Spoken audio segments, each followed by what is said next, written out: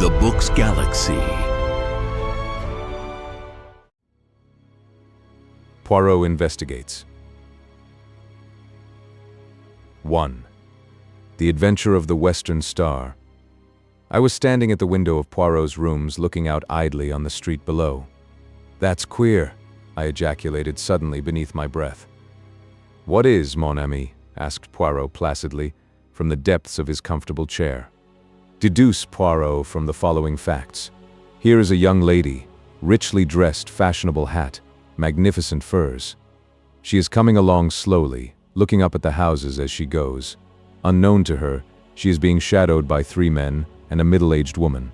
They have just been joined by an errand boy who points after the girl, gesticulating as he does so. What drama is this being played? Is the girl a crook, and are the shadowers detectives preparing to arrest her? Or are they the scoundrels, and are they plotting to attack an innocent victim? What does the great detective say? The great detective, mon ami, chooses, as ever, the simplest course. He rises to see for himself. And my friend joined me at the window. In a minute he gave vent to an amused chuckle. As usual, your facts are tinged with your incurable romanticism. That is Miss Mary Marvell, the film star. She is being followed by a bevy of admirers who have recognized her. And, en passant, my dear Hastings, she is quite aware of the fact." I laughed. "So all is explained. But you get no marks for that, Poirot. It was a mere matter of recognition. En vérité, and how many times have you seen Mary Marvell on the screen, mon cher?" I thought. About a dozen times, perhaps. "And I, once. Yet I recognize her, and you do not." "She looks so different," I replied rather feebly. "Ah, sacré," cried Poirot. "Is it that you expect her to promenade herself in the streets of London in a cowboy hat, or with bare feet, and a bunch of curls as an Irish colleen? Always with you it is the non-essentials. Remember the case of the dancer, Valerie St. Clair." I shrugged my shoulders, slightly annoyed.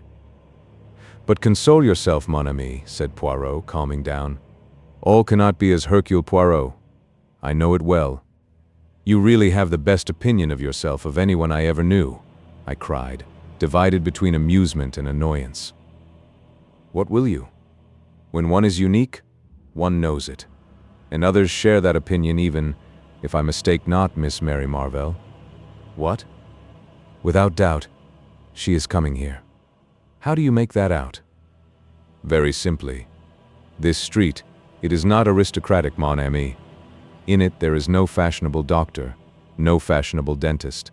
Still less is there a fashionable milliner. But there is a fashionable detective. Oui, my friend, it is true I am become the mode, the dernier cry. One says to another, 'Comment?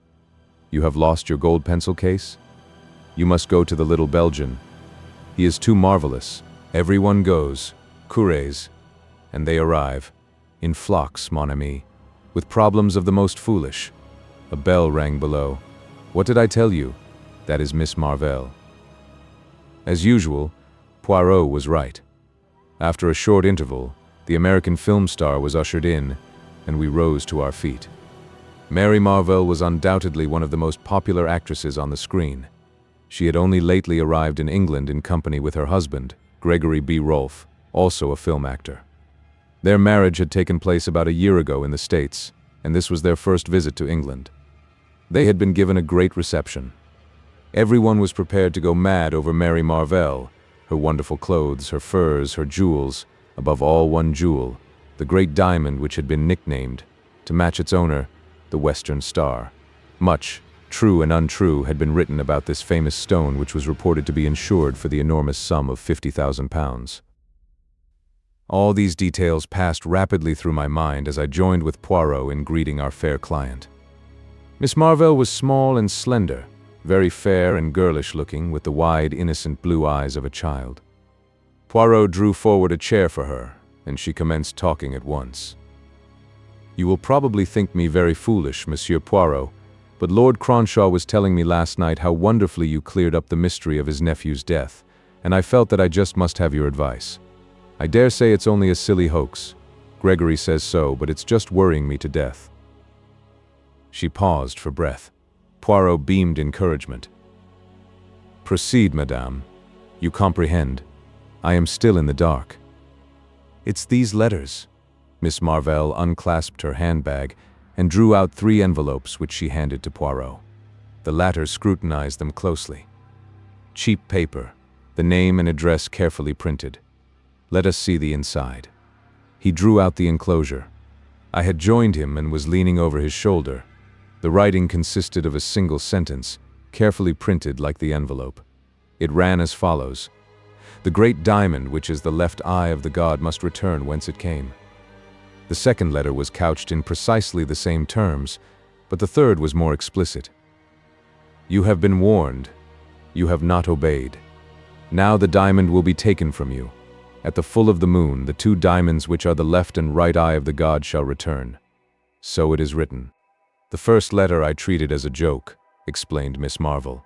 "When I got the second, I began to wonder. The third one came yesterday, and it seemed to me that, after all, the matter might be more serious than I had imagined.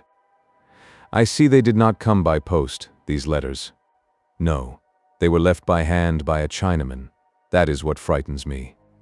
"Why?" "Because it was from a chink in San Francisco that Gregory bought the stone 3 years ago." "I see, madame, that you believe the diamond referred to be." "The Western Star," finished Miss Marvell. "That's so.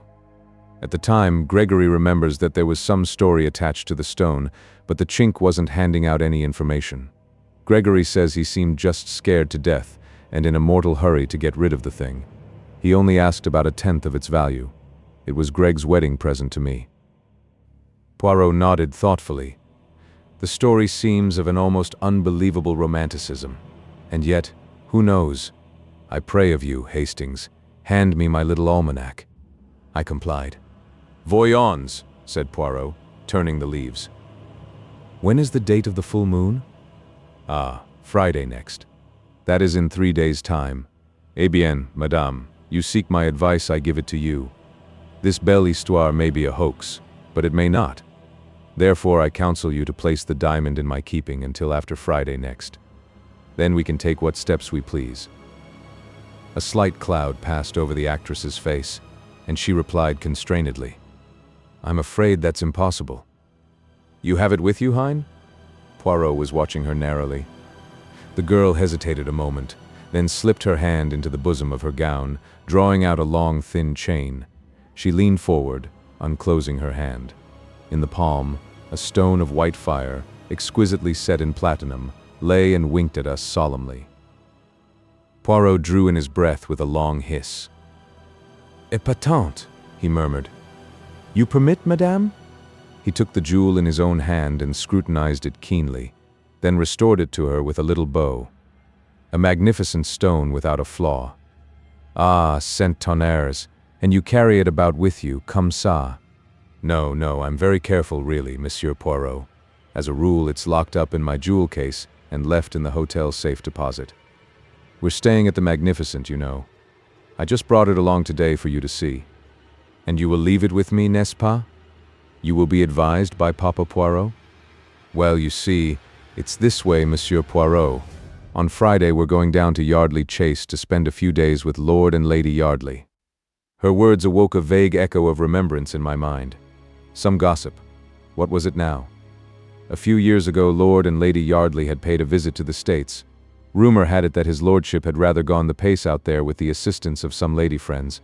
But surely there was something more. Some gossip which coupled Lady Yardley's name with that of a movie star in California. Why? It came to me in a flash. Of course, it was none other than Gregory B. Rolfe. I'll let you into a little secret, Monsieur Poirot. Miss Marvell was continuing. We've got a deal on with Lord Yardley. There's some chance of our arranging to film a play down there in his ancestral pile. At Yardley Chase? I cried, interested. Why, it's one of the show places of England. Miss Marvell nodded. I guess it's the real old feudal stuff, all right. But he wants a pretty stiff price, and of course I don't know yet whether the deal will go through. But Greg and I always like to combine business with pleasure. But I demand pardon if I am dense. Madame, surely it is possible to visit Yardley Chase without taking the diamond with you? A shrewd, hard look came into Miss Marvell's eyes, which belied their childlike appearance. She looked suddenly a good deal older. "I want to wear it down there."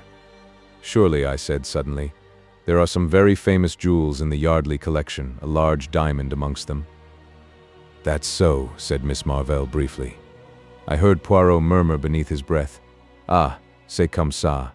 Then he said aloud, with his usual uncanny luck in hitting the bull's eye, he dignifies it by the name of psychology. "Then you are without doubt already acquainted with Lady Yardley, or perhaps your husband is." "Gregory knew her when she was out west 3 years ago," said Miss Marvell. She hesitated a moment and then added abruptly, "Do either of you ever see society gossip?" We both pleaded guilty rather shamefacedly. "I ask because in this week's number there is an article on famous jewels, and it's really very curious." She broke off. I rose, went to the table at the other side of the room, and returned with the paper in question in my hand. She took it from me, found the article, and began to read aloud. "Amongst other famous stones may be included the Star of the East, a diamond in the possession of the Yardley family. An ancestor of the present Lord Yardley brought it back with him from China, and a romantic story is said to attach to it. According to this, the stone was once the right eye of a temple god. Another diamond, exactly similar in form and size, formed the left eye, and the story goes that this jewel too would in course of time be stolen. One eye shall go west, the other east, till they shall meet once more. Then in triumph shall they return to the god. It is a curious coincidence that there is at the present time a stone corresponding closely in description with this one, and known as the Star of the West, or the Western Star. It is the property of the celebrated film actress, Mrs. Mary Marvell. A comparison of the two stones would be interesting." She stopped. "Épatant!" murmured Poirot. "Without doubt a romance of the first water." He turned to Mary Marvell. "And you are not afraid, madame? You have no superstitious terrors? You do not fear to introduce these two Siamese twins to each other lest a Chinaman should appear and, hey presto, whisk them both back to China?" His tone was mocking, but I fancied that an undercurrent of seriousness lay beneath it. "I don't believe that Lady Yardley's diamond is anything like as good a stone as mine," said Miss Marvell. "Anyway, I'm going to see." What more Poirot would have said I do not know, for at that moment the door flew open, and a splendid-looking man strode into the room. From his crisply curling black head to the tips of his patent leather boots, he was a hero fit for romance. "I said I'd call round for you, Mary," said Gregory Rolfe, "and here I am. Well, what does Monsieur Poirot say to our little problem? Just one big hoax, same as I do?" Poirot smiled up at the big actor. They made a ridiculous contrast. "Hoax or no hoax, Mr. Rolfe," he said dryly. "I have advised Madame your wife not to take the jewel with her to Yardley Chase on Friday." "I'm with you there, sir. I've already said so to Mary. But there. She's a woman through and through, and I guess she can't bear to think of another woman outshining her in the jewel line." "What nonsense, Gregory," said Mary Marvell sharply. But she flushed angrily. Poirot shrugged his shoulders. "Madame, I have advised. I can do no more. C'est fini." He bowed them both to the door. "Ah la la," he observed, returning. "Histoire de femmes. The good husband, he hit the nail on the head. Tout de même, he was not tactful. Assuredly not." I imparted to him my vague remembrances, and he nodded vigorously. So I thought. All the same, there is something curious underneath all this. With your permission, mon ami, I will take the air. Await my return, I beg of you. I shall not be long. I was half asleep in my chair when the landlady tapped on the door and put her head in. "It's another lady to see Mr. Poirot, sir. I've told her he was out, but she says as how she'll wait, seeing as she's come up from the country." "Oh, show her in here, Mrs. Murchison. Perhaps I can do something for her." In another moment the lady had been ushered in. My heart gave a leap as I recognized her. Lady Yardley's portrait had figured too often in the society papers to allow her to remain unknown. "Do sit down, Lady Yardley," I said, drawing forward a chair. "My friend Poirot is out, but I know for a fact that he'll be back very shortly." She thanked me and sat down. A very different type, this, from Miss Mary Marvell. Tall, dark, with flashing eyes and a pale, proud face, yet something wistful in the curves of the mouth. I felt a desire to rise to the occasion.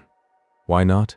In Poirot's presence I have frequently felt a difficulty. I do not appear at my best, and yet there is no doubt that I, too, possess the deductive sense in a marked degree. I leant forward on a sudden impulse. "Lady Yardley," I said, "I know why you have come here. You have received blackmailing letters about the diamond." There was no doubt as to my bolt having shot home. She stared at me open-mouthed, all color banished from her cheeks. "You know?" she gasped. "How?" I smiled. "By a perfectly logical process. If Miss Marvell has had warning letters—" "Miss Marvell? She has been here?" "She has just left. As I was saying, if she, as the holder of one of the twin diamonds, has received a mysterious series of warnings, you, as the holder of the other stone, must necessarily have done the same. You see how simple it is? I am right. Then, you have received these strange communications also?" For a moment she hesitated, as though in doubt whether to trust me or not. Then she bowed her head in assent with a little smile. "That is so," she acknowledged. "Were yours too left by hand by a Chinaman?" "No, they came by post, but tell me, has Miss Marvell undergone the same experience then?" I recounted to her the events of the morning. She listened attentively. "It all fits in. My letters are the duplicates of hers. It is true that they came by post, but there is a curious perfume impregnating them, something in the nature of joss stick, that at once suggested the East to me. What does it all mean?" I shook my head. "That is what we must find out. You have the letters with you? We might learn something from the postmarks." "Unfortunately, I destroyed them. You understand, at the time I regarded it as some foolish joke. Can it be true that some Chinese gang are really trying to recover the diamonds? It seems too incredible." We went over the facts again and again, but could get no further towards the elucidation of the mystery. At last, Lady Yardley rose. "I really don't think I need wait for Monsieur Poirot.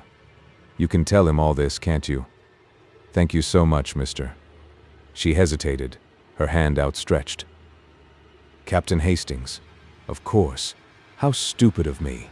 You're a friend of the Cavendishes, aren't you? It was Mary Cavendish who sent me to Monsieur Poirot." When my friend returned, I enjoyed telling him the tale of what had occurred during his absence. He cross-questioned me rather sharply over the details of our conversation, and I could read between the lines that he was not best pleased to have been absent. I also fancied that the dear old fellow was just the least inclined to be jealous. It had become rather a pose with him to consistently belittle my abilities, and I think he was chagrined at finding no loophole for criticism.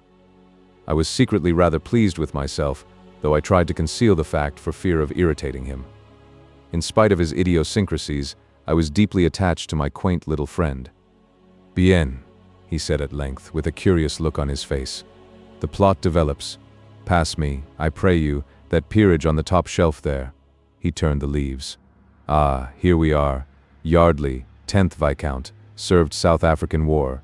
Tout ça n'a pas d'importance. Married 1907, Honorable Maud Stopperton, 4th daughter of 3rd Baron Cotterill. Has issued 2 daughters born 1908, 1910. Clubs, residences.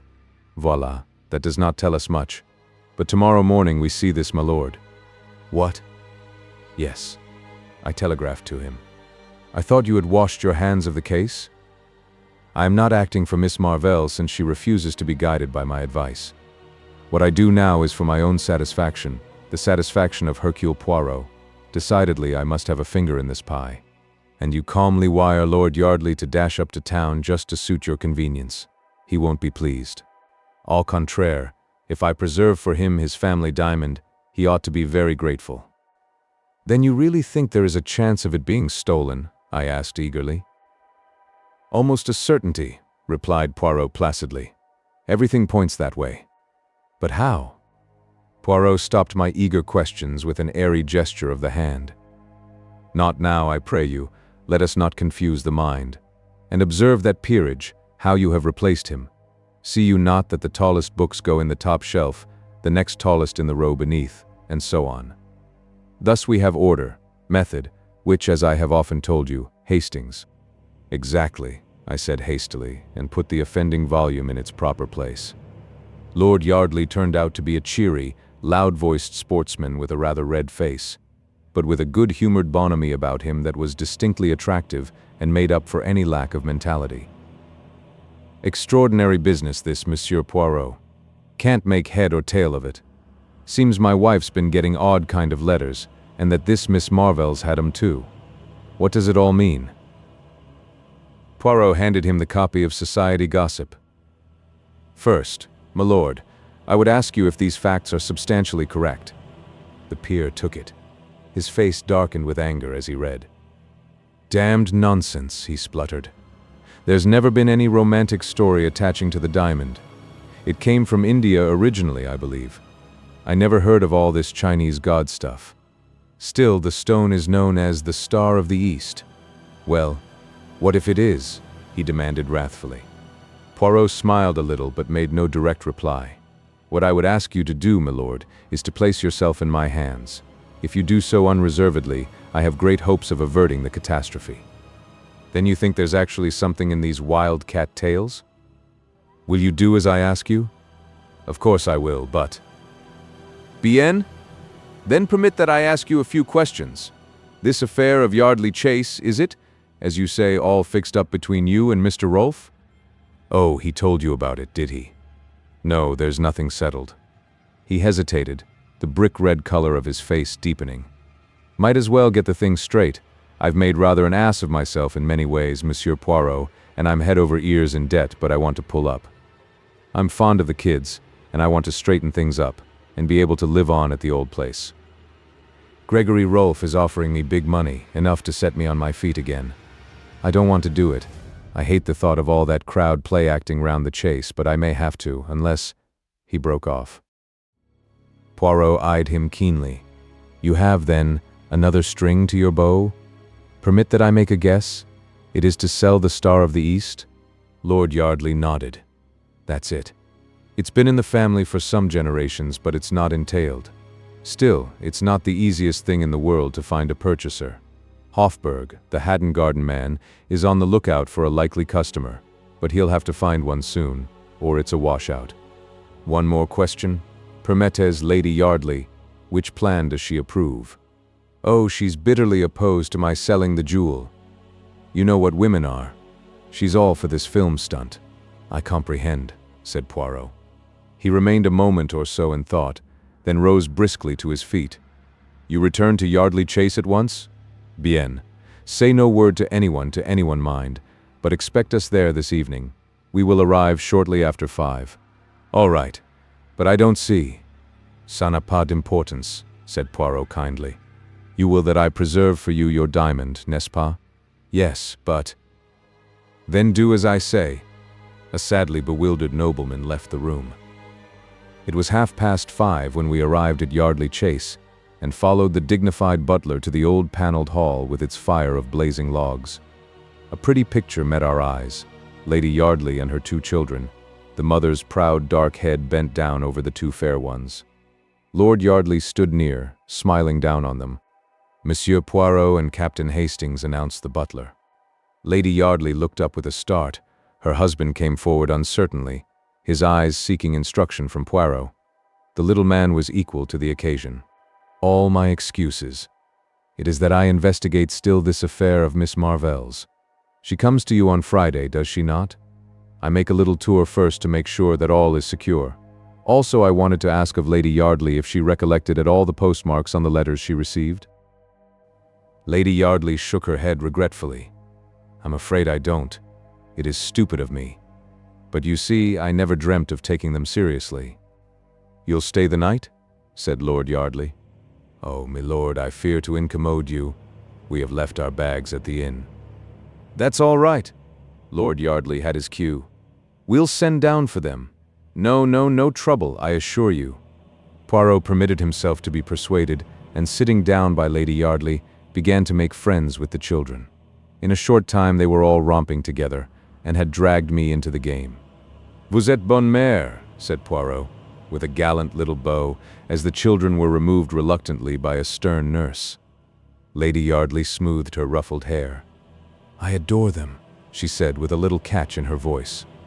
And they you with reason. Poirot bowed again. A dressing gong sounded, and we rose to go up to our rooms. At that moment the butler entered with a telegram on a salver which he handed to Lord Yardley. The latter tore it open with a brief word of apology. As he read it, he stiffened visibly. With an ejaculation, he handed it to his wife. Then he glanced at my friend. "Just a minute, Monsieur Poirot. I feel you ought to know about this. It's from Hofburg. He thinks he's found a customer for the diamond, an American, sailing for the States tomorrow. They're sending down a chap tonight to vet the stone. By Jove, though, if this goes through, words failed him." Lady Yardley had turned away. She still held the telegram in her hand. "I wish you wouldn't sell it, George," she said in a low voice. "It's been in the family so long." She waited, as though for a reply, but when none came her face hardened. She shrugged her shoulders. "I must go and dress. I suppose I had better display the goods." She turned to Poirot with a slight grimace. "It's one of the most hideous necklaces that was ever designed. George has always promised to have the stones reset for me, but it's never been done." She left the room. Half an hour later, we three were assembled in the great drawing room awaiting the lady. It was already a few minutes past the dinner hour. Suddenly there was a low rustle, and Lady Yardley appeared framed in the doorway, a radiant figure in a long, white, shimmering dress. Round the column of her neck was a rivulet of fire. She stood there with one hand just touching the necklace. "Behold the sacrifice," she said gaily. Her ill humor seemed to have vanished. "Wait while I turn the big light on, and you shall feast your eyes on the ugliest necklace in England." The switches were just outside the door. As she stretched out her hand to them, the incredible thing happened. Suddenly, without any warning, every light was extinguished, the door banged, and from the other side of it came a long-drawn, piercing woman's scream. "My God!" cried Lord Yardley. "That was Maud's voice. What has happened?" We rushed blindly for the door, cannoning into each other in the darkness. It was some minutes before we could find it. What a sight met our eyes! Lady Yardley lay senseless on the marble floor, a crimson mark on her white throat where the necklace had been wrenched from her neck. As we bent over her, uncertain for the moment whether she were dead or alive, her eyelids opened. "The Chinaman," she whispered painfully. "The Chinaman, the side door." Lord Yardley sprang up with an oath. I accompanied him, my heart beating wildly. The Chinaman again. The side door in question was a small one in the angle of the wall, not more than a dozen yards from the scene of the tragedy. As we reached it, I gave a cry. There, just short of the threshold, lay the glittering necklace, evidently dropped by the thief in the panic of his flight. I swooped joyously down on it. Then I uttered another cry which Lord Yardley echoed. For in the middle of the necklace was a great gap. The Star of the East was missing. "That settles it," I breathed. These were no ordinary thieves. This one stone was all they wanted. But how did the fellow get in? Through this door. But it's always locked. I shook my head. It's not locked now. See. I pulled it open as I spoke. As I did so, something fluttered to the ground. I picked it up. It was a piece of silk, and the embroidery was unmistakable. It had been torn from a Chinaman's robe. In his haste, it caught in the door, I explained. "Come, hurry. He cannot have gone far as yet." But in vain we hunted and searched. In the pitch darkness of the night, the thief had found it easy to make his getaway. We returned reluctantly, and Lord Yardley sent off one of the footmen post-haste to fetch the police. Lady Yardley, aptly ministered to by Poirot, who is as good as a woman in these matters, was sufficiently recovered to be able to tell her story. "I was just going to turn on the other light," she said, "when a man sprang on me from behind. He tore my necklace from my neck with such force that I fell headlong to the floor. As I fell, I saw him disappearing through the side door. Then I realized by the pigtail and the embroidered robe that he was a Chinaman." She stopped with a shudder. The butler reappeared. He spoke in a low voice to Lord Yardley. "A gentleman from Mr. Hofburg's, M. Lord. He says you expect him." "Good heavens!" cried the distracted nobleman. "I must see him, I suppose." "No, not here, Mullings in the library." I drew Poirot aside. Look here, my dear fellow. Hadn't we better get back to London? You think so, Hastings? Why? Well, I coughed delicately. Things haven't gone very well, have they? I mean, you tell Lord Yardley to place himself in your hands and all will be well, and then the diamond vanishes from under your very nose. True, said Poirot, rather crestfallen. It was not one of my most striking triumphs. This way of describing events almost caused me to smile, but I stuck to my guns. So, having pardoned the expression, rather made a mess of things, don't you think it would be more graceful to leave immediately? And the dinner, the without doubt excellent dinner that the chef of Lord Yardley has prepared? Oh, what's dinner? I said impatiently. Poirot held up his hands in horror. Mon Dieu, it is that in this country you treat the affairs gastronomic with a criminal indifference. There's another reason why we should get back to London as soon as possible, I continued. What is that, my friend? The other diamond, I said, lowering my voice. Miss Marvell's. Eh bien, what of it? Don't you see? His unusual obtuseness annoyed me. What had happened to his usually keen wits? They've got one, now they'll go for the other. Teens, cried Poirot, stepping back a pace and regarding me with admiration. But your brain marches to a marvel, my friend. Figure to yourself that for the moment I had not thought of that. But there is plenty of time. The full of the moon, it is not until Friday. I shook my head dubiously. The full of the moon theory left me entirely cold. I had my way with Poirot, however, and we departed immediately, leaving behind us a note of explanation and apology for Lord Yardley. My idea was to go at once to the Magnificent and relate to Miss Marvell what had occurred, but Poirot vetoed the plan and insisted that the morning would be time enough. I gave in rather grudgingly. In the morning, Poirot seemed strangely disinclined to stir out. I began to suspect that, having made a mistake to start with, he was singularly loath to proceed with the case. In answer to my persuasions, he pointed out, with admirable common sense, that as the details of the affair at Yardley Chase were already in the morning papers, the Rolfes would know quite as much as we could tell them. I gave way unwillingly. Events proved my forebodings to be justified. About 2 o'clock, the telephone rang. Poirot answered it. He listened for some moments. Then, with a brief Bien j'y serai, he rang off and turned to me. What do you think, mon ami? He looked half ashamed, half excited. The diamond of Miss Marvell, it has been stolen. What? I cried, springing up. And what about the full of the moon now? Poirot hung his head. When did this happen? This morning, I understand. I shook my head sadly. If only you had listened to me. You see, I was right. It appears so, mon ami, said Poirot cautiously. Appearances are deceptive, they say, but it certainly appears so. As we hurried in a taxi to the Magnificent, I puzzled out the true inwardness of the scheme. That full of the moon idea was clever. The whole point of it was to get us to concentrate on the Friday, and so be off our guard beforehand. It is a pity you did not realize that. Ma foi, said Poirot airily, his nonchalance quite restored after its brief eclipse. One cannot think of everything. I felt sorry for him. He did so hate failure of any kind. Cheer up, I said consolingly. Better luck next time. At the Magnificent, we were ushered at once into the manager's office. Gregory Rolfe was there with 2 men from Scotland Yard. A pale-faced clerk sat opposite them. Rolfe nodded to us as we entered. We're getting to the bottom of it, he said. But it's almost unbelievable.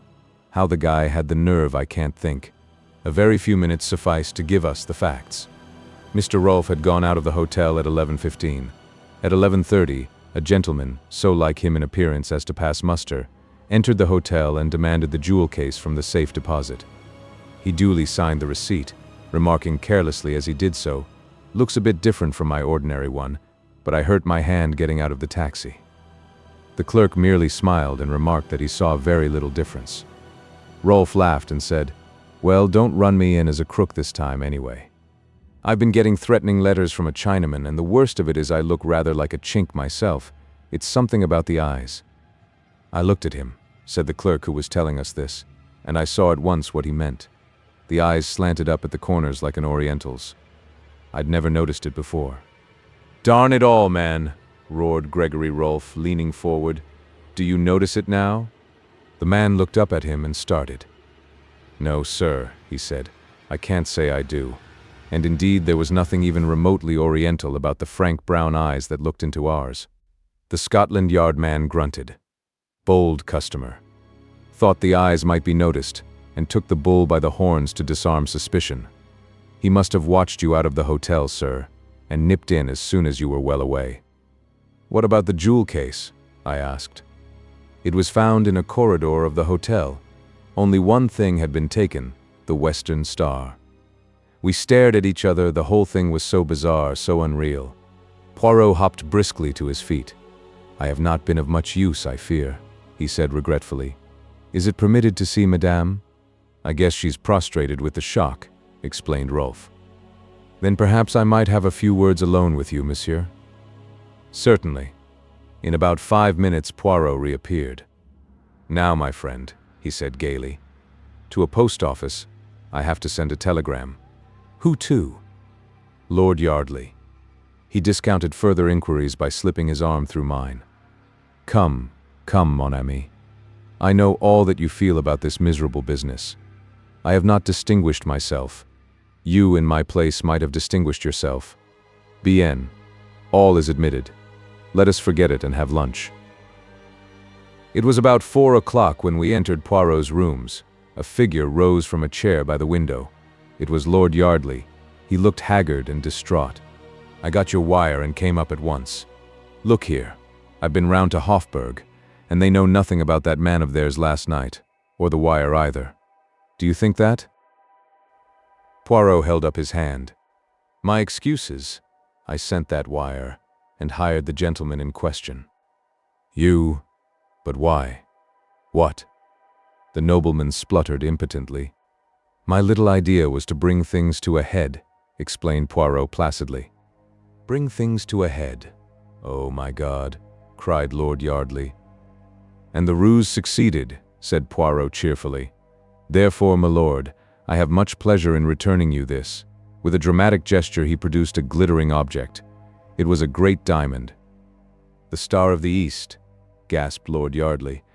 "But I don't understand." "No?" said Poirot. "It makes no matter. Believe me, it was necessary for the diamond to be stolen. I promised you that it should be preserved to you, and I have kept my word. You must permit me to keep my little secret. Convey, I beg of you, the assurances of my deepest respect to Lady Yardley, and tell her how pleased I am to be able to restore her jewel to her. What beau temps, is it not? Good day, my lord." And smiling and talking, the amazing little man conducted the bewildered nobleman to the door. He returned gently, rubbing his hands.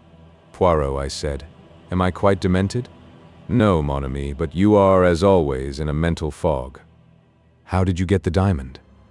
"From Mr. Rolfe." "Rolfe?" "Mais oui! The warning letters, the Chinaman, the article in Society Gossip, all sprang from the ingenious brain of Mr. Rolfe. The two diamonds, supposed to be so miraculously alike, bah! They did not exist. There was only one diamond, my friend. Originally in the Yardley collection, for 3 years it has been in the possession of Mr. Rolfe. He stole it this morning with the assistance of a touch of grease paint at the corner of each eye. Ah, I must see him on the film. He is indeed an artist, celui-là. But why should he steal his own diamond? I asked, puzzled. For many reasons. To begin with, Lady Yardley was getting restive. Lady Yardley? You comprehend she was left much alone in California. Her husband was amusing himself elsewhere. Mr. Rolfe was handsome. He had an air about him of romance. But au fond, he is very businesslike, ce monsieur. He made love to Lady Yardley, and then he blackmailed her. I taxed the lady with the truth the other night, and she admitted it. She swore that she had only been indiscreet, and I believe her. But, undoubtedly, Rolfe had letters of hers that could be twisted to bear a different interpretation. Terrified by the threat of a divorce, and the prospect of being separated from her children, she agreed to all he wished. She had no money of her own, and she was forced to permit him to substitute a paste replica for the real stone. The coincidence of the date of the appearance of the Western Star struck me at once. All goes well. Lord Yardley prepares to range himself to settle down, and then comes the menace of the possible sale of the diamond. The substitution will be discovered. Without doubt, she writes off frantically to Gregory Rolfe, who has just arrived in England. He soothes her by promising to arrange all and prepares for a double robbery. In this way, he will quiet the lady, who might conceivably tell all to her husband, an affair which would not suit our blackmailer at all. He will have £50,000 insurance money. Aha, you had forgotten that, and he will still have the diamond. At this point, I put my finger in the pie. The arrival of a diamond expert is announced. Lady Yardley, as I felt sure she would, immediately arranges a robbery, and does it very well too. But Hercule Poirot, he sees nothing but facts. What happens in actuality? The lady switches off the light, bangs the door, throws the necklace down the passage, and screams. She has already wrenched out the diamond with pliers upstairs. "But we saw the necklace round her neck," I objected. "I demand pardon, my friend. Her hand concealed the part of it where the gap would have shown. To place a piece of silk in the door beforehand is child's play. Of course, as soon as Rolfe read of the robbery, he arranged his own little comedy, and very well he played it." "What did you say to him?" I asked with lively curiosity. "I said to him that Lady Yardley had told her husband all, that I was empowered to recover the jewel, and that if it were not immediately handed over, proceedings would be taken. Also a few more little lies which occurred to me. He was as wax in my hands." I pondered the matter. It seems a little unfair on Mary Marvell.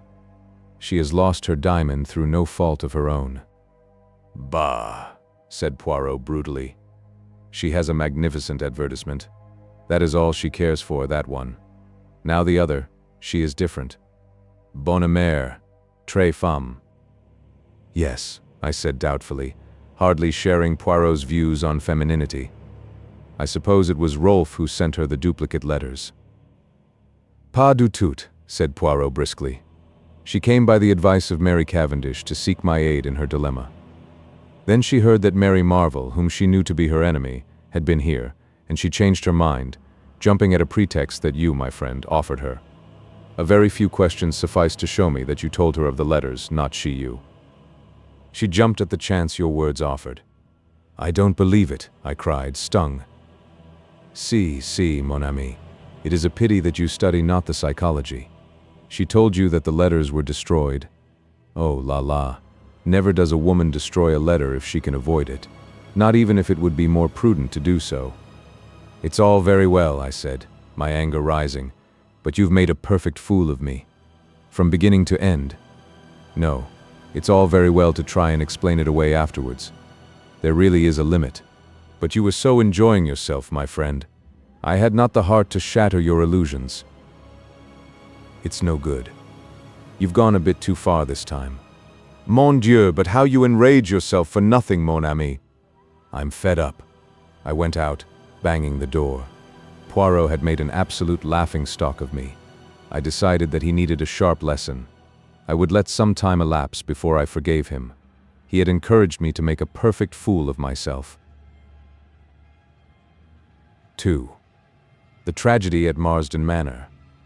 I had been called away from town for a few days, and on my return found Poirot in the act of strapping up his small valise.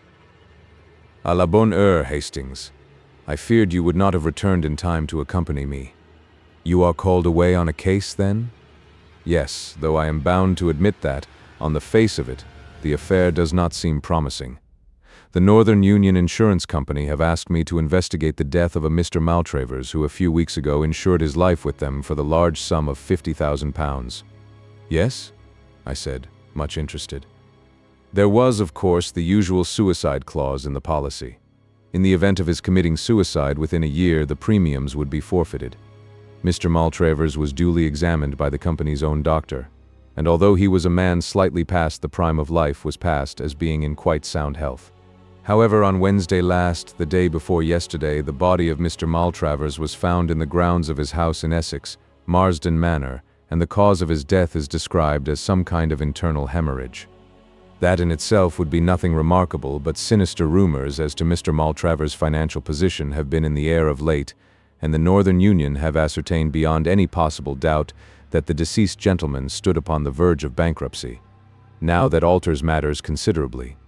Maltravers had a beautiful young wife, and it is suggested that he got together all the ready money he could for the purpose of paying the premiums on a life insurance for his wife's benefit, and then committed suicide.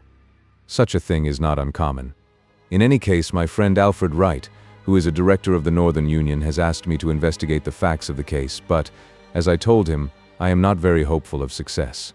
If the cause of the death had been heart failure, I should have been more sanguine. Heart failure may always be translated as the inability of the local general practitioner to discover what his patient really did die of, but a hemorrhage seems fairly definite. Still, we can but make some necessary inquiries. 5 minutes to pack your bag, Hastings, and we will take a taxi to Liverpool Street. About an hour later, we alighted from a Great Eastern train at the little station of Marsdon Lee. Inquiries at the station yielded the information that Marsdon Manor was about a mile distant.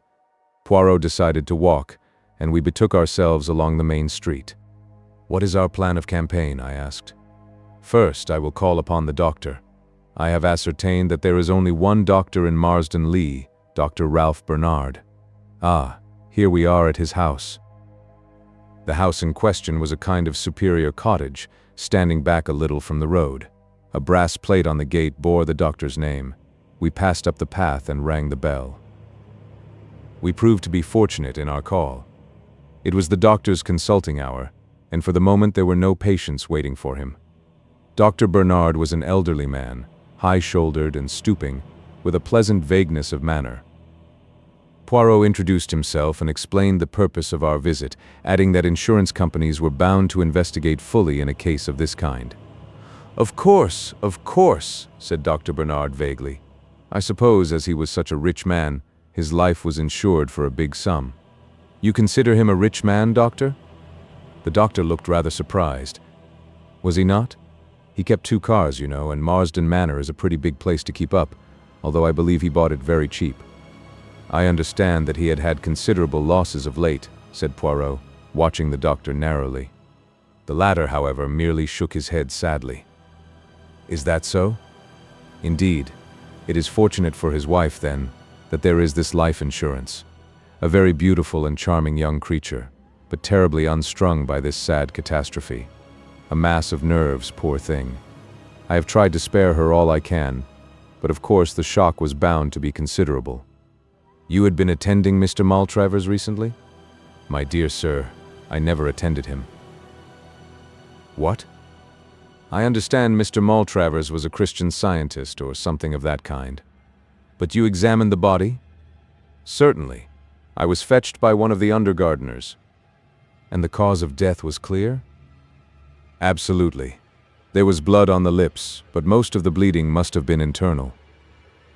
"Was he still lying where he had been found?" "Yes. The body had not been touched. He was lying at the edge of a small plantation. He had evidently been out shooting rooks. A small rook rifle lay beside him. The hemorrhage must have occurred quite suddenly. Gastric ulcer, without a doubt." "No question of his having been shot, eh?" "My dear sir." "I demand pardon," said Poirot humbly. "But, if my memory is not at fault in the case of a recent murder, the doctor first gave a verdict of heart failure, altering it when the local constable pointed out that there was a bullet wound through the head."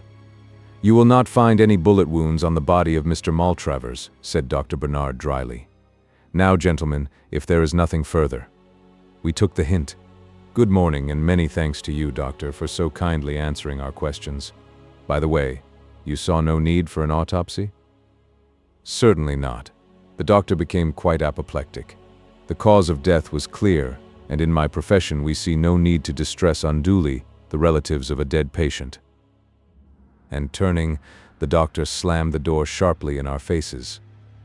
"And what do you think of Dr. Bernard, Hastings?" inquired Poirot, as we proceeded on our way to the manor. "Rather an old ass." "Exactly.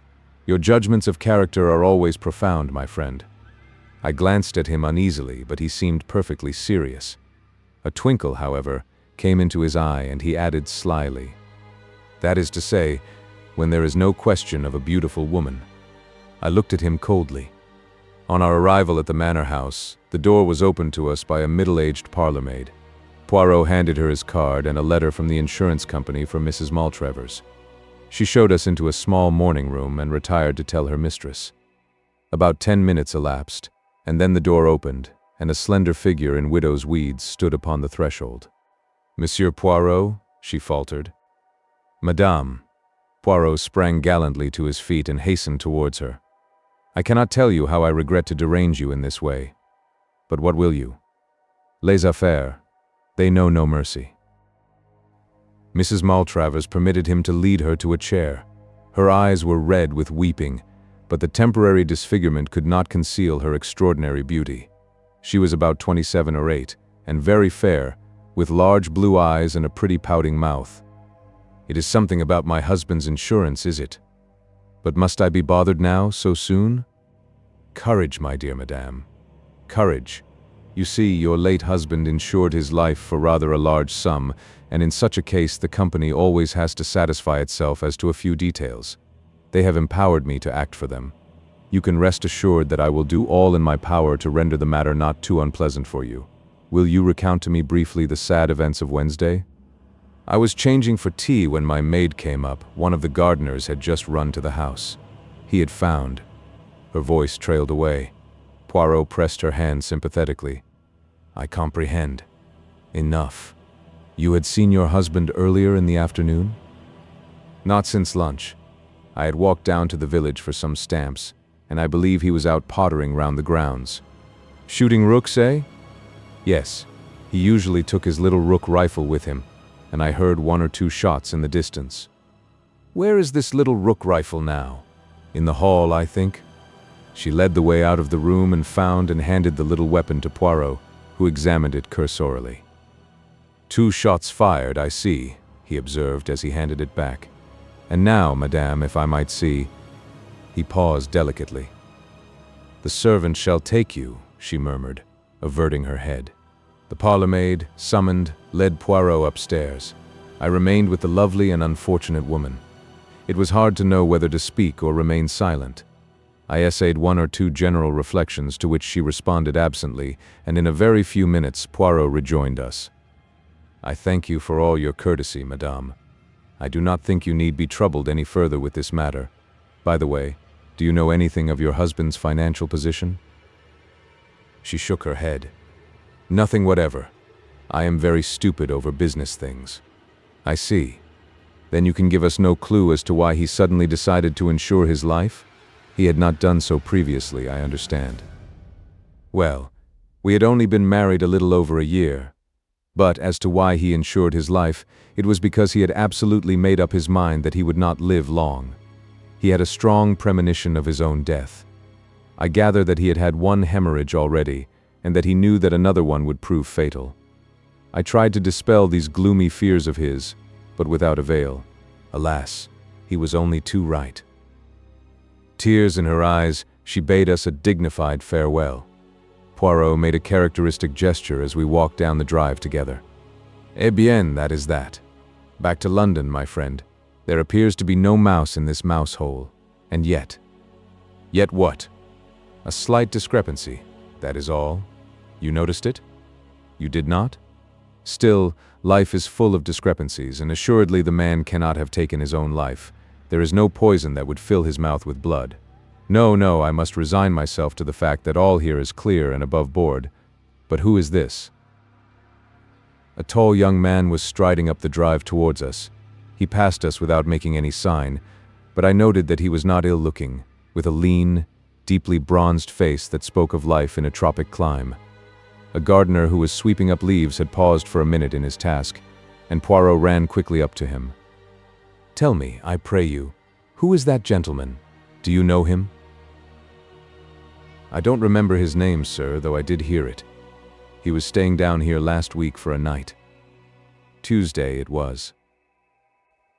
"Quick, mon ami, let us follow him." We hastened up the drive after the retreating figure. A glimpse of a black-robed figure on the terrace at the side of the house, and our quarry swerved and we after him, so that we were witnesses of the meeting. Mrs. Maltravers almost staggered where she stood, and her face blanched noticeably. "You," she gasped. "I thought you were on the sea on your way to East Africa?" "I got some news from my lawyers that detained me," explained the young man. My old uncle in Scotland died unexpectedly and left me some money. Under the circumstances, I thought it better to cancel my passage. Then I saw this bad news in the paper and I came down to see if there was anything I could do. You'll want someone to look after things for you a bit, perhaps." At that moment, they became aware of our presence. Poirot stepped forward, and with many apologies explained that he had left his stick in the hall. Rather reluctantly, it seemed to me, Mrs. Maltravers made the necessary introduction. "Monsieur Poirot, Captain Black." A few minutes' chat ensued, in the course of which Poirot elicited the fact that Captain Black was putting up at the Anchor Inn. The missing stick not having been discovered, which was not surprising, Poirot uttered more apologies and we withdrew. We returned to the village at a great pace, and Poirot made a beeline for the Anchor Inn. "Here we establish ourselves until our friend the captain returns," he explained. "You notice that I emphasized the point that we were returning to London by the first train? Possibly you thought I meant it. But no, you observed Mrs. Maltravers' face when she caught sight of this young Black. She was clearly taken aback, and he was very devoted. Did you not think so?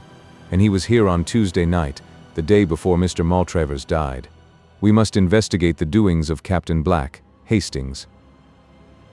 In about half an hour we espied our quarry approaching the inn. Poirot went out and accosted him and presently brought him up to the room we had engaged. "I have been telling Captain Black of the mission which brings us here," he explained. "You can understand, Monsieur le Capitaine, that I am anxious to arrive at Mr. Maltravers' state of mind immediately before his death, and that at the same time I do not wish to distress Mrs. Maltravers unduly by asking her painful questions. Now, you were here just before the occurrence and can give us equally valuable information." "I'll do anything I can to help you, I'm sure," replied the young soldier. "But I'm afraid I didn't notice anything out of the ordinary.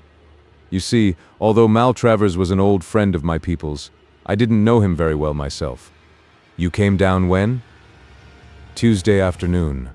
I went up to town early Wednesday morning, as my boat sailed from Tilbury about 12 o'clock. But some news I got made me alter my plans, as I dare say you heard me explain to Mrs. Maltravers." "You were returning to East Africa, I understand?" "Yes. I've been out there ever since the war, a great country." "Exactly. Now what was the talk about at dinner on Tuesday night?" "Oh, I don't know. The usual odd topics. Maltravers asked after my people, and then we discussed the question of German reparations, and then Mrs. Maltravers asked a lot of questions about East Africa, and I told them one or two yarns. That's about all, I think." "Thank you." Poirot was silent for a moment. Then he said gently, "With your permission, I should like to try a little experiment. You have told us all that your conscious self knows. I want now to question your subconscious self." "Psychoanalysis, what?" said Black, with visible alarm. "Oh no," said Poirot reassuringly. "You see, it is like this. I give you a word, you answer with another, and so on. Any word, the first one you think of. Shall we begin?" "All right," said Black slowly, but he looked uneasy. "Note down the words, please, Hastings," said Poirot. Then he took from his pocket his big turnip-faced watch and laid it on the table beside him.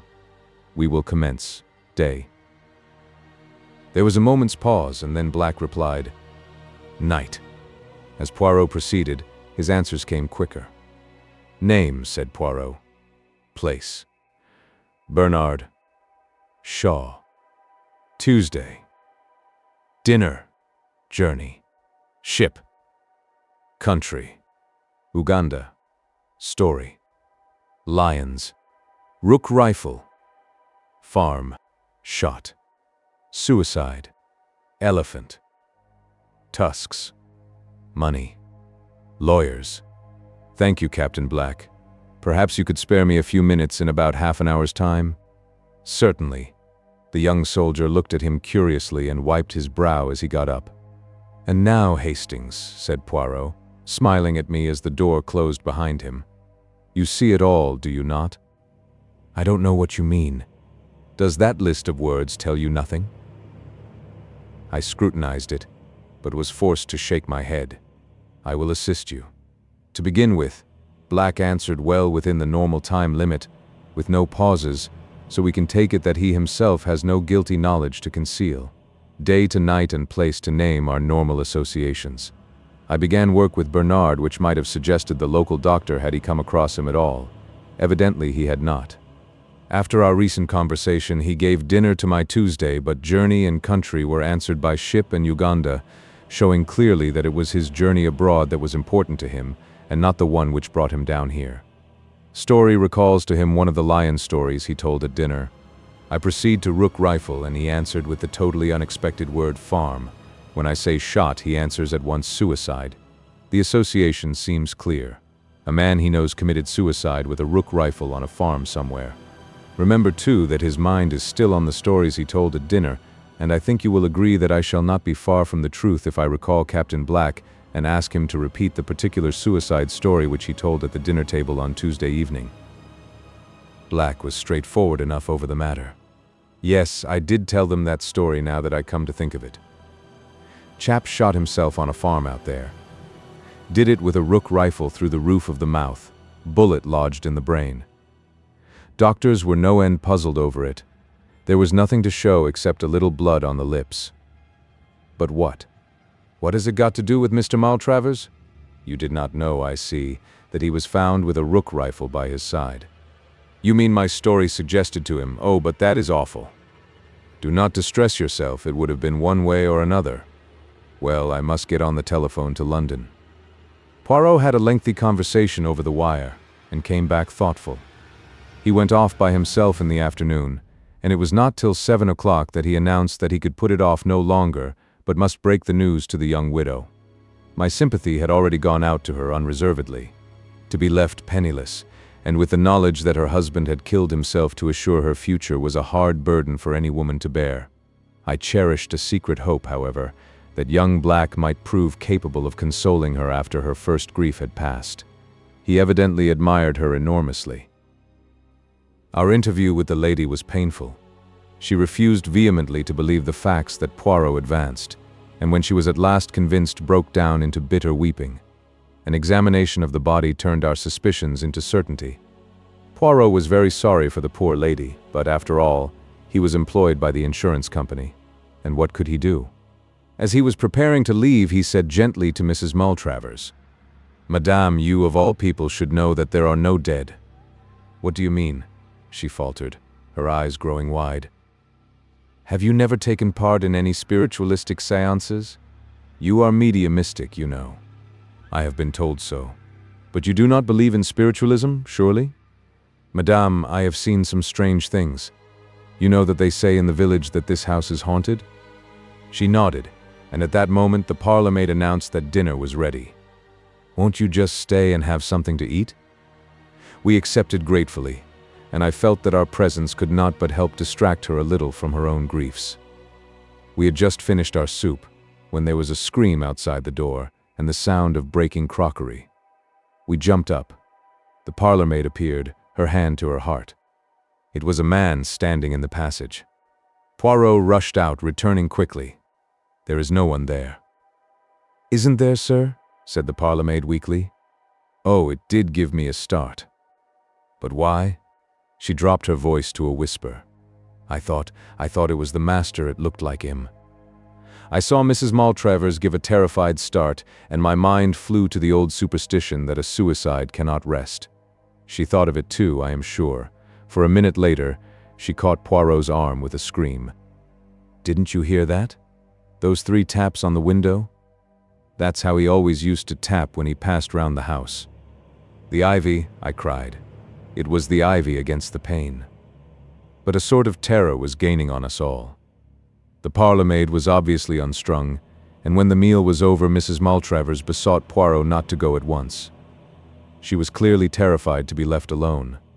We sat in the little morning room. The wind was getting up and moaning round the house in an eerie fashion. Twice the door of the room came unlatched, and the door slowly opened, and each time she clung to me with a terrified gasp.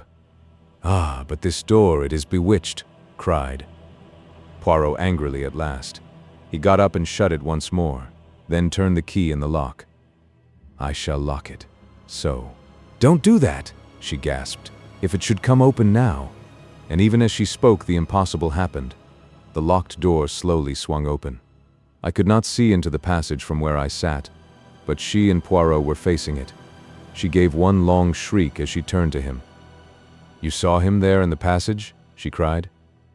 He was staring down at her with a puzzled face, then shook his head. "I saw him. My husband, you must have seen him too?" "Madame, I saw nothing. You are not well unstrung." "I am perfectly well, oh God." Suddenly, without any warning, the lights quivered and went out. Out of the darkness came 3 loud raps. I could hear Mrs. Maltravers moaning. And then I saw.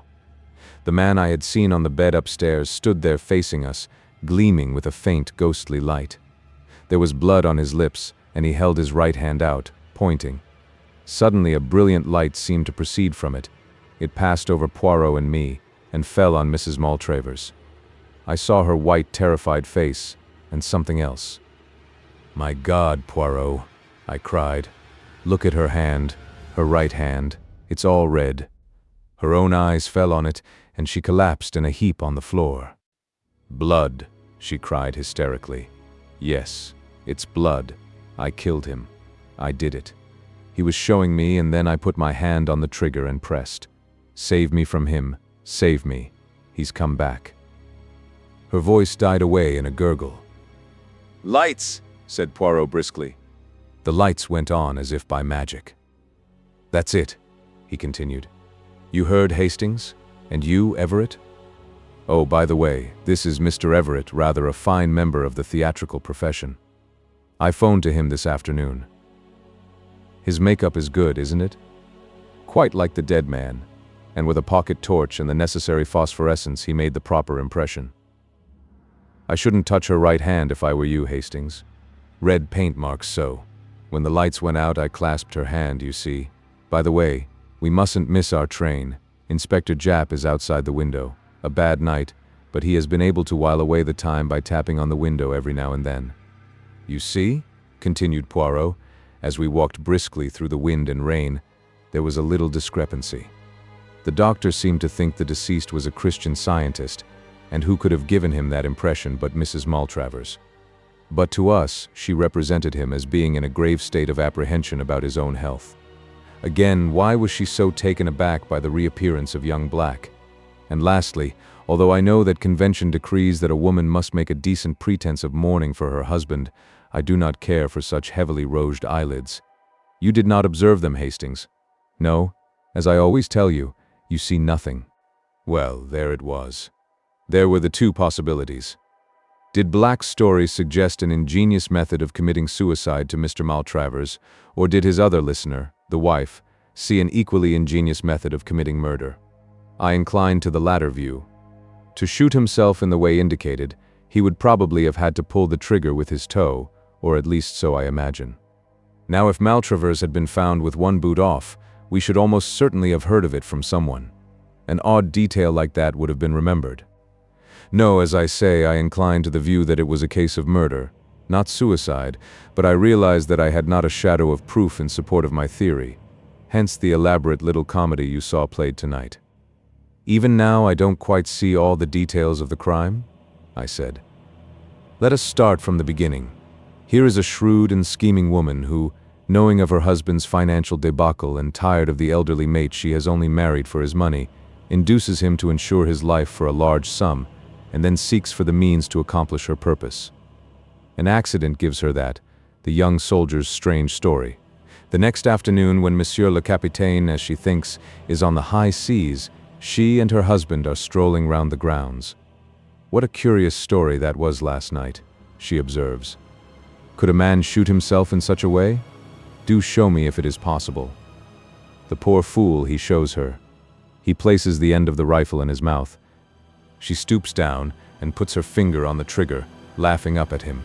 And now, sir, she says saucily, supposing I pull the trigger. And then, Hastings, she pulls it. 3. The Adventure of the Cheap Flat. So far, in the cases which I have recorded, Poirot's investigations have started from the central fact, whether murder or robbery, and have proceeded from thence by a process of logical deduction to the final triumphant unraveling. In the events I am now about to chronicle, A remarkable chain of circumstances led from the apparently trivial incidents which first attracted Poirot's attention to the sinister happenings which completed a most unusual case. I had been spending the evening with an old friend of mine, Gerald Parker. There had been perhaps about half a dozen people there besides my host and myself, and the talk fell, as it was bound to do sooner or later wherever Parker found himself, on the subject of house hunting in London. Houses and flats were Parker's special hobby. Since the end of the war, he had occupied at least half a dozen different flats and maisonettes. No sooner was he settled anywhere than he would light unexpectedly upon a new find and would forthwith depart bag and baggage. His moves were nearly always accomplished at a slight pecuniary gain, for he had a shrewd business head, but it was sheer love of the sport that actuated him, and not a desire to make money at it. We listened to Parker for some time with the respect of the novice for the expert. Then it was our turn, and a perfect babel of tongues was let loose. Finally, the floor was left to Mrs. Robinson, a charming little bride who was there with her husband. I had never met them before, as Robinson was only a recent acquaintance of Parker's. "Talking of flats," she said, "have you heard of our piece of luck, Mr. Parker? We've got a flat at last, in Montague Mansions." "Well," said Parker, "I've always said there are plenty of flats at a price." "Yes, but this isn't at a price. It's dirt cheap. £80 a year. But Montague Mansions is just off Knightsbridge, isn't it? Big handsome building. Or are you talking of a poor relation of the same name stuck in the slums somewhere?" "No, it's the Knightsbridge one. That's what makes it so wonderful. Wonderful is the word. It's a blinking miracle. But there must be a catch somewhere. Big premium, I suppose." "No premium. No prem? Oh, hold my head, somebody," groaned Parker. "But we've got to buy the furniture," continued Mrs. Robinson. "Ah!" Parker brisked up. "I knew there was a catch. For £50, and it's beautifully furnished." "I give it up," said Parker. "The present occupants must be lunatics with a taste for philanthropy." Mrs. Robinson was looking a little troubled. A little pucker appeared between her dainty brows. "It is queer, isn't it? You don't think that the place is haunted?" "Never heard of a haunted flat," declared Parker decisively. "No." Mrs. Robinson appeared far from convinced, but there were several things about it all that struck me as, well, queer. "For instance," I suggested. "Ah," said Parker. "Our criminal expert's attention is aroused. Unburden yourself to him, Mrs. Robinson. Hastings is a great unraveler of mysteries." I laughed, embarrassed but not wholly displeased with the role thrust upon me. "Oh, not really queer, Captain Hastings, but when we went to the agents, Stosser and Paul, we hadn't tried them before because they only have the expensive Mayfair flats, but we thought at any rate it would do no harm. Everything they offered us was $400 and $500 a year, or else huge premiums, and then, just as we were going, they mentioned that they had a flat at 80. But that they doubted if it would be any good our going there, because it had been on their books some time, and they had sent so many people to see it that it was almost sure to be taken, snapped up as the clerk put it. Only people were so tiresome in not letting them know, and then they went on sending, and people get annoyed at being sent to a place that had perhaps been let some time." Mrs. Robinson paused for some much-needed breath, and then continued. "We thanked him, and said that we quite understood it would probably be no good, but that we should like an order all the same, just in case. And we went there straight away in a taxi, for, after all, you never know. Number 4 was on the second floor, and just as we were waiting for the lift, Elsie Ferguson, she's a friend of mine, Captain Hastings, and they are looking for a flat, too, came hurrying down the stairs. 'Ahead of you for once, my dear,' she said. 'But it's no good. It's already let.' That seemed to finish it, but, well, as John said, the place was very cheap. We could afford to give more, and perhaps if we offered a premium. A horrid thing to do, of course, and I feel quite ashamed of telling you, but you know what flat hunting is." I assured her that I was well aware that in the struggle for house-room the baser side of human nature frequently triumphed over the higher, and that the well-known rule of dog-eat-dog always applied. So we went up and, would you believe it, the flat wasn't let at all. We were shown over it by the maid, and then we saw the mistress, and the thing was settled then and there. Immediate possession and £50 for the furniture. We signed the agreement next day, and we are to move in tomorrow." Mrs. Robinson paused triumphantly. "And what about Mrs. Ferguson?" asked Parker. "Let's have your deductions, Hastings." "Obvious, my dear Watson," I quoted lightly. "She went to the wrong flat." "Oh, Captain Hastings, how clever of you," cried Mrs. Robinson admiringly. I rather wished Poirot had been there. Sometimes I have the feeling that he rather underestimates my capabilities. The whole thing was rather amusing, and I propounded the thing as a mock problem to Poirot on the following morning. He seemed interested, and questioned me rather narrowly as to the rents of flats in various localities. "A curious story," he said thoughtfully. "Excuse me, Hastings, I must take a short stroll." When he returned, about an hour later, his eyes were gleaming with a peculiar excitement. He laid his stick on the table and brushed the nap of his hat with his usual tender care before he spoke. "It is as well, mon ami, that we have no affairs of moment on hand. We can devote ourselves wholly to the present investigation." "What investigation are you talking about?" "The remarkable cheapness of your friend's Mrs. Robinson's new flat."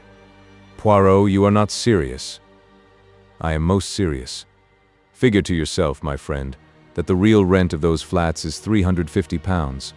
I have just ascertained that from the landlord's agents. And yet this particular flat is being sublet at £80. Why? There must be something wrong with it. Perhaps it is haunted, as Mrs. Robinson suggested." Poirot shook his head in a dissatisfied manner. "Then again, how curious it is that her friend tells her the flat is let, and when she goes up, behold, it is not so at all. But surely you agree with me that the other woman must have gone to the wrong flat. That is the only possible solution. You may or may not be right on that point, Hastings. The fact still remains that numerous other applicants were sent to see it, and yet, in spite of its remarkable cheapness, it was still in the market when Mrs. Robinson arrived. That shows that there must be something wrong about it. Mrs. Robinson did not seem to notice anything amiss. Very curious, is it not? Did she impress you as being a truthful woman, Hastings?" "She was a delightful creature." "Évidemment, since she renders you incapable of replying to my question. Describe her to me, then." "Well, she's tall and fair. Her hair's really a beautiful shade of auburn." "Always you have had a penchant for auburn hair," murmured Poirot, "but continue." "Blue eyes and a very nice complexion and, well, that's all, I think," I concluded lamely. "And her husband?" "Oh, he's quite a nice fellow, nothing startling." "Dark or fair?" "I don't know, betwixt and between, and just an ordinary sort of face." Poirot nodded. "Yes, there are hundreds of these average men, and, anyway, you bring more sympathy and appreciation to your description of women. Do you know anything about these people? Does Parker know them well?" "They are just recent acquaintances, I believe. But surely, Poirot, you don't think for an instant—" Poirot raised his hand. "Tout doucement, mon ami. Have I said that I think anything? All I say is it is a curious story, and there is nothing to throw light upon it, except perhaps the lady's name, eh, Hastings?" "Her name is Stella," I said stiffly, "but I don't see." Poirot interrupted me with a tremendous chuckle. Something seemed to be amusing him vastly. "And Stella means a star, does it not? Famous. What on earth? And stars give light. Voila. Calm yourself, Hastings. Do not put on that air of injured dignity. Come, we will go to Montague Mansions and make a few inquiries."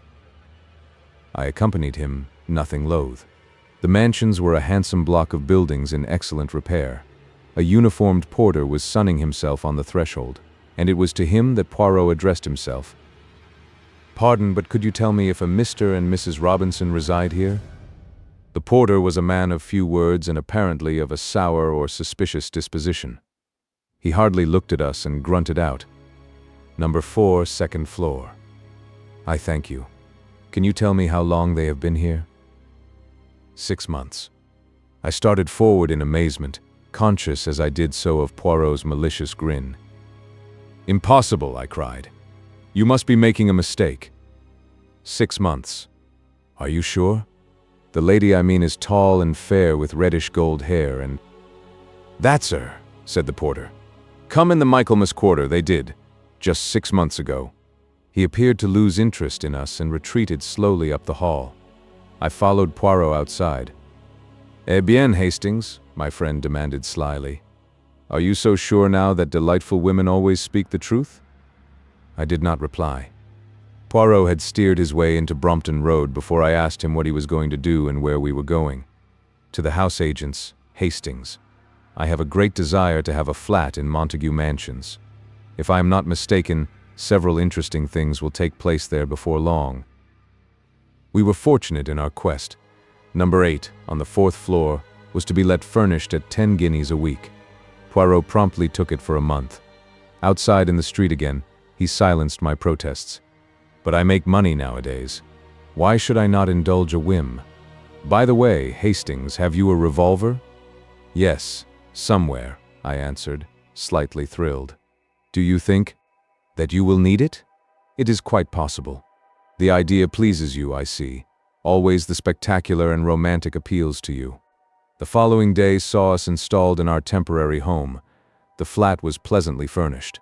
It occupied the same position in the building as that of the Robinsons, but was 2 floors higher. The day after our installation was a Sunday. In the afternoon, Poirot left the front door ajar and summoned me hastily as a bang reverberated from somewhere below. "Look over the banisters. Are those your friends? Do not let them see you." I craned my neck over the staircase. "That's them," I declared in an ungrammatical whisper. "Good. Wait a while." About half an hour later, a young woman emerged in brilliant and varied clothing. With a sigh of satisfaction, Poirot tiptoed back into the flat. "C'est ça." After the master and mistress, the maid. The flat should now be empty. "What are we going to do?" I asked uneasily. Poirot had trotted briskly into the scullery and was hauling at the rope of the coal lift. "We are about to descend after the method of the dustbins," he explained cheerfully. "No one will observe us. The Sunday concert, the Sunday afternoon out, and finally the Sunday nap after the Sunday dinner of England, les rosebif, all these will distract attention from the doings of Hercule Poirot. Come, my friend." He stepped into the rough wooden contrivance and I followed him gingerly.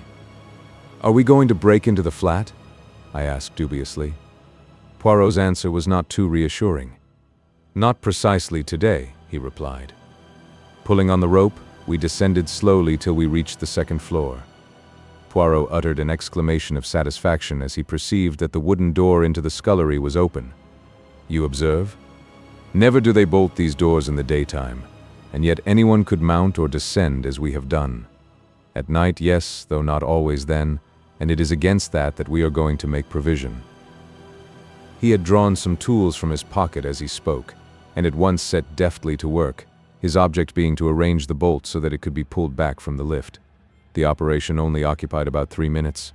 Then Poirot returned the tools to his pocket, and we reascended once more to our own domain. On Monday, Poirot was out all day, but when he returned in the evening, he flung himself into his chair with a sigh of satisfaction. "Hastings, shall I recount to you a little history? A story after your own heart and which will remind you of your favorite cinema." "Go ahead," I laughed. "I presume that it is a true story, not one of your efforts of fancy." "It is true enough. Inspector Japp of Scotland Yard will vouch for its accuracy, since it was through his kind offices that it came to my ears. Listen, Hastings. A little over 6 months ago, some important naval plans were stolen from an American government department. They showed the position of some of the most important harbor defenses, and would be worth a considerable sum to any foreign government, that of Japan, for example. Suspicion fell upon a young man named Luigi Valdarno, an Italian by birth, who was employed in a minor capacity in the department, and who was missing at the same time as the papers. Whether Luigi Valdarno was the thief or not, he was found 2 days later on the East Side in New York, shot dead. The papers were not on him. Now for some time past, Luigi Valdarno had been going about with a Miss Elsa Hart, a young concert singer who had recently appeared and who lived with a brother in an apartment in Washington. Nothing was known of the antecedents of Miss Elsa Hart, and she disappeared suddenly about the time of Valdarno's death. There are reasons for believing that she was in reality an accomplished international spy who has done much nefarious work under various aliases. The American Secret Service, whilst doing their best to trace her, also kept an eye upon certain insignificant Japanese gentlemen living in Washington. They felt pretty certain that, when Elsa Hart had covered her tracks sufficiently, she would approach the gentleman in question. One of them left suddenly for England a fortnight ago. On the face of it, therefore, it would seem that Elsa Hart is in England. Poirot paused, and then added softly, "The official description of Elsa Hart is height 5 feet 7, eyes blue, hair auburn, fair complexion, nose straight, no special distinguishing marks."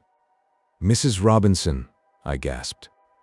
"Well, there is a chance of it anyhow," amended Poirot. "Also, I learned that a swarthy man, a foreigner of some kind, was inquiring about the occupants of number 4 only this morning. Therefore, mon ami, I fear that you must forswear your beauty sleep tonight, and join me in my all-night vigil in the flat below, armed with that excellent revolver of yours. Bien entendu." "Rather," I cried with enthusiasm. "When shall we start?" "The hour of midnight is both solemn and suitable, I fancy. Nothing is likely to occur before then." At 12 o'clock precisely, we crept cautiously into the coal lift and lowered ourselves to the second floor. Under Poirot's manipulation, the wooden door quickly swung inwards, and we climbed into the flat. From the scullery we passed into the kitchen, where we established ourselves comfortably in 2 chairs with the door into the hall ajar. "Now we have but to wait," said Poirot contentedly, closing his eyes. To me, the waiting appeared endless. I was terrified of going to sleep. Just when it seemed to me that I had been there about 8 hours and had, as I found out afterwards, in reality been exactly 1 hour and 20 minutes, a faint scratching sound came to my ears. Poirot's hand touched mine. I rose, and together we moved carefully in the direction of the hall. The noise came from there. Poirot placed his lips to my ear, outside the front door. "They are cutting out the lock. When I give the word, not before, fall upon him from behind and hold him fast. Be careful, he will have a knife." Presently there was a rending sound, and a little circle of light appeared through the door. It was extinguished immediately, and then the door was slowly opened. Poirot and I flattened ourselves against the wall. I heard a man's breathing as he passed us. Then he flashed on his torch, and as he did so, Poirot hissed in my ear, "Allez." We sprang together. Poirot with a quick movement enveloped the intruder's head with a light woolen scarf whilst I pinioned his arms. The whole affair was quick and noiseless. I twisted a dagger from his hand, and as Poirot brought down the scarf from his eyes, whilst keeping it wound tightly round his mouth, I jerked up my revolver where he could see it and understand that resistance was useless. As he ceased to struggle, Poirot put his mouth close to his ear and began to whisper rapidly. After a minute, the man nodded. Then, enjoining silence with a movement of the hand, Poirot led the way out of the flat and down the stairs. Our captive followed, and I brought up the rear with the revolver. When we were out in the street, Poirot turned to me. "There is a taxi waiting just round the corner. Give me the revolver. We shall not need it now. But if this fellow tries to escape?" Poirot smiled. "He will not." I returned in a minute with the waiting taxi. The scarf had been unwound from the stranger's face, and I gave a start of surprise. "He's not a Jap," I ejaculated in a whisper to Poirot. "Observation was always your strong point, Hastings. Nothing escapes you." "No, the man is not a Jap. He is an Italian." We got into the taxi, and Poirot gave the driver an address in St. John's Wood. I was by now completely fogged. I did not like to ask Poirot where we were going in front of our captive, and strove in vain to obtain some light upon the proceedings. We alighted at the door of a small house standing back from the road. A returning wayfarer, slightly drunk, was lurching along the pavement and almost collided with Poirot, who said something sharply to him which I did not catch. All 3 of us went up the steps of the house. Poirot rang the bell and motioned us to stand a little aside. There was no answer, and he rang again and then seized the knocker, which he plied for some minutes vigorously. A light appeared suddenly above the fanlight, and the door was opened cautiously a little way. "What the devil do you want?" a man's voice demanded harshly. "I want the doctor. My wife is taken ill." "There's no doctor here." The man prepared to shut the door, but Poirot thrust his foot in adroitly. He became suddenly a perfect caricature of an infuriated Frenchman. "What you say? There is no doctor? I will have the law of you. You must come. I will stay here and ring and knock all night. My dear sir, the door was opened again. The man, clad in a dressing gown and slippers, stepped forward to pacify Poirot with an uneasy glance round. I will call the police. Poirot prepared to descend the steps. No, don't do that for heaven's sake. The man dashed after him. With a neat push, Poirot sent him staggering down the steps. In another minute, all three of us were inside the door and it was pushed to and bolted. Quick, in here. Poirot led the way into the nearest room, switching on the light as he did so. And you behind the curtain. Si, signor, said the Italian and slid rapidly behind the full folds of rose-colored velvet which draped the embrasure of the window. Not a minute too soon. Just as he disappeared from view, a woman rushed into the room. She was tall with reddish hair and held a scarlet kimono round her slender form. "Where is my husband?" she cried, with a quick, frightened glance. "Who are you?" Poirot stepped forward with a bow. "It is to be hoped your husband will not suffer from a chill. I observed that he had slippers on his feet, and that his dressing gown was a warm one. Who are you? What are you doing in my house?" "It is true that none of us have the pleasure of your acquaintance, madame. It is especially to be regretted as one of our number has come specially from New York in order to meet you." The curtains parted and the Italian stepped out. To my horror, I observed that he was brandishing my revolver, which Poirot must doubtless have put down through inadvertence in the cab. The woman gave a piercing scream and turned to fly, but Poirot was standing in front of the closed door. "Let me by," she shrieked. "He will murder me." "Who was it dat?" croaked Luigi Valdarno, asked the Italian hoarsely, brandishing the weapon and sweeping each one of us with it. We dared not move. "My God, Poirot, this is awful. What shall we do?" I cried. "You will oblige me by refraining from talking so much, Hastings. I can assure you that our friend will not shoot until I give the word." "You sure o' dat, eh?" said the Italian, leering unpleasantly. It was more than I was, but the woman turned to Poirot like a flash. "What is it you want?" Poirot bowed. "I do not think it is necessary to insult Miss Elsa Hart's intelligence by telling her." With a swift movement, the woman snatched up a big black velvet cat which served as a cover for the telephone. "They are stitched in the lining of that." "Clever," murmured Poirot appreciatively. He stood aside from the door. "Good evening, madame. I will detain your friend from New York whilst you make your getaway." "What a fool!" roared the big Italian, and raising the revolver he fired point blank at the woman's retreating figure just as I flung myself upon him. But the weapon merely clicked harmlessly, and Poirot's voice rose in mild reproof. "Never will you trust your old friend, Hastings. I do not care for my friends to carry loaded pistols about with them, and never would I permit a mere acquaintance to do so. No, no, mon ami." This to the Italian, who, swearing hoarsely. Poirot continued to address him in a tone of mild reproof.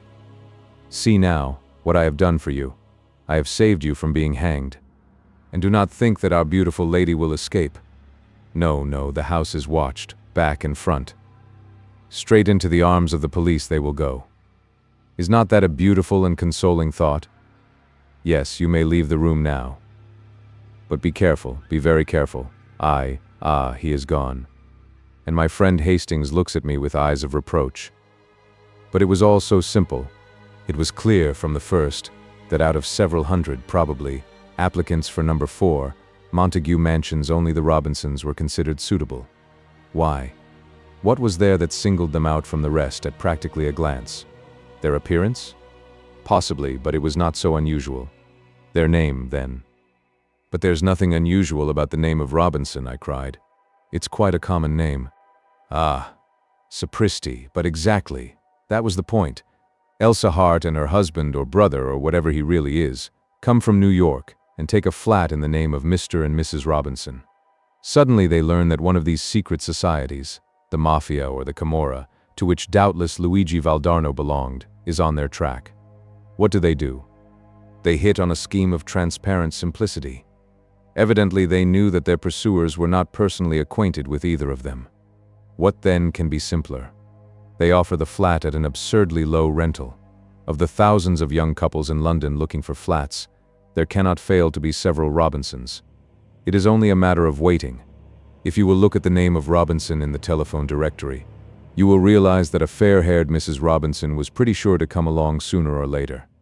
Then what will happen? The Avenger arrives. He knows the name. He knows the address. He strikes. All is over. Vengeance is satisfied, and Miss Elsa Hart has escaped by the skin of her teeth once more. By the way, Hastings, you must present me to the real Mrs. Robinson, that delightful and truthful creature. What will they think when they find their flat has been broken into? We must hurry back. Ah, that sounds like Jap and his friends arriving. A mighty tattoo sounded on the knocker. How did you know this address? I asked as I followed Poirot out into the hall. Oh, of course. You had the first Mrs. Robinson followed when she left the other flat. À la bonne heure, Hastings. You use your gray cells at last. Now for a little surprise for Jap. Softly unbolting the door, he stuck the cat's head round the edge and ejaculated a piercing meow. The Scotland Yard inspector, who was standing outside with another man, jumped in spite of himself. "Oh, it's only Monsieur Poirot at one of his little jokes," he exclaimed as Poirot's head followed that of the cat. "Let us in, monsieur. You have our friends safe and sound?" "Yes, we've got the birds all right, but they hadn't got the goods with them." "I see. So you come to search. Well, I am about to depart with Hastings, but I should like to give you a little lecture upon the history and habits of the domestic cat. For the Lord's sake, have you gone completely balmy?" "The cat," declaimed Poirot, "was worshipped by the ancient Egyptians. It is still regarded as a symbol of good luck if a black cat crosses your path. This cat crossed your path tonight, Jap. To speak of the interior of any animal or any person is not, I know, considered polite in England. But the interior of this cat is perfectly delicate. I refer to the lining." With a sudden grunt, the second man seized the cat from Poirot's hand. "Oh, I forgot to introduce you," said Jap. "Mr. Poirot. This is Mr. Burt of the United States Secret Service." The American's trained fingers had felt what he was looking for. He held out his hand, and for a moment speech failed him. Then he rose to the occasion. "Pleased to meet you," said Mr. Burt. 4. The Mystery of Hunter's Lodge. "After all," murmured Poirot, "it is possible that I shall not die this time." Coming from a convalescent influenza patient, I hailed the remark as showing a beneficial optimism. I myself had been the first sufferer from the disease. Poirot in his turn had gone down. He was now sitting up in bed, propped up with pillows, his head muffled in a woolen shawl, and was slowly sipping a particularly noxious tisane which I had prepared according to his directions. His eye rested with pleasure upon a neatly graduated row of medicine bottles which adorned the mantelpiece. "Yes, yes," my little friend continued. "Once more shall I be myself again, the great Hercule Poirot, the terror of evildoers. Figure to yourself, mon ami, that I have a little paragraph to myself in society gossip. But yes, here it is. Go it. Criminals, all out. Hercule Poirot. And believe me, girls, he's some Hercules. Our own pet society detective can't get a grip on you. 'Cause why? 'Cause he's got la grippe himself." I laughed. "Good for you, Poirot. You are becoming quite a public character, and fortunately you haven't missed anything of particular interest during this time." "That is true. The few cases I have had to decline did not fill me with any regret." Our landlady stuck her head in at the door. "There's a gentleman downstairs. Says he must see Monsieur Poirot or you, Captain. Seeing as he was in a great to-do, and with all that quite the gentleman, I brought up his card." She handed me the bit of pasteboard. "Mr. Roger Havering," I read. Poirot motioned with his head towards the bookcase, and I obediently pulled forth Who's Who. Poirot took it from me and scanned the pages rapidly. "Second son of 5th Baron Windsor. Married 1913 Zoe, 4th daughter of William Crabbe." I said. "I rather fancy that's the girl who used to act at the Frivolity, only she called herself Zoe Carisbrook. I remember she married some young man about town just before the war." "Would it interest you, Hastings, to go down and hear what our visitor's particular little trouble is? Make him all my excuses." Roger Havering was a man of about 40, well set up and of smart appearance. His face, however, was haggard, and he was evidently laboring under great agitation. "Captain Hastings," You are Monsieur Poirot's partner, I understand. It is imperative that he should come with me to Derbyshire today. I'm afraid that's impossible, I replied. Poirot is ill in bed, influenza. His face fell. Dear me, that is a great blow to me. The matter on which you want to consult him is serious. My God, yes. My uncle, the best friend I have in the world, was foully murdered last night. Here in London? No, in Derbyshire. I was in town and received a telegram from my wife this morning. Immediately upon its receipt, I determined to come round and beg Monsieur Poirot to undertake the case. If you will excuse me a minute, I said, struck by a sudden idea. I rushed upstairs and in a few brief words acquainted Poirot with the situation.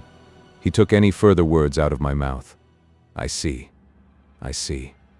You want to go yourself, is it not so? Well, why not? You should know my methods by now. All I ask is that you should report to me fully every day and follow implicitly any instructions I may wire you. To this I willingly agreed. An hour later I was sitting opposite Mr. Havering in a first-class carriage on the Midland Railway, speeding rapidly away from London. To begin with, Captain Hastings, you must understand that Hunter's Lodge, where we are going, and where the tragedy took place, is only a small shooting box in the heart of the Derbyshire moors. Our real home is near Newmarket, and we usually rent a flat in town for the season. Hunter's Lodge is looked after by a housekeeper who is quite capable of doing all we need when we run down for an occasional weekend. Of course, during the shooting season, we take down some of our own servants from Newmarket. My uncle, Mr. Harrington Pace, as you may know, my mother was a Miss Pace of New York, has, for the last 3 years, made his home with us. He never got on well with my father or my elder brother, and I suspect that my being somewhat of a prodigal son myself rather increased than diminished his affection towards me. Of course, I am a poor man, and my uncle was a rich one. In other words, he paid the piper. But though exacting in many ways, he was not really hard to get on with, and we all three lived very harmoniously together. 2 days ago, my uncle, rather wearied with some recent gaieties of ours in town, suggested that we should run down to Derbyshire for a day or two. My wife telegraphed to Mrs. Middleton, the housekeeper, and we went down that same afternoon. Yesterday evening I was forced to return to town, but my wife and my uncle remained on. This morning I received this telegram. He handed it over to me. Come at once, Uncle Harrington murdered last night. Bring good detective if you can, but do come, Zoe. Then, as yet you know no details? No. I suppose it will be in the evening papers. Without doubt the police are in charge. It was about 3 o'clock when we arrived at the little station of Elmer's Dale. From there, a 5-mile drive brought us to a small gray stone building in the midst of the rugged moors. A lonely place, I observed with a shiver. Havering nodded. I shall try and get rid of it. I could never live here again. We unlatched the gate and were walking up the narrow path to the oak door when a familiar figure emerged and came to meet us. Jap, I ejaculated. The Scotland Yard inspector grinned at me in a friendly fashion before addressing my companion. Mr. Havering, I think. I've been sent down from London to take charge of this case, and I'd like a word with you, if I may, sir. My wife. I've seen your good ladies, sir, and the housekeeper. I won't keep you a moment, but I'm anxious to get back to the village now that I've seen all there is to see here. I know nothing as yet as to what. Exactly, said Jap soothingly. But there are just 1 or 2 little points I'd like your opinion about all the same. Captain Hastings here, he knows me, and he'll go on up to the house and tell them you're coming. What have you done with the little man, by the way, Captain Hastings? He's ill in bed with influenza. Is he now? I'm sorry to hear that. Rather the case of the cart without the horse, your being here without him, isn't it? And on his rather ill-timed jest, I went on to the house. I rang the bell, as Jap had closed the door behind him. After some moments it was opened to me by a middle-aged woman in black. Mr. Havering will be here in a moment, I explained. He has been detained by the inspector. I have come down with him from London to look into the case. Perhaps you can tell me briefly what occurred last night. Come inside, sir. She closed the door behind me, and we stood in the dimly lighted hall. It was after dinner last night, sir, that the man came. He asked to see Mr. Pace, sir, and, seeing that he spoke the same way, I thought it was an American gentleman friend of Mr. Pace's, and I showed him into the gun room, and then went to tell Mr. Pace. He wouldn't give any name, which, of course, was a bit odd, now I come to think of it. I told Mr. Pace, and he seemed puzzled-like, but he said to the mistress, "Excuse me, Zoe, while I just see what this fellow wants." He went off to the gun room, and I went back to the kitchen, but after a while I heard loud voices, as if they were quarreling, and I came out into the hall. At the same time, the mistress, she comes out too, and just then there was a shot and then a dreadful silence. We both ran to the gunroom door, but it was locked and we had to go round to the window. It was open, and there inside was Mr. Pace, all shot and bleeding. What became of the man? He must have got away through the window, sir, before we got to it. And then, Mrs. Havering sent me to fetch the police. 5 miles to walk it was. They came back with me, and the constable he stayed all night, and this morning the police gentleman from London arrived. What was this man like who called to see Mr. Pace? The housekeeper reflected. He had a black beard, sir, and was about middle-aged, and had on a light overcoat. Beyond the fact that he spoke like an American, I didn't notice much about him. I see. Now I wonder if I can see Mrs. Havering? She's upstairs, sir. Shall I tell her? If you please. Tell her that Mr. Havering is outside with Inspector Japp, and that the gentleman he has brought back with him from London is anxious to speak to her as soon as possible. Very good, sir. I was in a fever of impatience to get at all the facts.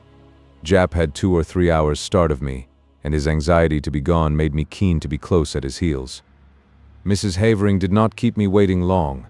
In a few minutes I heard a light step descending the stairs, and looked up to see a very handsome young woman coming towards me. She wore a flame-colored jumper that set off the slender boyishness of her figure. On her dark head was a little hat of flame-colored leather. Even the present tragedy could not dim the vitality of her personality. I introduced myself, and she nodded in quick comprehension. Of course, I have often heard of you and your colleague, Monsieur Poirot. You have done some wonderful things together, haven't you? It was very clever of my husband to get you so promptly. Now will you ask me questions? That is the easiest way, isn't it, of getting to know all you want to about this dreadful affair? Thank you, Mrs. Havering. Now what time was it that this man arrived? It must have been just before 9 o'clock. We had finished dinner, and were sitting over our coffee and cigarettes. Your husband had already left for London? Yes, he went up by the 6:15. Did he go by car to the station, or did he walk? Our own car isn't down here. One came out from the garage in Elmersdale to fetch him in time for the train. Was Mr. Pace quite his usual self? Absolutely. Most normal in every way. Now, can you describe this visitor at all? I'm afraid not.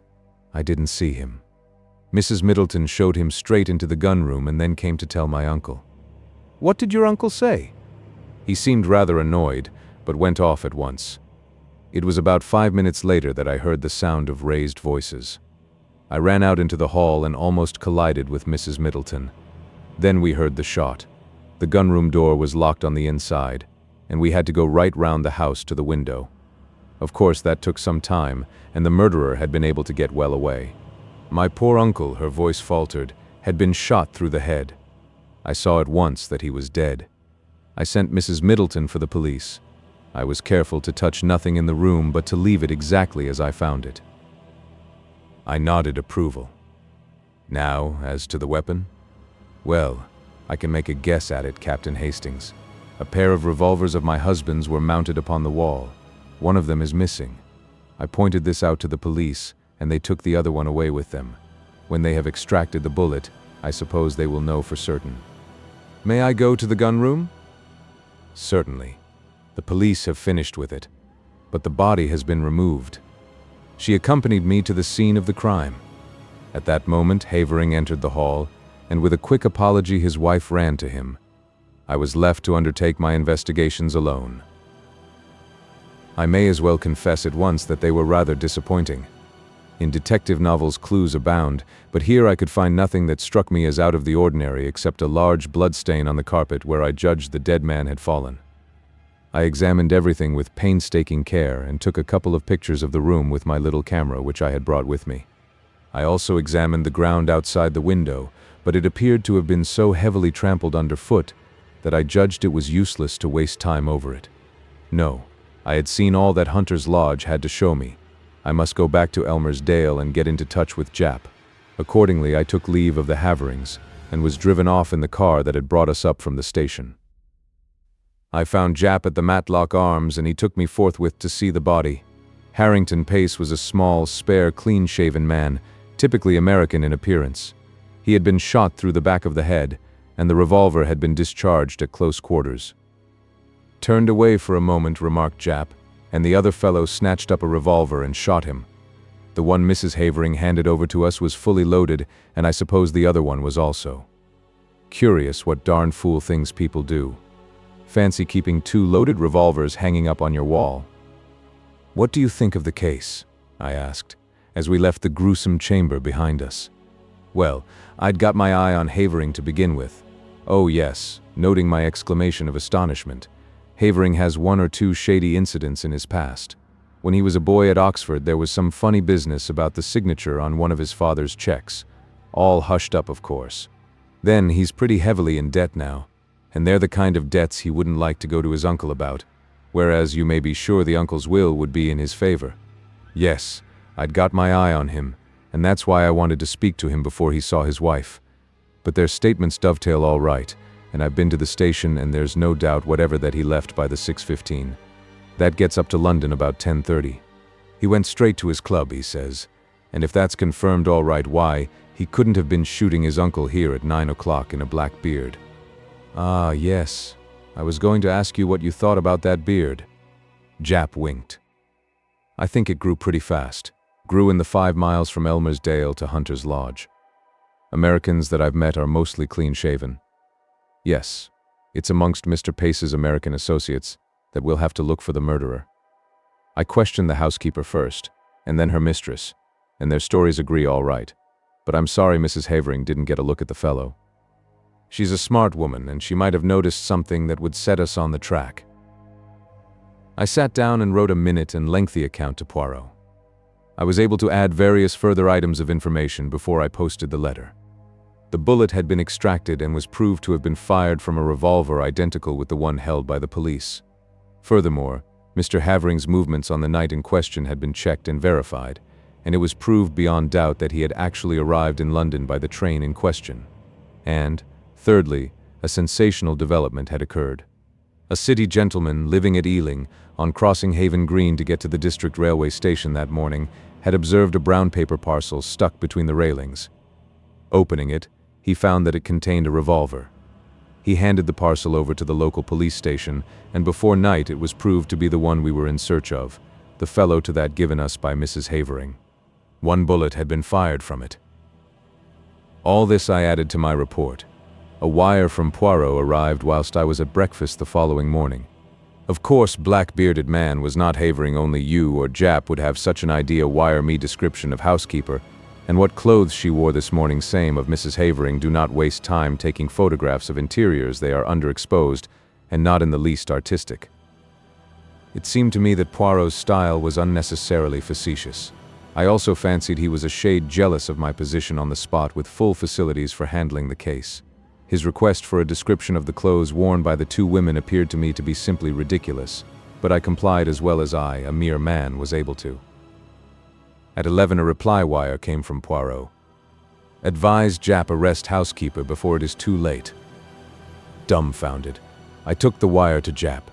He swore softly under his breath. He's the goods, Monsieur Poirot. If he says so, there's something in it, and I hardly noticed the woman. I don't know that I can go so far as arresting her, but I'll have her watched. We'll go up right away and take another look at her. But it was too late. Mrs. Middleton, that quiet middle-aged woman who had appeared so normal and respectable, had vanished into thin air. Her box had been left behind. It contained only ordinary wearing apparel.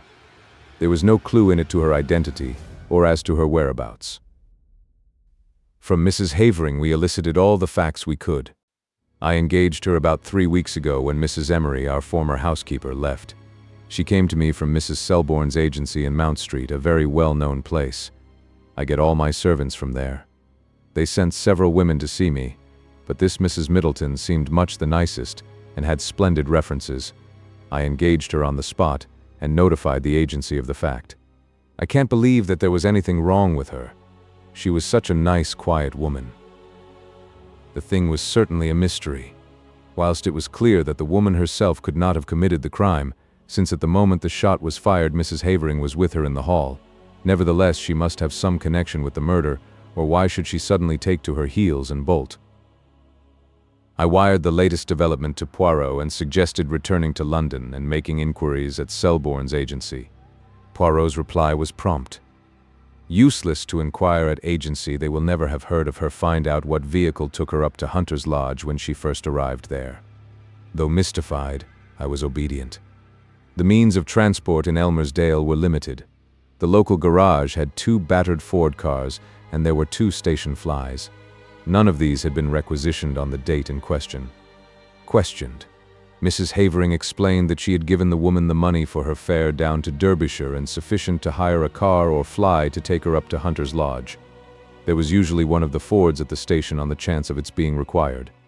Taking into consideration the further fact that nobody at the station had noticed the arrival of a stranger, black-bearded or otherwise, on the fatal evening, everything seemed to point to the conclusion that the murderer had come to the spot in a car, which had been waiting near at hand to aid his escape, and that the same car had brought the mysterious housekeeper to her new post. I may mention that inquiries at the agency in London bore out Poirot's prognostication. No such woman as Mrs. Middleton had ever been on their books. They had received the Honourable Mrs. Havering's application for a housekeeper, and had sent her various applicants for the post. When she sent them the engagement fee, she omitted to mention which woman she had selected. Somewhat crestfallen, I returned to London. I found Poirot established in an armchair by the fire in a garish, silk dressing gown. He greeted me with much affection. "Mon ami Hastings, but how glad I am to see you. Veritably I have for you a great affection. And you have enjoyed yourself? You have run to and fro with the good Jap? You have interrogated and investigated to your heart's content?" "Poirot," I cried, "the thing's a dark mystery. It will never be solved. It is true that we are not likely to cover ourselves with glory over it. No, indeed. It's a hard nut to crack. Oh, as far as that goes, I am very good at cracking the nuts. A veritable squirrel. It is not that which embarrasses me. I know well enough who killed Mr. Harrington Pace. You know? How did you find out? Your illuminating answers to my wires supplied me with the truth. See here, Hastings, let us examine the facts methodically and in order. Mr. Harrington Pace is a man with a considerable fortune which at his death will doubtless pass to his nephew. Point number 1. His nephew is known to be desperately hard up. Point number 2. His nephew is also known to be, shall we say, a man of rather loose moral fiber. Point number 3. But Roger Havering is proved to have journeyed straight up to London. Précisément, and therefore, as Mr. Havering left Elmersdale at 6:15, and since Mr. Pace cannot have been killed before he left, or the doctor would have spotted the time of the crime as being given wrongly when he examined the body, we conclude quite rightly that Mr. Havering did not shoot his uncle. But there is a Mrs. Havering, Hastings. Impossible. The housekeeper was with her when the shot was fired. Ah, yes, the housekeeper. But she has disappeared. She will be found. I think not. There is something peculiarly elusive about that housekeeper, don't you think so, Hastings? It struck me at once. She played her part, I suppose, and then got out in the nick of time. And what was her part? Well, presumably to admit her confederate, the black-bearded man. Oh, no, that was not her part. Her part was what you have just mentioned, to provide an alibi for Mrs. Havering at the moment the shot was fired. And no one will ever find her, mon ami, because she does not exist. There is no sect person, as your so great Shakespeare says. It was Dickens, I murmured, unable to suppress a smile. But what do you mean, Poirot? I mean that Zoe Havering was an actress before her marriage, that you and Jap only saw the housekeeper in a dark hall, a dim, middle-aged figure in black, with a faint, subdued voice. And finally, that neither you nor Jap, nor the local police whom the housekeeper fetched, ever saw Mrs. Middleton and her mistress at one and the same time. It was child's play for that clever and daring woman. On the pretext of summoning her mistress, she runs upstairs, slips on a bright jumper and a hat with black curls attached which she jams down over the gray transformation. A few deft touches and the makeup is removed, a slight dusting of rouge, and the brilliant Zoe Havering comes down with her clear ringing voice. Nobody looks particularly at the housekeeper. Why should they? There is nothing to connect her with the crime. She, too, has an alibi. But the revolver that was found at Ealing? Mrs. Havering could not have placed it there? No, that was Roger Havering's job, but it was a mistake on their part. It put me on the right track. A man who has committed a murder with a revolver which he found on the spot would fling it away at once. He would not carry it up to London with him. No. The motive was clear. The criminals wished to focus the interest of the police on a spot far removed from Derbyshire. They were anxious to get the police away as soon as possible from the vicinity of Hunter's Lodge. Of course, the revolver found at Ealing was not the one with which Mr. Pace was shot. Roger Havering discharged one shot from it, brought it up to London, went straight to his club to establish his alibi, then went quickly out to Ealing by the district. A matter of about 20 minutes only, placed the parcel where it was found and so back to town. That charming creature, his wife, quietly shoots Mr. Pace after dinner. You remember he was shot from behind? Another significant point, that reloads the revolver and puts it back in its place, and then starts off with her desperate little comedy. It's incredible, I murmured, fascinated, and yet it is true. Bien sûr, my friend, it is true. But to bring that precious pair to justice, that is another matter. Well, Jap must do what he can. I have written him fully, but I very much fear, Hastings, that we shall be obliged to leave them to fate, or le bon Dieu, whichever you prefer. The wicked flourish like a green bay tree, I reminded him. But at a price, Hastings. Always at a price, croyez-moi. Poirot's forebodings were confirmed. Jap, though convinced of the truth of his theory, was unable to get together the necessary evidence to ensure a conviction. Mr. Pace's huge fortune passed into the hands of his murderers. Nevertheless, Nemesis did overtake them, and when I read in the paper that the Honorable Roger and Mrs. Havering were amongst those killed in the crashing of the air mail to Paris, I knew that justice was satisfied. 5. The $1 million bond robbery. What a number of bond robberies there have been lately, I observed one morning, laying aside the newspaper. Poirot, let us forsake the science of detection and take to crime instead. You are on the, how do you say it? Get-rich-quick tack, eh, mon ami?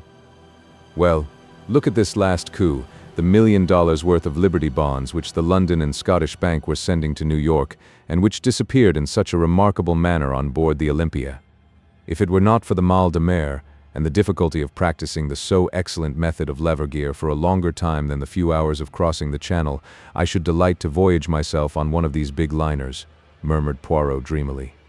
Yes, indeed, I said enthusiastically.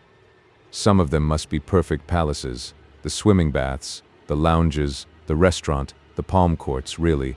It must be hard to believe that one is on the sea. Me, I always know when I am on the sea, said Poirot sadly. And all those bagatelles that you enumerate, they say nothing to me, but, my friend, consider for a moment the geniuses that travel as it were incognito. On board these floating palaces, as you so justly call them, one would meet the élite, the haute noblesse of the criminal world. I laughed. So that's the way your enthusiasm runs. You would have liked to cross swords with the man who sneaked the Liberty bonds? The landlady interrupted us. A young lady as wants to see you, Mr. Poirot. Here's her card. The card bore the inscription, Miss Esme Farquhar, and Poirot, after diving under the table to retrieve a stray crumb, and putting it carefully in the waste-paper basket, nodded to the landlady to admit her. In another minute, one of the most charming girls I have ever seen was ushered into the room. She was perhaps about 25, with big brown eyes and a perfect figure. She was well dressed and perfectly composed in manner. Sit down, I beg of you, mademoiselle. This is my friend Captain Hastings, who aids me in my little problems. I am afraid it is a big problem I have brought you today, Monsieur Poirot, said the girl, giving me a pleasant bow as she seated herself. I dare say you have read about it in the papers. I am referring to the theft of Liberty bonds on the Olympia. Some astonishment must have shown itself in Poirot's face, for she continued quickly, You are doubtless asking yourself what I have to do with a grave institution like the London and Scottish Bank. In one sense, nothing. In another sense, everything. You see, Monsieur Poirot, I am engaged to Mr. Philip Ridgway. Aha! And Mr. Philip Ridgway was in charge of the bonds when they were stolen. Of course, no actual blame can attach to him. It was not his fault in any way. Nevertheless, he is half distraught over the matter, and his uncle, I know, insists that he must carelessly have mentioned having them in his possession. It is a terrible setback in his career. Who is his uncle? Mr. Vavasour, joint general manager of the London and Scottish Bank. Suppose, Miss Farquhar, that you recount to me the whole story? Very well, as you know, the bank wished to extend their credits in America, and for this purpose decided to send over $1 million in Liberty bonds. Mr. Vavasour selected his nephew, who had occupied a position of trust in the bank for many years, and who was conversant with all the details of the bank's dealings in New York, to make the trip. The Olympia sailed from Liverpool on the 23rd, and the bonds were handed over to Philip on the morning of that day by Mr. Vavasour and Mr. Shaw, the two joint general managers of the London and Scottish Bank. They were counted, enclosed in a package, and sealed in his presence, and he then locked the package at once in his portmanteau. A portmanteau with an ordinary lock? No, Mr. Shaw insisted on a special lock being fitted to it by Hubbs's. Philip, as I say, placed the package at the bottom of the trunk. It was stolen just a few hours before reaching New York. A rigorous search of the whole ship was made, but without result. The bonds seemed literally to have vanished into thin air. Poirot made a grimace. But they did not vanish absolutely, since I gather that they were sold in small parcels within half an hour of the docking of the Olympia. Well, undoubtedly the next thing is for me to see Mr. Ridgway. I was about to suggest that you should lunch with me at the Cheshire Cheese. Philip will be there.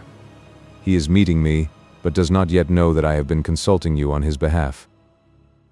We agreed to this suggestion readily enough, and drove there in a taxi. Mr. Philip Ridgway was there before us, and looked somewhat surprised to see his fiancée arriving with two complete strangers. He was a nice-looking young fellow, tall and spruce, with a touch of graying hair at the temples, though he could not have been much over 30. Miss Farquhar went up to him and laid her hand on his arm. "You must forgive my acting without consulting you, Philip," she said. "Let me introduce you to Monsieur Hercule Poirot, of whom you must often have heard, and his friend, Captain Hastings."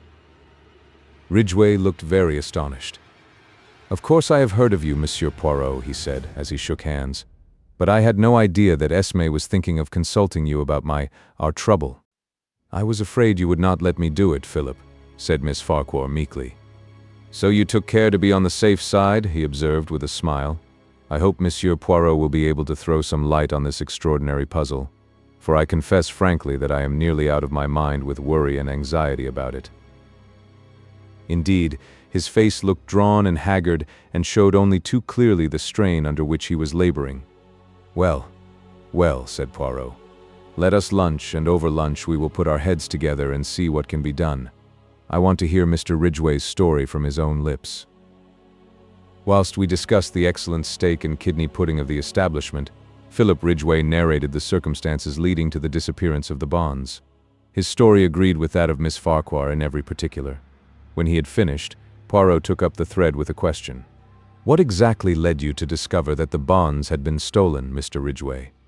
He laughed rather bitterly. "The thing stared me in the face, Monsieur Poirot. I couldn't have missed it. My cabin trunk was half out from under the bunk and all scratched and cut about where they'd tried to force the lock. But I understood that it had been opened with a key." "That's so. They tried to force it but couldn't, and in the end, they must have got it unlocked somehow or other." "Curious," said Poirot, his eyes beginning to flicker with the green light I knew so well. "Very curious. They waste much time trying to prise it open, and then, sapristi, they find that they have the key all the time, for each of Hubbs's locks are unique. That's just why they couldn't have had the key. It never left me day or night." "You are sure of that?" "I can swear to it, and besides, if they had had the key or a duplicate, why should they waste time trying to force an obviously unforceable lock?" "Ah, there is exactly the question we are asking ourselves. I venture to prophesy that the solution, if we ever find it, will hinge on that curious fact. I beg of you not to assault me if I ask you one more question. Are you perfectly certain you did not leave the trunk unlocked?" Philip Ridgway merely looked at him, and Poirot gesticulated apologetically. "Ah, but these things can happen, I assure you. Very well, the bonds were stolen from the trunk. What did the thief do with them? How did he manage to get ashore with them?" "Ah," cried Ridgway. "That's just it. How? Word was passed to the customs authorities, and every soul that left the ship was gone over with a tooth comb. And the bonds, I gather, made a bulky package?" "Certainly they did. They could hardly have been hidden on board, and anyway we know they weren't because they were offered for sale within half an hour of the Olympia's arrival, long before I got the cables going and the numbers sent out. One broker swears he bought some of them even before the Olympia got in. But you can't send bonds by wireless." "Not by wireless, but did any tug come alongside?" "Only the official ones, and that was after the alarm was given when everyone was on the lookout. I was watching out myself for their being passed over to someone that way. My God, Monsieur Poirot, this thing will drive me mad. People are beginning to say I stole them myself." "But you also were searched on landing, weren't you?" asked Poirot gently. "Yes." The young man stared at him in a puzzled manner. "You do not catch my meaning, I see," said Poirot, smiling enigmatically. "Now I should like to make a few inquiries at the bank." Ridgway produced a card and scribbled a few words on it. "Send this in and my uncle will see you at once." Poirot thanked him, bade farewell to Miss Farquhar, and together we started out for Threadneedle Street and the head office of the London and Scottish Bank. On production of Ridgway's card, we were led through the labyrinth of counters and desks, skirting paying in clerks and paying out clerks, and up to a small office on the first floor where the joint general managers received us. They were two grave gentlemen who had grown gray in the service of the bank.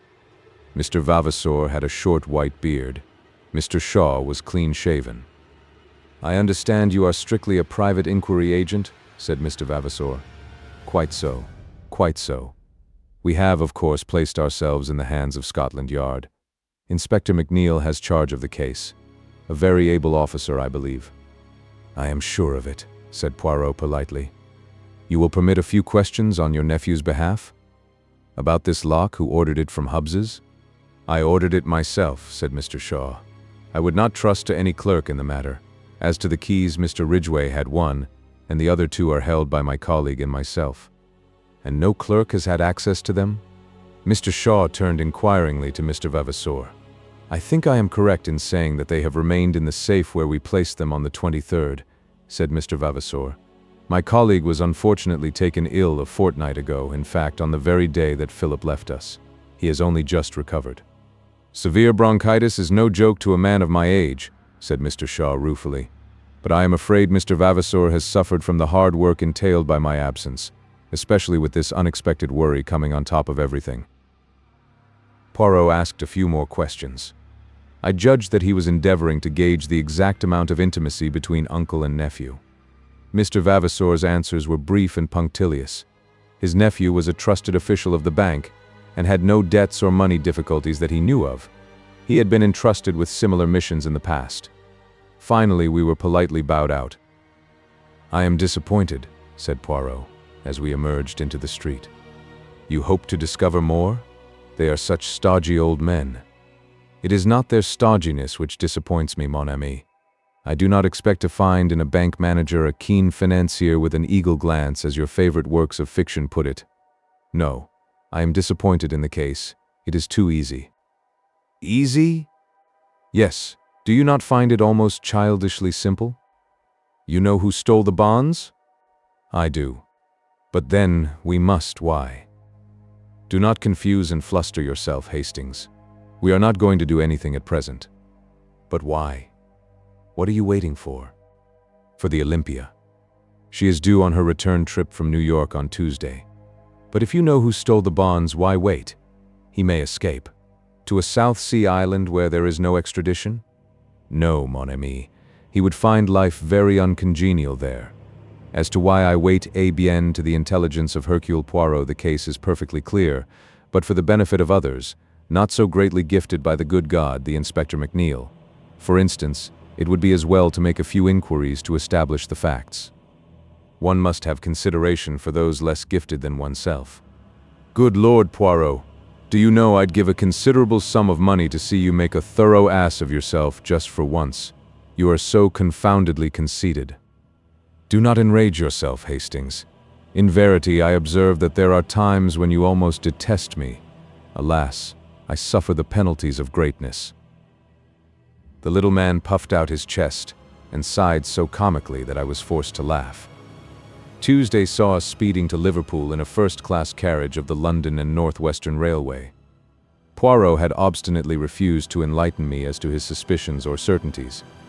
He contented himself with expressing surprise that I, too, was not equally au fait with the situation. I disdained to argue and entrenched my curiosity behind a rampart of pretended indifference. Once arrived at the quay alongside which lay the big transatlantic liner, Poirot became brisk and alert. Our proceedings consisted in interviewing 4 successive stewards and inquiring after a friend of Poirot's who had crossed to New York on the 23rd.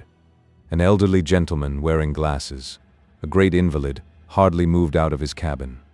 The description appeared to tally with one Mr. Ventnor who had occupied the cabin C-24, which was next to that of Philip Ridgway. Although unable to see how Poirot had deduced Mr. Ventnor's existence and personal appearance, I was keenly excited.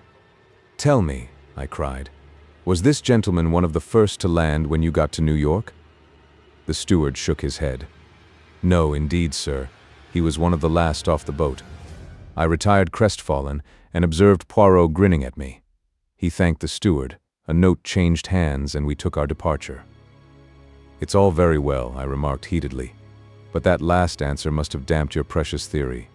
Grin as you please. As usual, you see nothing, Hastings. That last answer is, on the contrary, the coping stone of my theory."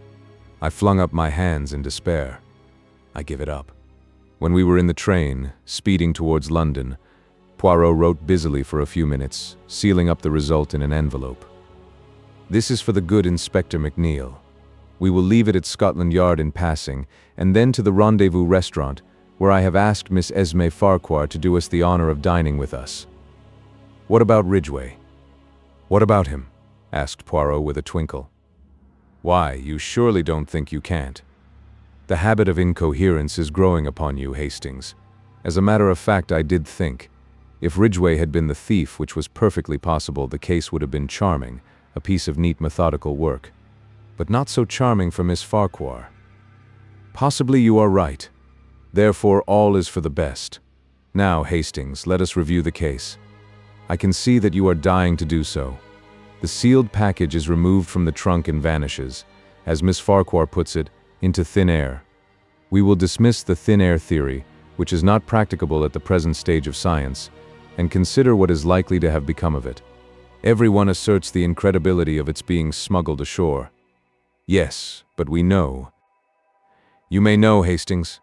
I do not. I take the view that, since it seemed incredible, it was incredible. 2 possibilities remain. It was hidden on board, also rather difficult, or it was thrown overboard. With a cork on it, do you mean?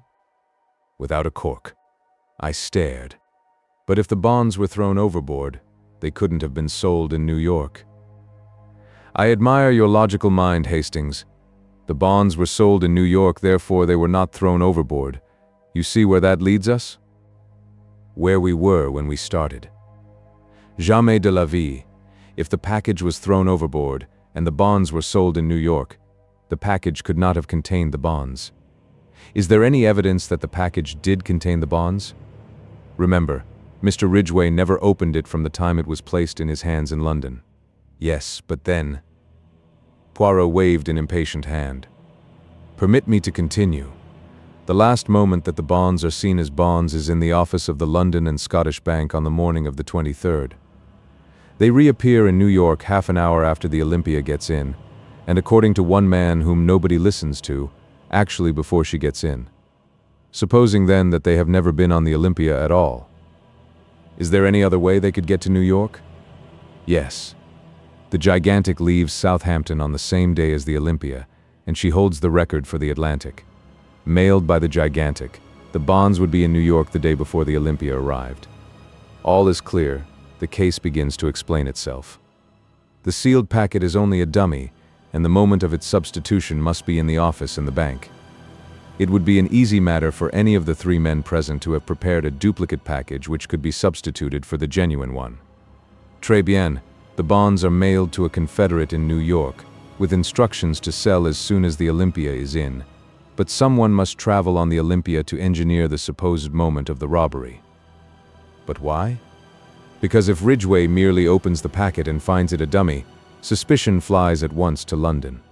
No, the man on board in the cabin next door does his work, pretends to force the lock in an obvious manner so as to draw immediate attention to the theft, really unlocks the trunk with a duplicate key, throws the package overboard, and waits until the last to leave the boat.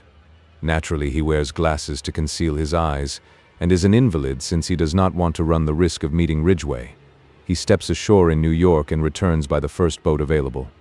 But who? Which was he? The man who had a duplicate key, the man who ordered the lock, the man who has not been severely ill with bronchitis at his home in the country, and Finn, that stodgy old man, Mr. Shaw. There are criminals in high places sometimes, my friend. Ah, here we are. Mademoiselle, I have succeeded. You permit? And, beaming, Poirot kissed the astonished girl lightly on either cheek. 6. The Adventure of the Egyptian Tomb. I have always considered that one of the most thrilling and dramatic of the many adventures I have shared with Poirot was that of our investigation into the strange series of deaths which followed upon the discovery and opening of the tomb of King Men-Hurrah. Hard upon the discovery of the tomb of Tutankhamen by Lord Carnarvon, Sir John Willard and Mr. Bleibner of New York, pursuing their excavations not far from Cairo, in the vicinity of the pyramids of Gizeh, came unexpectedly on a series of funeral chambers. The greatest interest was aroused by their discovery. The tomb appeared to be that of King Men-Hurrah, one of those shadowy kings of the VIII dynasty, when the old kingdom was falling to decay. Little was known about this period, and the discoveries were fully reported in the newspapers. An event soon occurred which took a profound hold on the public mind. Sir John Willard died quite suddenly of heart failure. The more sensational newspapers immediately took the opportunity of reviving all the old superstitious stories connected with the ill luck of certain Egyptian treasures. The unlucky mummy at the British Museum, that hoary old chestnut, was dragged out with fresh zest, was quietly denied by the museum, but nevertheless enjoyed all its usual vogue. A fortnight later, Mr. Bleibner died of acute blood poisoning, and a few days afterwards a nephew of his shot himself in New York. The curse of Men-Hurrah was the talk of the day, and the magic power of dead and gone Egypt was exalted to a fetish point. It was then that Poirot received a brief note from Lady Willard, widow of the dead archaeologist, asking him to go and see her at her house in Kensington Square. I accompanied him. Lady Willard was a tall, thin woman, dressed in deep mourning. Her haggard face bore eloquent testimony to her recent grief. "It is kind of you to have come so promptly, Monsieur Poirot." "I am at your service, Lady Willard. You wish to consult me?" "You are, I am aware, a detective, but it is not only as a detective that I wish to consult you. You are a man of original views, I know. You have imagination, experience of the world. Tell me, Monsieur Poirot, what are your views on the supernatural?" Poirot hesitated for a moment before he replied. He seemed to be considering. Finally, he said, "Let us not misunderstand each other, Lady Willard. It is not a general question that you are asking me there. It has a personal application, has it not? You are referring obliquely to the death of your late husband." "That is so," she admitted. "You want me to investigate the circumstances of his death? I want you to ascertain for me exactly how much is newspaper chatter, and how much may be said to be founded on fact. 3 deaths, Monsieur Poirot, each one explicable taken by itself, but taken together surely an almost unbelievable coincidence, and all within a month of the opening of the tomb. It may be mere superstition, it may be some potent curse from the past that operates in ways undreamed of by modern science. The fact remains 3 deaths, and I am afraid, Monsieur Poirot, horribly afraid. It may not yet be the end. For whom do you fear?" "For my son. When the news of my husband's death came, I was ill. My son, who has just come down from Oxford, went out there. He brought the body home, but now he has gone out again, in spite of my prayers and entreaties. He is so fascinated by the work that he intends to take his father's place and carry on the system of excavations. You may think me a foolish, credulous woman, but, Monsieur Poirot, I am afraid.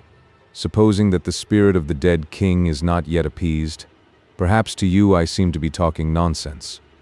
No, indeed, Lady Willard, said Poirot quickly. I too believe in the force of superstition, one of the greatest forces the world has ever known. I looked at him in surprise. I should never have credited Poirot with being superstitious. But the little man was obviously in earnest. What you really demand is that I shall protect your son. I will do my utmost to keep him from harm. Yes, in the ordinary way, but against an occult influence? In volumes of the Middle Ages, Lady Willard, you will find many ways of counteracting black magic. Perhaps they knew more than we moderns with all our boasted science. Now let us come to facts, that I may have guidance. Your husband had always been a devoted Egyptologist, hadn't he? Yes, from his youth upwards. He was one of the greatest living authorities upon the subject.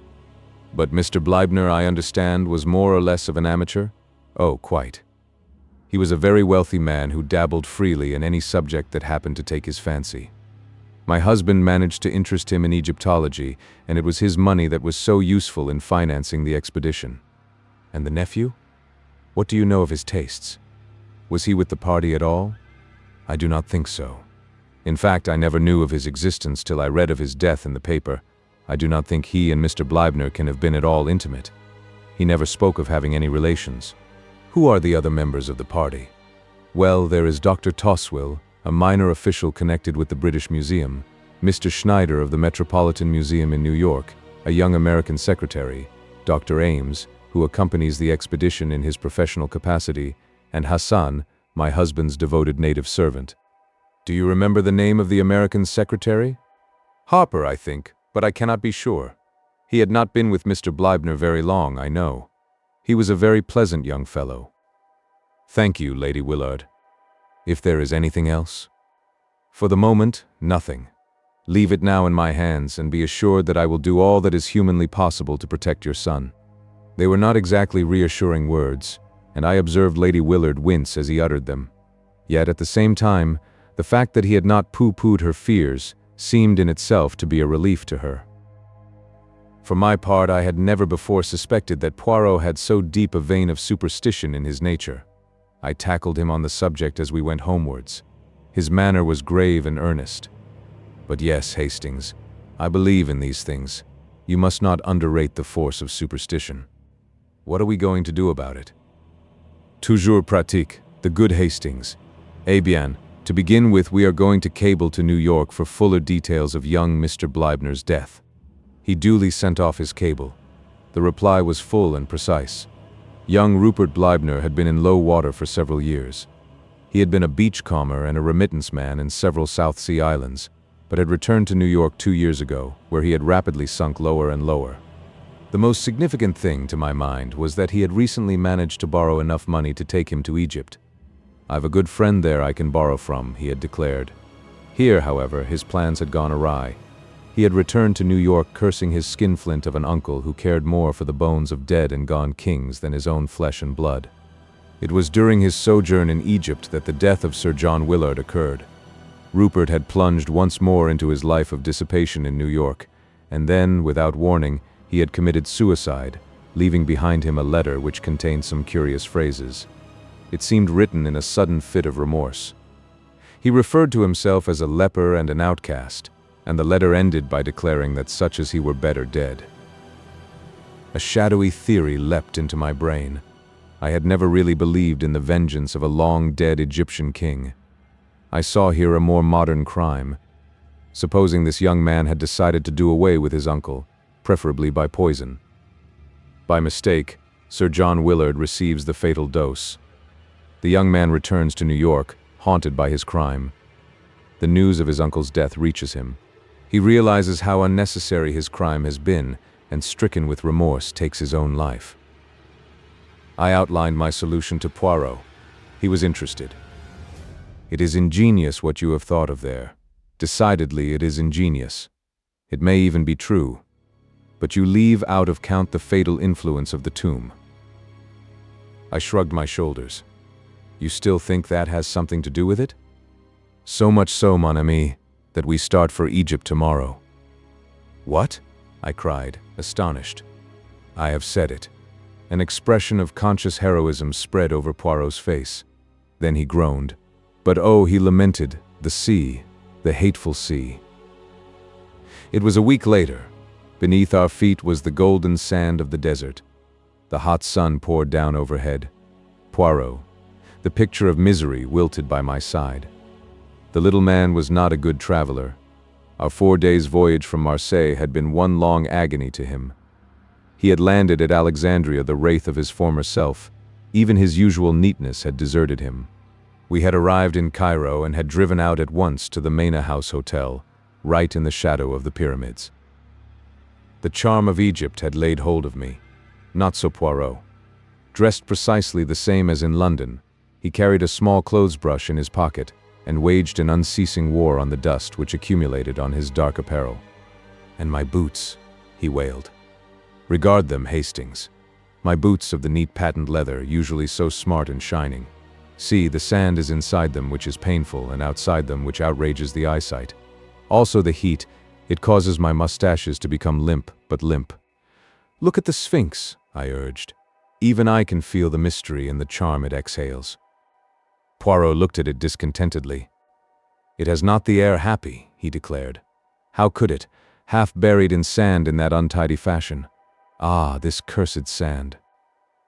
"Come now, there's a lot of sand in Belgium," I reminded him, mindful of a holiday spent at Knokke-sur-Mer in the midst of Les Dunes Impeccables as the guidebook had phrased it. "Not in Brussels," declared Poirot. He gazed at the pyramids thoughtfully. "It is true that they, at least, are of a shape solid and geometrical, but their surface is of an unevenness most unpleasing. And the palm trees, I like them not. Not even do they plant them in rows." I cut short his lamentations by suggesting that we should start for the camp. We were to ride there on camels, and the beasts were patiently kneeling, waiting for us to mount, in charge of several picturesque boys headed by a voluble dragoman. I pass over the spectacle of Poirot on a camel. He started by groans and lamentations and ended by shrieks, gesticulations and invocations to the Virgin Mary and every saint in the calendar. In the end, he descended ignominiously and finished the journey on a diminutive donkey. I must admit that a trotting camel is no joke for the amateur. I was stiff for several days. At last we neared the scene of the excavations. A sunburnt man with a gray beard, in white clothes and wearing a helmet, came to meet us. "Monsieur Poirot and Captain Hastings, we received your cable. I'm sorry that there was no one to meet you in Cairo. An unforeseen event occurred which completely disorganized our plans." Poirot paled. His hand, which had stolen to his clothes brush, stayed its course. "Not another death?" he breathed. "Yes." "Sir Guy Willard?" I cried. "No, Captain Hastings. My American colleague, Mr. Schneider." "And the cause?" demanded Poirot.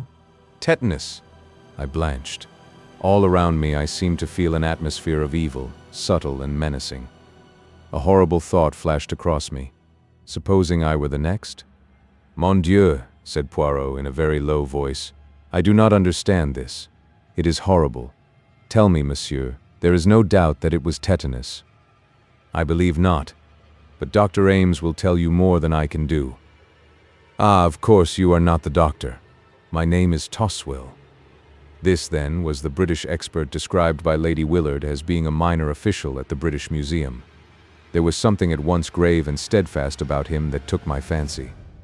"If you will come with me," continued Dr. Toswell, "I will take you to Sir Guy Willard.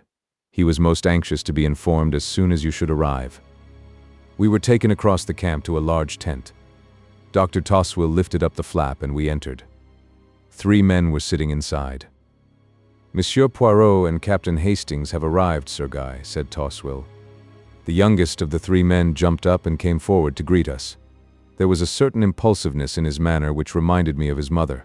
He was not nearly so sunburnt as the others, and that fact, coupled with a certain haggardness round the eyes, made him look older than his 22 years.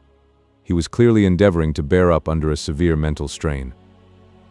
He introduced his two companions, Dr. Ames, a capable-looking man of 30-odd, with a touch of graying hair at the temples, and Mr. Harper, the secretary, a pleasant, lean young man wearing the national insignia of horn-rimmed spectacles. After a few minutes' desultory conversation, the latter went out, and Dr. Toswell followed him. We were left alone with Sir Guy and Dr. Ames. "Please ask any questions you want to ask, Monsieur Poirot," said Willard. "We are utterly dumbfounded at this strange series of disasters, but it can't be, anything but coincidence." There was a nervousness about his manner which rather belied the words. I saw that Poirot was studying him keenly. "Your heart is really in this work, Sir Guy?" "Rather. No matter what happens or what comes of it, the work is going on. Make up your mind to that." Poirot wheeled round on the other. "What have you to say to that, Monsieur le Docteur?" "Well," drawled the doctor, "I'm not for quitting myself." Poirot made one of those expressive grimaces of his. "Then, évidemment, we must find out just how we stand. When did Mr. Schneider's death take place?" 3 days ago. "You are sure it was tetanus?" "Dead sure." "It couldn't have been a case of strychnine poisoning, for instance?" "No, Monsieur Poirot. I see what you're getting at. But it was a clear case of tetanus." "Did you not inject anti-serum?" "Certainly we did," said the doctor dryly. "Every conceivable thing that could be done was tried." "Had you the anti-serum with you?" "No, we procured it from Cairo." "Have there been any other cases of tetanus in the camp?" "No, not one." "Are you certain that the death of Mr. Bleibner was not due to tetanus?" "Absolutely plumb certain. He had a scratch upon his thumb which became poisoned and septicemia set in. It sounds pretty much the same to a layman, I dare say, but the two things are entirely different." "Then we have 4 deaths, all totally dissimilar. 1 heart failure, 1 blood poisoning, 1 suicide, and 1 tetanus." "Exactly, Monsieur Poirot." "Are you certain that there is nothing which might link the 4 together?" "I don't quite understand you." "I will put it plainly. Was any act committed by those 4 men which might seem to denote disrespect to the spirit of men, hurrah?" The doctor gazed at Poirot in astonishment. "You're talking through your hat, Monsieur Poirot. Surely you've not been guyed into believing all that fool talk?" "Absolute nonsense," muttered Willard angrily. Poirot remained placidly immovable, blinking a little out of his green cat's eyes. "So you do not believe it, Monsieur le Docteur?" "No, sir, I do not," declared the doctor emphatically. "I am a scientific man, and I believe only what science teaches." "Was there no science, then, in ancient Egypt?" asked Poirot softly. He did not wait for a reply, and indeed Dr. Ames seemed rather at a loss for the moment. No, do not answer me, but tell me this. What do the native workmen think?" "I guess," said Dr. Ames, "that where white folk lose their heads, natives aren't going to be far behind. I'll admit that they're getting what you might call scared, but they've no cause to be." "I wonder," said Poirot noncommittally. Sir Guy leant forward. "Surely," he cried incredulously, "you cannot believe in, oh, but the thing's absurd. You can know nothing of ancient Egypt if you think that." For answer, Poirot produced a little book from his pocket, an ancient tattered volume. As he held it out, I saw its title, The Magic of the Egyptians and Chaldeans. Then, wheeling round, he strode out of the tent. The doctor stared at me. What is his little idea? The phrase, so familiar on Poirot's lips, made me smile as it came from another. "I don't know exactly," I confessed. "He's got some plan of exorcising the evil spirits, I believe." I went in search of Poirot, and found him talking to the lean-faced young man who had been the late Mr. Bleibner's secretary. "No," Mr. Harper was saying, "I've only been 6 months with the expedition. Yes, I knew Mr. Bleibner's affairs pretty well." "Can you recount to me anything concerning his nephew?" "He turned up here one day. Not a bad-looking fellow. I'd never met him before, but some of the others had, Ames, I think, and Schneider. The old man wasn't at all pleased to see him. They were at it in no time, hammer and tongs. 'Not a cent,' the old man shouted. 'Not 1 cent now or when I'm dead. I intend to leave my money to the furtherance of my life's work.' I've been talking it over with Mr. Schneider today. and a bit more of the same.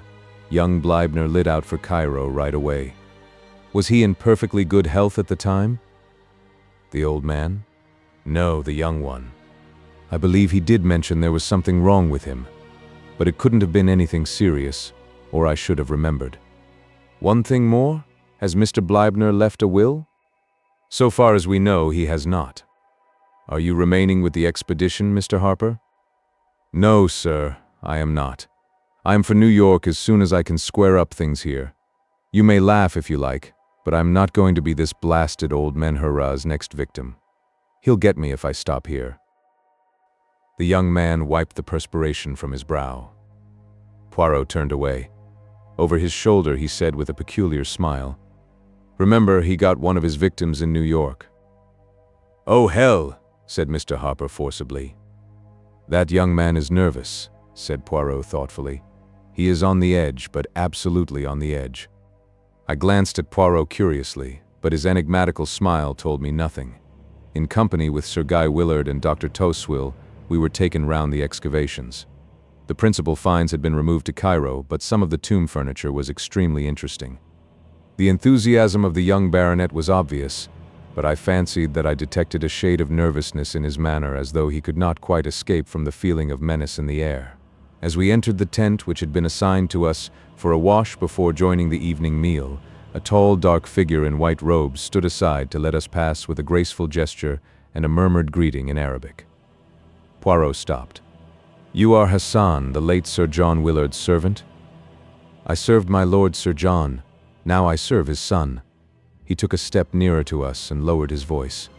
"You are a wise one, they say, learned in dealing with evil spirits. Let the young master depart from here. There is evil in the air around us." And with an abrupt gesture, not waiting for a reply, he strode away. "Evil in the air," muttered Poirot. "Yes, I feel it." Our meal was hardly a cheerful one. The floor was left to Dr. Toswill, who discoursed at length upon Egyptian antiquities. Just as we were preparing to retire to rest, Sir Guy caught Poirot by the arm and pointed. A shadowy figure was moving amidst the tents. It was no human one. I recognized distinctly the dog-headed figure I had seen carved on the walls of the tomb. My blood literally froze at the sight. "Mon Dieu," murmured Poirot, crossing himself vigorously. "Anubis, the jackal-headed, the god of departing souls." "Someone is hoaxing us," cried Dr. Toswill, rising indignantly to his feet. "It went into your tent, Harper," muttered Sir Guy, his face dreadfully pale. "No," said Poirot, shaking his head, "into that of the Dr. Ames." The doctor stared at him incredulously. Then, repeating Dr. Toswill's words, he cried, "Someone is hoaxing us. Come, we'll soon catch the fellow." He dashed energetically in pursuit of the shadowy apparition. I followed him, but, search as we would, we could find no trace of any living soul having passed that way. We returned, somewhat disturbed in mind, to find Poirot taking energetic measures, in his own way, to ensure his personal safety. He was busily surrounding our tent with various diagrams and inscriptions which he was drawing in the sand. I recognized the five-pointed star or pentagon many times repeated. As was his wont, Poirot was at the same time delivering an impromptu lecture on witchcraft and magic in general, white magic as opposed to black, with various references to the Ka and the Book of the Dead thrown in. It appeared to excite the liveliest contempt in Dr. Toswill, who drew me aside, literally snorting with rage. "Balderdash, sir," he exclaimed angrily. "Pure balderdash. The man's an impostor. He doesn't know the difference between the superstitions of the Middle Ages and the beliefs of ancient Egypt. Never have I heard such a hodgepodge of ignorance and credulity." I calmed the excited expert and joined Poirot in the tent. My little friend was beaming cheerfully. "We can now sleep in peace," he declared happily. "And I can do with some sleep. My head, it aches abominably. Ah, for a good tisane." As though in answer to prayer, the flap of the tent was lifted and Hassan appeared, bearing a steaming cup which he offered to Poirot. It proved to be chamomile tea, a beverage of which he is inordinately fond. Having thanked Hassan and refused his offer of another cup for myself, we were left alone once more. I stood at the door of the tent some time after undressing, looking out over the desert. "A wonderful place," I said aloud, "and a wonderful work. I can feel the fascination. This desert life, this probing into the heart of a vanished civilization. Surely, Poirot, you too must feel the charm." I got no answer, and I turned, a little annoyed. My annoyance was quickly changed to concern. Poirot was lying back across the rude couch, his face horribly convulsed. Beside him was the empty cup. I rushed to his side, then dashed out and across the camp to Dr. Ames's tent. "Dr. Ames!" I cried. "Come at once!" "What's the matter?" said the doctor, appearing in pajamas. "My friend. He's ill. Dying. The chamomile tea. Don't let Hassan leave the camp." Like a flash, the doctor ran to our tent. Poirot was lying as I left him. "Extraordinary," cried Ames. "Looks like a seizure, or what did you say about something he drank?" He picked up the empty cup. "Only I did not drink it," said a placid voice. We turned in amazement. Poirot was sitting up on the bed. He was smiling. "No," he said gently. "I did not drink it. While my good friend Hastings was apostrophizing the night, I took the opportunity of pouring it, not down my throat, but into a little bottle. That little bottle will go to the analytical chemist. No," as the doctor made a sudden movement, "as a sensible man, you will understand that violence will be of no avail. During Hastings' brief absence to fetch you, I have had time to put the bottle in safekeeping. Ah, quick, Hastings, hold him." I misunderstood Poirot's anxiety. Eager to save my friend, I flung myself in front of him. But the doctor's swift movement had another meaning. His hand went to his mouth, a smell of bitter almonds filled the air, and he swayed forward and fell. "Another victim," said Poirot gravely, "but the last. Perhaps it is the best way. He has 3 deaths on his head." "Dr. Ames?" I cried, stupefied. "But I thought you believed in some occult influence?" "You misunderstood me, Hastings. What I meant was that I believe in the terrific force of superstition. Once get it firmly established that a series of deaths are supernatural, and you might almost stab a man in broad daylight, and it would still be put down to the curse. So strongly is the instinct of the supernatural implanted in the human race. I suspected from the first that a man was taking advantage of that instinct. The idea came to him, I imagine, with the death of Sir John Willard. A fury of superstition arose at once. As far as I could see, nobody could derive any particular profit from Sir John's death. Mr. Bleibner was a different case. He was a man of great wealth. The information I received from New York contained several suggestive points. To begin with, young Bleibner was reported to have said he had a good friend in Egypt from whom he could borrow. It was tacitly understood that he meant his uncle, but it seemed to me that in that case he would have said so outright. The words suggest some boon companion of his own. Another thing, he scraped up enough money to take him to Egypt. His uncle refused outright to advance him a penny, yet he was able to pay the return passage to New York. Someone must have lent him the money. All that was very thin, I objected. But there was more. Hastings, there occur often enough words spoken metaphorically which are taken literally.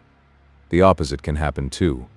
In this case, words which were meant literally were taken metaphorically.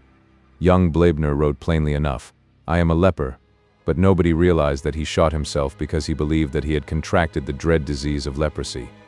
"What?" I ejaculated. It was the clever invention of a diabolical mind. Young Bleibner was suffering from some minor skin trouble. He had lived in the South Sea Islands where the disease is common enough. Ames was a former friend of his, and a well-known medical man. He would never dream of doubting his word. When I arrived here, my suspicions were divided between Harper and Dr. Ames, but I soon realized that only the doctor could have perpetrated and concealed the crimes, and I learnt from Harper that he was previously acquainted with young Bleibner. Doubtless the latter at some time or another had made a will or had insured his life in favor of the doctor. The latter saw his chance of acquiring wealth. It was easy for him to inoculate Mr. Bleibner with the deadly germs. Then the nephew, overcome with despair at the dread news his friend had conveyed to him, shot himself. Mr. Bleibner, whatever his intentions, had made no will. His fortune would pass to his nephew and from him to the doctor. And Mr. Schneider? We cannot be sure. He knew young Bleibner too, remember, and may have suspected something, or again, the doctor may have thought that a further death motiveless and purposeless would strengthen the coils of superstition. Furthermore, I will tell you an interesting psychological fact, Hastings. A murderer has always a strong desire to repeat his successful crime. The performance of it grows upon him. Hence my fears for young Willard. The figure of Anubis you saw tonight was Hassan, dressed up by my orders. I wanted to see if I could frighten the doctor, but it would take more than the supernatural to frighten him. I could see that he was not entirely taken in by my pretenses of belief in the occult. The little comedy I played for him did not deceive him. I suspected that he would endeavor to make me the next victim. But in spite of la mer maudite, the heat abominable, and the annoyances of the sand, the little gray cells still functioned. Poirot proved to be perfectly right in his premises. Young Bleibner, some years ago, in a fit of drunken merriment, had made a jocular will, leaving my cigarette case you admire so much, and everything else of which I die possessed, which will be principally debts to my good friend Robert Ames, who once saved my life from drowning. The case was hushed up as far as possible, and to this day people talk of the remarkable series of deaths in connection with the tomb of Men-Her-Ra as a triumphal proof of the vengeance of a bygone king upon the desecrators of his tomb, a belief which, as Poirot pointed out to me, is contrary to all Egyptian belief and thought. 7. The jewel robbery at the Grand Metropolitan. Poirot, I said, a change of air would do you good. You think so, mon ami? I am sure of it. Eh? Said my friend, smiling. It is all arranged, then? You will come? Where do you propose to take me? Brighton. As a matter of fact, a friend of mine in the city put me on to a very good thing, and, well, I have money to burn, as the saying goes. I think a weekend at the Grand Metropolitan would do us all the good in the world. Thank you. I accept most gratefully. You have the good heart to think of an old man, and the good heart, it is in the end worth all the little gray cells. Yes. I who speak to you am in danger of forgetting that sometimes. I did not quite relish the implication. I fancy that Poirot is sometimes a little inclined to underestimate my mental capacities, but his pleasure was so evident that I put my slight annoyance aside. Then that's all right, I said hastily. Saturday evening saw us dining at the Grand Metropolitan in the midst of a gay throng. All the world and his wife seemed to be at Brighton. The dresses were marvelous, and the jewels worn sometimes with more love of display than good taste were something magnificent. Hein, it is a sight this, murmured Poirot. This is the home of the profiteer, is it not so, Hastings? Supposed to be, I replied, but we'll hope they aren't all tarred with the profiteering brush. Poirot gazed round him placidly. The sight of so many jewels makes me wish I had turned my brains to crime instead of to its detection. What a magnificent opportunity for some thief of distinction. Regard, Hastings, that stout woman by the pillar. She is, as you would say, plastered with gems. I followed his eyes.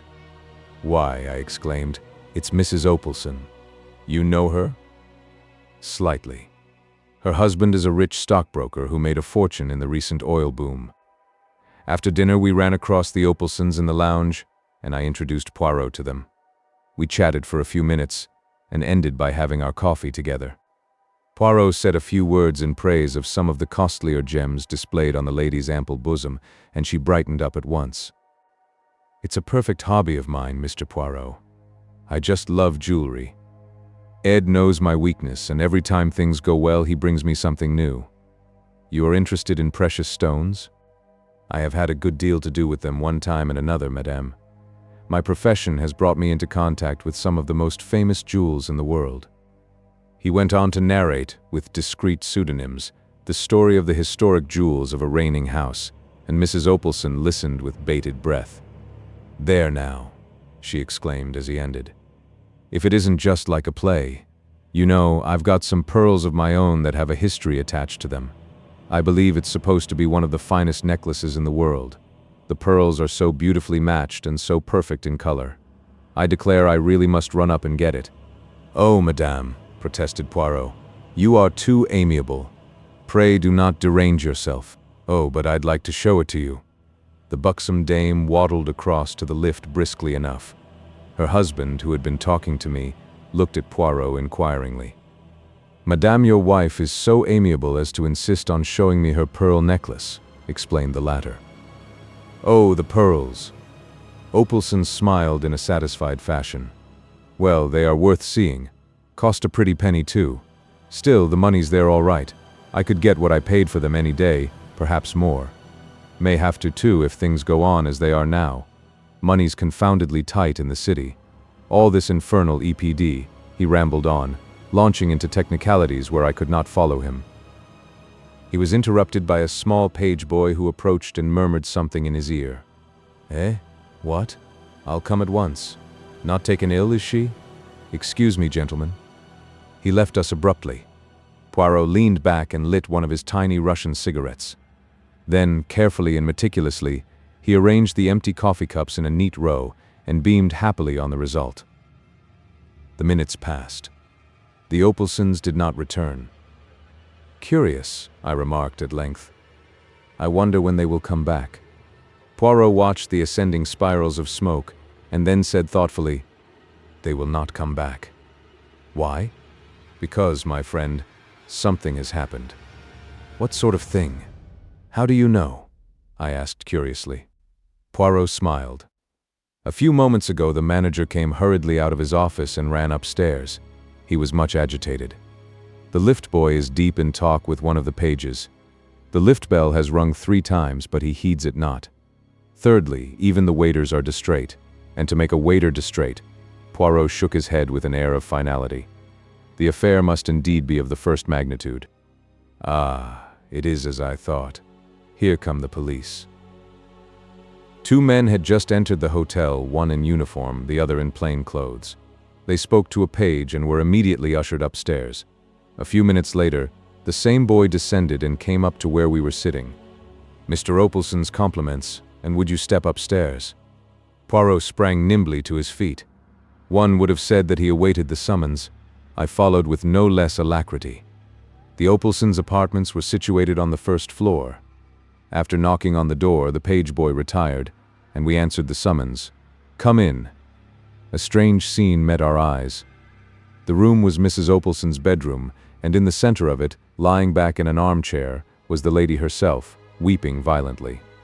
She presented an extraordinary spectacle, with the tears making great furrows in the powder with which her complexion was liberally coated. Mr. Opelson was striding up and down angrily. The 2 police officials stood in the middle of the room, one with a notebook in hand. An hotel chambermaid, looking frightened to death, stood by the fireplace, and on the other side of the room a Frenchwoman, obviously Mrs. Opelson's maid, was weeping and wringing her hands, with an intensity of grief that rivaled that of her mistress. Into this pandemonium stepped Poirot, neat and smiling. Immediately, with an energy surprising in one of her bulk, Mrs. Opelson sprang from her chair towards him. "There now, Ed may say what he likes, but I believe in luck, I do. It was fated I should meet you the way I did this evening, and I've a feeling that if you can't get my pearls back for me, nobody can." "Calm yourself, I pray of you, madame." Poirot patted her hand soothingly. "Reassure yourself, all will be well. Hercule Poirot will aid you." Mr. Opelson turned to the police inspector. "There will be no objection to my, calling in this gentleman, I suppose?" "None at all, sir," replied the man civilly, but with complete indifference. "Perhaps now your lady's feeling better, she'll just let us have the facts." Mrs. Opelson looked helplessly at Poirot. He led her back to her chair. "Seat yourself, madame, and recount to us the whole history without agitating yourself." Thus abjured, Mrs. Opelson dried her eyes gingerly and began. "I came upstairs after dinner to fetch my pearls for Mr. Poirot here to see. The chambermaid and Celestine were both in the room as usual." "Excuse me, madame, but what do you mean by as usual?" Mr. Opelson explained. "I make it a rule that no one is to come into this room unless Celestine, the maid, is there also. The chambermaid does the room in the morning while Celestine is present, and comes in after dinner to turn down the beds under the same conditions. Otherwise, she never enters the room." "Well, as I was saying," continued Mrs. Opelson, "I came up. I went to the drawer here." She indicated the bottom right-hand drawer of the knee-hole dressing table, took out my jewel case and unlocked it. It seemed quite as usual, but the pearls were not there. The inspector had been busy with his notebook. "When had you last seen them?" he asked. "They were there when I went down to dinner."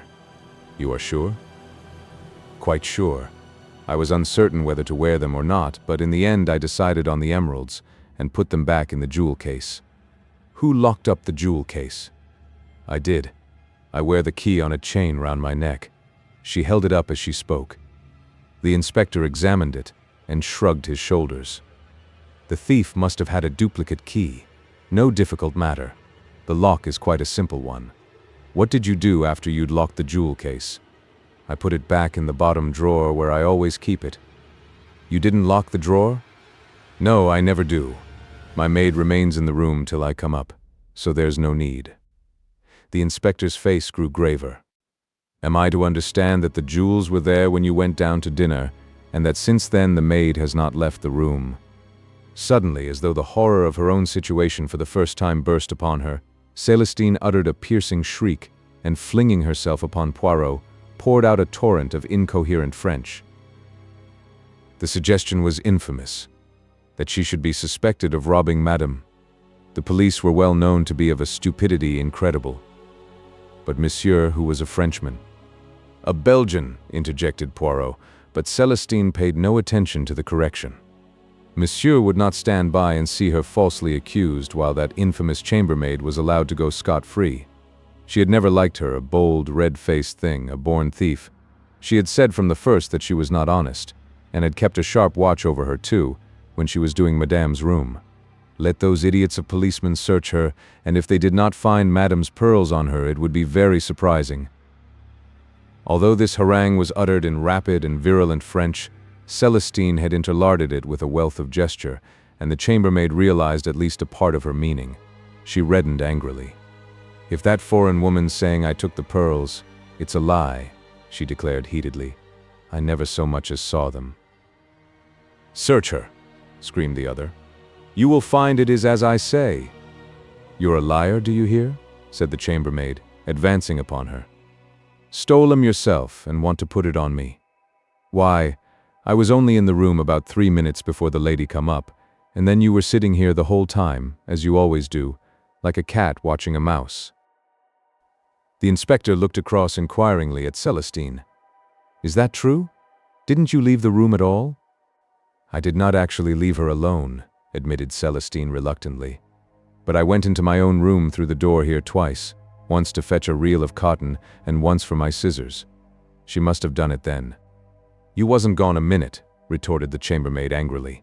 "Just popped out and in again. I'd be glad if the police would search me. I've nothing to be afraid of." At this moment there was a tap at the door. The inspector went to it. His face brightened when he saw who it was. "Ah," he said, "that's rather fortunate. I sent for one of our female searchers and she's just arrived. Perhaps if you wouldn't mind going into the room next door." He looked at the chambermaid, who stepped across the threshold with a toss of her head, the searcher following her closely. The French girl had sunk sobbing into a chair. Poirot was looking round the room, the main features of which I have made clear by a sketch. "Where does that door lead?" he inquired, nodding his head towards the one by the window. "Into the next apartment, I believe," said the inspector. "It's bolted anyway on this side." Poirot walked across to it, tried it, then drew back the bolt and tried it again. "And on the other side as well," he remarked. "Well, that seems to rule out that."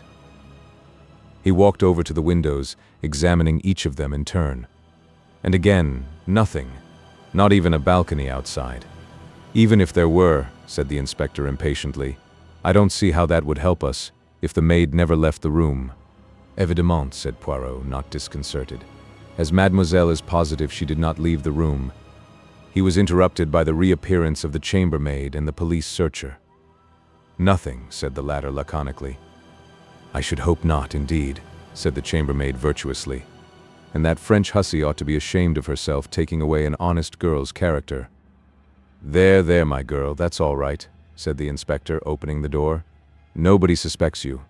You go along and get on with your work." The chambermaid went unwillingly. "Going to search her?" she demanded, pointing at Celestine. "Yes, yes." He shut the door on her and turned the key. Celestine accompanied the searcher into the small room in her turn. A few minutes later, she also returned. Nothing had been found on her. The inspector's face grew graver. "I'm afraid I'll have to ask you to come along with me all the same, miss." He turned to Mrs. Opelson. "I'm sorry, madam, but all the evidence points that way. If she's not got them on her, they're hidden somewhere about the room." Celestine uttered a piercing shriek and clung to Poirot's arm. The latter bent and whispered something in the girl's ear. She looked up at him doubtfully. Si, mon enfant, I assure you it is better not to resist." Then he turned to the inspector. "You permit, monsieur? A little experiment purely for my own satisfaction." "Depends on what it is," replied the police officer non-committally. Poirot addressed Celestine once more. "You have told us that you went into your room to fetch a reel of cotton. Whereabouts was it?" "On the top of the chest of drawers, monsieur." "And the scissors?" "They also." "Would it be troubling you too much, mademoiselle, to ask you to repeat those two actions? You were sitting here with your work, you say?" Celestine sat down and then, at a sign from Poirot, rose, passed into the adjoining room, took up an object from the chest of drawers, and returned. Poirot divided his attention between her movements and a large turnip of a watch which he held in the palm of his hand. "Again, if you please, mademoiselle." At the conclusion of the second performance, he made a note in his pocketbook and returned the watch to his pocket. "Thank you, mademoiselle. And you, monsieur," he bowed to the inspector, "for your courtesy." The inspector seemed somewhat entertained by this excessive politeness. Celestine departed in a flood of tears, accompanied by the woman and the plain-clothes official. Then, with a brief apology to Mrs. Opelson, the inspector set to work to ransack the room. He pulled out drawers, opened cupboards, completely unmade the bed, and tapped the floor. Mr. Opelson looked on skeptically. "You really think you will find them?" "Yes, sir. It stands to reason. She hadn't time to take them out of the room. The lady's discovering the robbery so soon upset her plans. No, they're here right enough. One of the two must have hidden them, and it's very unlikely for the chambermaid to have done so." "More than unlikely impossible," said Poirot quietly. "Eh?" The inspector stared. Poirot smiled modestly. "I will demonstrate. Hastings, my good friend, take my watch in your hand with care. It is a family heirloom. Just now I timed mademoiselle's movements. Her first absence from the room was of 12 seconds, her second of 15. Now observe my actions. Madame will have the kindness to give me the key of the jewel case. I thank you. My friend Hastings will have the kindness to say go." "Go," I said. With almost incredible swiftness, Poirot wrenched open the drawer of the dressing table, extracted the jewel case, fitted the key in the lock, opened the case, selected a piece of jewelry, shut and locked the case, and returned it to the drawer, which he pushed to again. His movements were like lightning. "Well, mon ami?" he demanded of me breathlessly. 46 seconds, I replied. "You see?" He looked round. There would not have been time for the chambermaid even to take the necklace out, far less hide it. "Then that settles it on the maid," said the inspector with satisfaction, and returned to his search. He passed into the maid's bedroom next door. Poirot was frowning thoughtfully. Suddenly he shot a question at Mr. Opelson. This necklace, it was, without doubt, insured? Mr. Opelson looked a trifle surprised at the question. "Yes," he said hesitatingly, "that is so." "But what does that matter?" broke in Mrs. Opelson tearfully. "It's my necklace I want. It was unique. No money could be the same." "I comprehend, madame," said Poirot soothingly. "I comprehend perfectly. To la femme sentiment is everything, is it not so? But monsieur, who has not the so fine susceptibility, will doubtless find some slight consolation in the fact." Of course," said Mr. Opelson rather uncertainly. Still, he was interrupted by a shout of triumph from the inspector. He came in dangling something from his fingers. With a cry, Mrs. Opelson heaved herself up from her chair. She was a changed woman. Oh, my necklace." She clasped it to her breast with both hands. We crowded round. "Where was it?" demanded Opelson. "Maid's bed, in among the springs of the wire mattress." She must have stolen it and hidden it there before the chambermaid arrived on the scene. "You permit, madame?" said Poirot gently. He took the necklace from her and examined it closely, then handed it back with a bow. "I'm afraid, madam, you'll have to hand it over to us for the time being," said the inspector. "We shall want it for the charge, but it shall be returned to you as soon as possible." Mr. Opelson frowned. "Is that necessary?" "I'm afraid so, sir. Just a formality." "Oh, let him take it, Ed," cried his wife. "I'd feel safer if he did. I shouldn't sleep a wink thinking someone else might try and get hold of it. That wretched girl, and I would never have believed it of her." There, my dear, don't take on so." I felt a gentle pressure on my arm. It was Poirot. "Shall we slip away, my friend? I think our services are no longer needed." Once outside, however, he hesitated, and then, much to my surprise, he remarked, "I should rather like to see the room next door." The door was not locked, and we entered. The room, which was a large double one, was unoccupied. Dust lay about rather noticeably, and my sensitive friend gave a characteristic grimace as he ran his finger round a rectangular mark on a table near the window. "The service leaves to be desired," he observed dryly. He was staring thoughtfully out of the window and seemed to have fallen into a brown study. "Well?" I demanded impatiently. "What did we come in here for?" He started. "Je vous demande pardon, mon ami. I wish to see if the door was really bolted on this side also." "Well," I said, glancing at the door which communicated with the room we had just left, "it is bolted." Poirot nodded. He still seemed to be thinking. "And anyway," I continued, "what does it matter? The case is over. I wish you'd had more chance of distinguishing yourself. But it was the kind of case that even a stiff-backed idiot like that inspector couldn't go wrong over." Poirot shook his head. "The case is not over, my friend. It will not be over until we find out who stole the pearls. But the maid did." "Why do you say that?" "Why," I stammered, "they were found actually in her mattress." "Ta, ta, ta," said Poirot impatiently. "Those were not the pearls." "What?" "Imitation, mon ami." The statement took my breath away. Poirot was smiling placidly. The good inspector obviously knows nothing of jewels, but presently there will be a fine hullabaloo. "Come," I cried, dragging at his arm. "Where?" "We must tell the Opelsons at once." "I think not." "But that poor woman."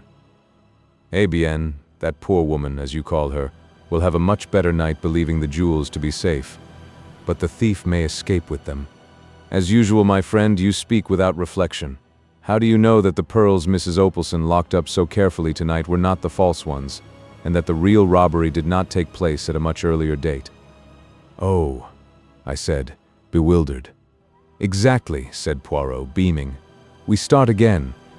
He led the way out of the room, paused a moment as though considering, and then walked down to the end of the corridor, stopping outside the small den where the chambermaids and valets of the respective floors congregated. Our particular chambermaid appeared to be holding a small court there and to be retailing her late experiences to an appreciative audience. She stopped in the middle of a sentence. Poirot bowed with his usual politeness. "Excuse that I derange you, but I shall be obliged if you will unlock for me the door of Mr. Opelson's room." The woman rose willingly, and we accompanied her down the passage again. Mr. Opelson's room was on the other side of the corridor, its door facing that of his wife's room. The chambermaid unlocked it with her passkey, and we entered. As she was about to depart, Poirot detained her. "One moment. Have you ever seen among the effects of Mr. Opelson a card like this?" He held out a plain white card, rather highly glazed and uncommon in appearance. The maid took it and scrutinized it carefully. "No, sir, I can't say I have, but anyway, the valet has most to do with the gentlemen's rooms." "I see. Thank you." Poirot took back the card. The woman departed. Poirot appeared to reflect a little. Then he gave a short, sharp nod of the head. "Ring the bell, I pray of you, Hastings, 3 times for the valet." I obeyed, devoured with curiosity. Meanwhile, Poirot had emptied the waste-paper basket on the floor and was swiftly going through its contents. In a few moments, the valet answered the bell. To him, Poirot put the same question and handed him the card to examine. But the response was the same. The valet had never seen a card of that particular quality among Mr. Opalson's belongings. Poirot thanked him, and he withdrew, somewhat unwillingly, with an inquisitive glance at the overturned waste-paper basket and the litter on the floor.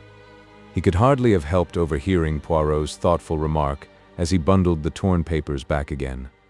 And the necklace was heavily insured. "Poirot," I cried. "I see." "You see nothing, my friend," he replied quickly. "As usual, nothing at all. It is incredible, but there it is. Let us return to our own apartments." We did so in silence. Once there, to my intense surprise, Poirot effected a rapid change of clothing. "I go to London tonight," he explained. "It is imperative." "What?" "Absolutely. The real work, that of the brain, those brave little gray cells, it is done. I go to seek the confirmation. I shall find it. Impossible to deceive Hercule Poirot." "You'll come a cropper one of these days," I observed, rather disgusted by his vanity. "Do not be enraged, I beg of you, mon ami. I count on you to do me a service of your friendship." "Of course," I said eagerly, rather ashamed of my moroseness. "What is it?" "The sleeve of my coat that I have taken off, will you brush it? See you, a little white powder has clung to it. You, without doubt, observed me run my finger round the drawer of the dressing table." "No, I didn't. You should observe my actions, my friend." Thus I obtained the powder on my finger, and being a little overexcited, I rubbed it on my sleeve, an action without method which I deplore, false to all my principles. "But what was the powder?" I asked, not particularly interested in Poirot's principles. "Not the poison of the Borgias," replied Poirot with a twinkle. "I see your imagination mounting. I should say it was French chalk." "French chalk?" "Yes. Cabinet makers use it to make drawers run smoothly." I laughed. "You old sinner. I thought you were working up to something exciting." "Au revoir, my friend. I save myself. I fly." The door shut behind him. With a smile, half of derision, half of affection, I picked up the coat and stretched out my hand for the clothes brush. The next morning, hearing nothing from Poirot, I went out for a stroll, met some old friends, and lunched with them at their hotel. In the afternoon, we went for a spin. A punctured tire delayed us, and it was past 8 when I got back to the Grand Metropolitan. The first sight that met my eyes was Poirot, looking even more diminutive than usual, sandwiched between the Opalsons, beaming in a state of placid satisfaction. "Mon ami Hastings," he cried, and sprang to meet me. "Embrace me, my friend. All has marched to a marvel." Luckily, the embrace was merely figurative, not a thing one is always sure of with Poirot. "Do you mean I began?" "Just wonderful, I call it," said Mrs. Opalson, smiling all over her fat face. "Didn't I tell you, Ed, that if he couldn't get back my pearls, nobody would?" "You did, my dear, you did. And you were right." I looked helplessly at Poirot, and he answered the glance. "My friend Hastings is, as you say in England, all at the seaside. Seat yourself, and I will recount to you all the affair that has so happily ended." "Ended?" "But yes. They are arrested." "Who are arrested?" "The chambermaid and the valet. Parbleu. You did not suspect? Not with my parting hint about the French chalk? You said cabinet makers used it." "Certainly they do, to make drawers slide easily. Somebody wanted that drawer to slide in and out without any noise. Who could that be? Obviously, only the chambermaid. The plan was so ingenious that it did not at once leap to the eye, not even to the eye of Hercule Poirot. Listen, this was how it was done. The valet was in the empty room next door waiting. The French maid leaves the room. Quick as a flash, the chambermaid whips open the drawer, takes out the jewel case, and slipping back the bolt, passes it through the door. The valet opens it at his leisure with the duplicate key with which he has provided himself, extracts the necklace, and waits his time. Celestine leaves the room again, and in a flash the case is passed back again and replaced in the drawer. Madame arrives. The theft is discovered. The chambermaid demands to be searched, with a good deal of righteous indignation, and leaves the room without a stain on her character. The imitation necklace with which they have provided themselves has been concealed in the French girl's bed that morning by the chambermaid, a master stroke, ça. But what did you go to London for? You remember the card? Certainly. It puzzled me and puzzles me still, I thought. I hesitated delicately, glancing at Mr. Opelson. Poirot laughed heartily. "Unin blag!" For the benefit of the valet, the card was one with a specially prepared surface for fingerprints. I went straight to Scotland Yard, asked for our old friend Inspector Japp, and laid the facts before him. As I had suspected, the fingerprints proved to be those of two well-known jewel thieves who have been wanted for some time. Japp came down with me, the thieves were arrested, and the necklace was discovered in the valet's possession. A clever pair, but they failed in method. Have I not told you, Hastings, at least 36 times, that without method? At least 36,000 times, I interrupted. But where did their method break down? Mon ami, it is a good plan to take a place as chambermaid or valet, but you must not shirk your work. They left an empty room undusted, and therefore when the man put down the jewel case on the little table near the communicating door, it left a square mark. I remember, I cried. Before, I was undecided. Then, I knew. There was a moment's silence. "And I've got my pearls," said Mrs. Opelson as a sort of Greek chorus. "Well," I said, "I'd better have some dinner." Poirot accompanied me. "This ought to mean kudos for you," I observed. "Pas du tout," replied Poirot tranquilly. "Japp and the local inspector will divide the credit between them." But he tapped his pocket. "I have a check here from Mr. Opelson, and, how say you, my friend? This weekend has not gone according to plan. Shall we return here next weekend at my expense this time?" 8. The kidnapped Prime Minister. Now that war and the problems of war are things of the past, I think I may safely venture to reveal to the world the part which my friend Poirot played in a moment of national crisis. The secret has been well guarded. Not a whisper of it reached the press. But now that the need for secrecy has gone by, I feel it is only just that England should know the debt it owes to my quaint little friend, whose marvelous brain so ably averted a great catastrophe. One evening after dinner, I will not particularize the date. It suffices to say that it was at the time when peace by negotiation was the parrot cry of England's enemies. My friend and I were sitting in his rooms. After being invalided out of the army, I had been given a recruiting job, and it had become my custom to drop in on Poirot in the evenings after dinner and talk with him of any cases of interest that he might have on hand.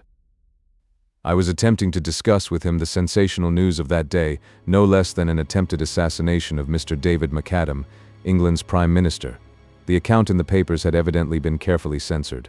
No details were given, save that the Prime Minister had had a marvelous escape, the bullet just grazing his cheek. I considered that our police must have been shamefully careless for such an outrage to be possible. I could well understand that the German agents in England would be willing to risk much for such an achievement. Fighting Mac, as his own party had nicknamed him, had strenuously and unequivocally combated the pacifist influence which was becoming so prevalent. He was more than England's Prime Minister, he was England, and to have removed him from his sphere of influence would have been a crushing and paralyzing blow to Britain. Poirot was busy mopping a grey suit with a minute sponge. Never was there a dandy such as Hercule Poirot. Neatness and order were his passion. Now, with the odor of benzine filling the air, he was quite unable to give me his full attention. "In a little minute I am with you, my friend. I have all but finished. The spot of grease, he is not good, I remove him so." He waved his sponge. I smiled as I lit another cigarette. "Anything interesting on?" I inquired after a minute or two. "I assist how do you call it? Charlady to find her husband.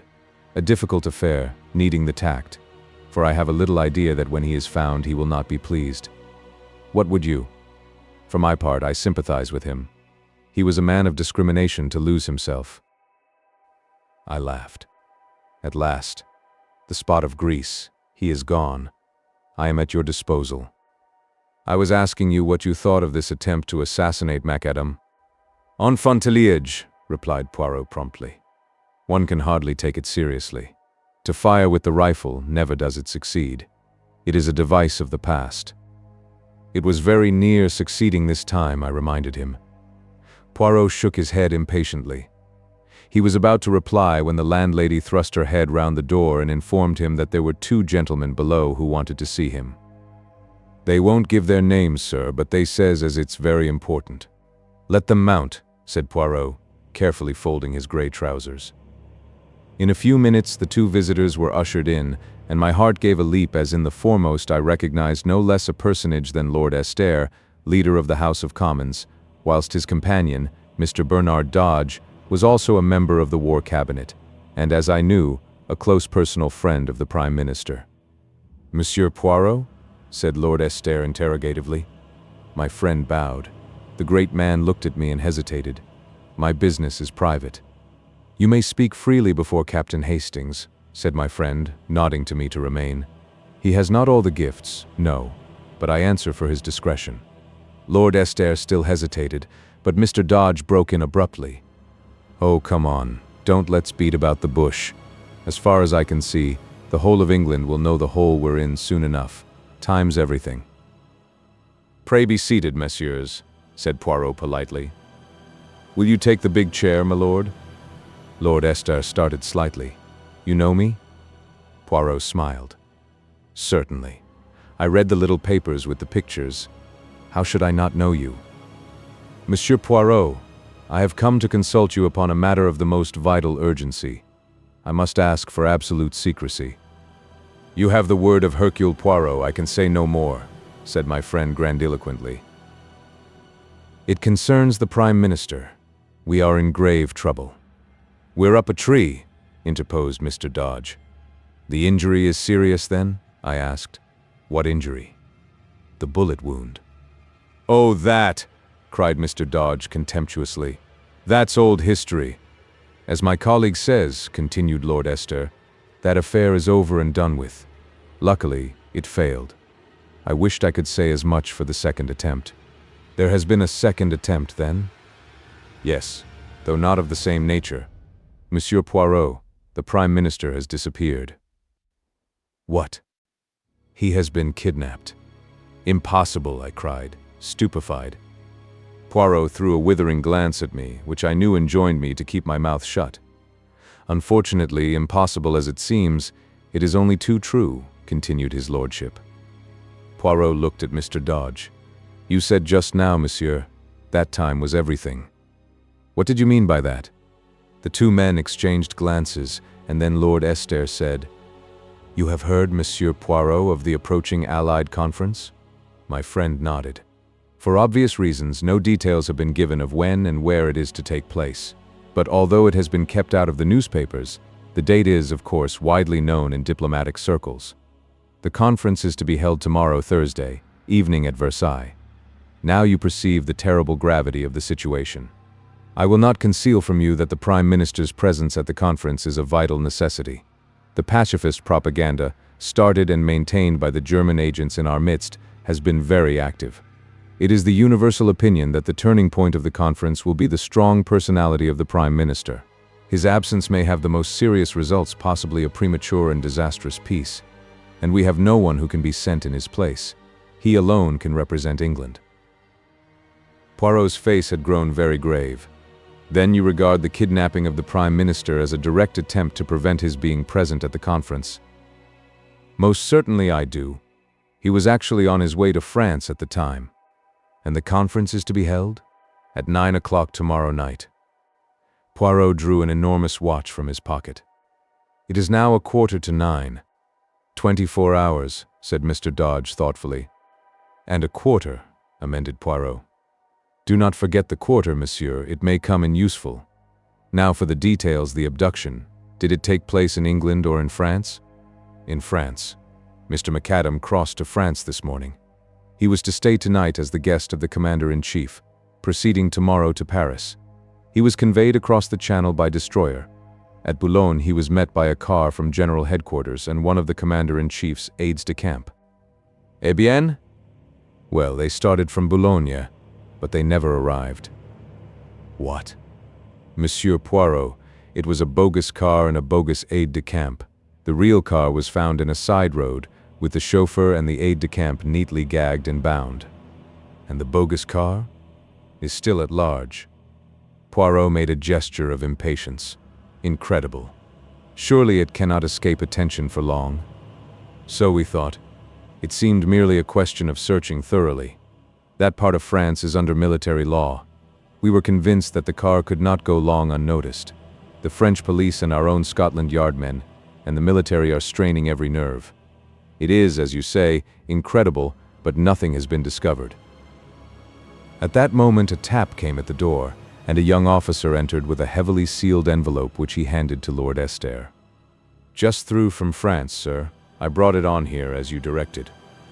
The minister tore it open eagerly and uttered an exclamation. The officer withdrew. "Here is news at last. This telegram has just been decoded. They have found the second car, also the secretary, Daniels, chloroformed, gagged and bound, in an abandoned farm near C. He remembers nothing, except something being pressed against his mouth and nose from behind, and struggling to free himself. The police are satisfied as to the genuineness of his statement. And they have found nothing else? No. Not the Prime Minister's dead body? Then there is hope. But it is strange. Why, after trying to shoot him this morning, are they now taking so much trouble to keep him alive? Dodge shook his head. One thing's quite certain. They're determined at all costs to prevent his attending the conference. If it is humanly possible, the Prime Minister shall be there. God grant it is not too late. Now, messieurs, recount to me everything from the beginning.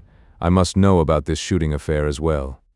Last night, the Prime Minister, accompanied by one of his secretaries, Captain Daniels. The same who accompanied him to France? Yes.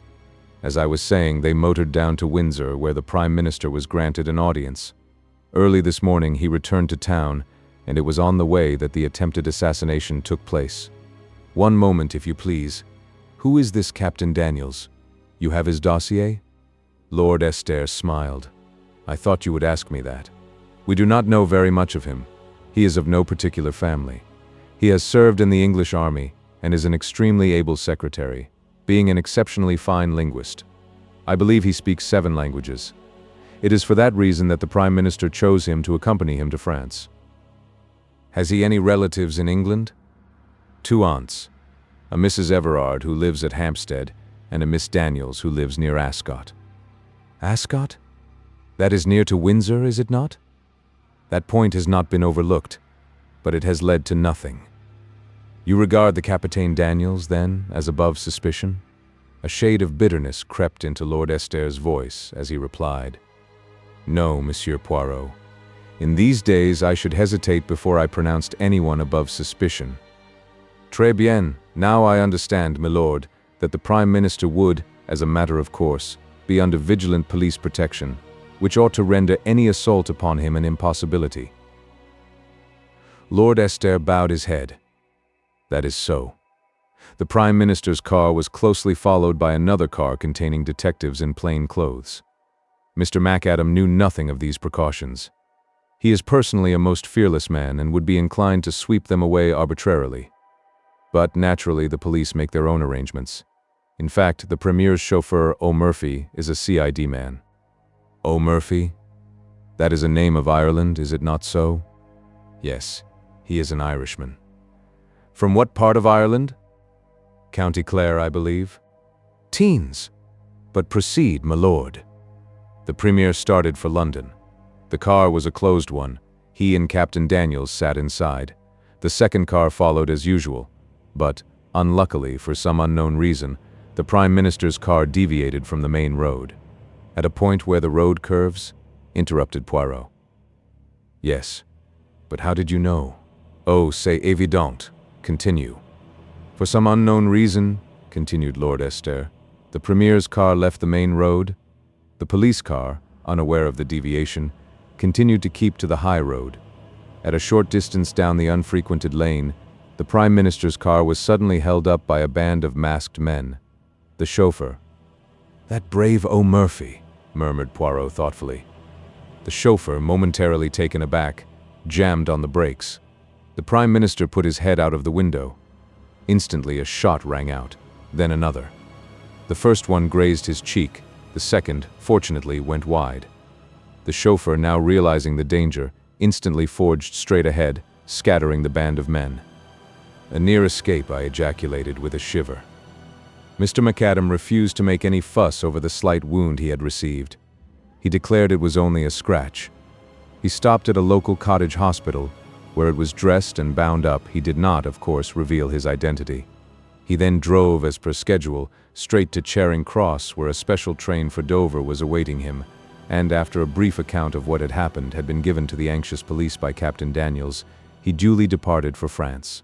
At Dover, he went on board the waiting destroyer. At Boulogne, as you know, the bogus car was waiting for him, carrying the Union Jack, and correct in every detail. That is all you have to tell me? Yes. There is no other circumstance that you have omitted, my lord? Well, there is one rather peculiar thing. Yes? The Prime Minister's car did not return home after leaving the Prime Minister at Charing Cross. The police were anxious to interview O'Murphy, so a search was instituted at once. The car was discovered standing outside a certain unsavory little restaurant in Soho, which is well known as a meeting place of German agents. And the chauffeur? The chauffeur was nowhere to be found. He too had disappeared. "So," said Poirot thoughtfully, "there are two disappearances, the Prime Minister in France and O'Murphy in London." He looked keenly at Lord Esther, who made a gesture of despair. "I can only tell you, Monsieur Poirot, that if anyone had suggested to me yesterday that O'Murphy was a traitor, I should have laughed in his face. And today? Today I do not know what to think." Poirot nodded gravely. He looked at his turnip of a watch again. "I understand that I have carte blanche, messieurs, in every way, I mean.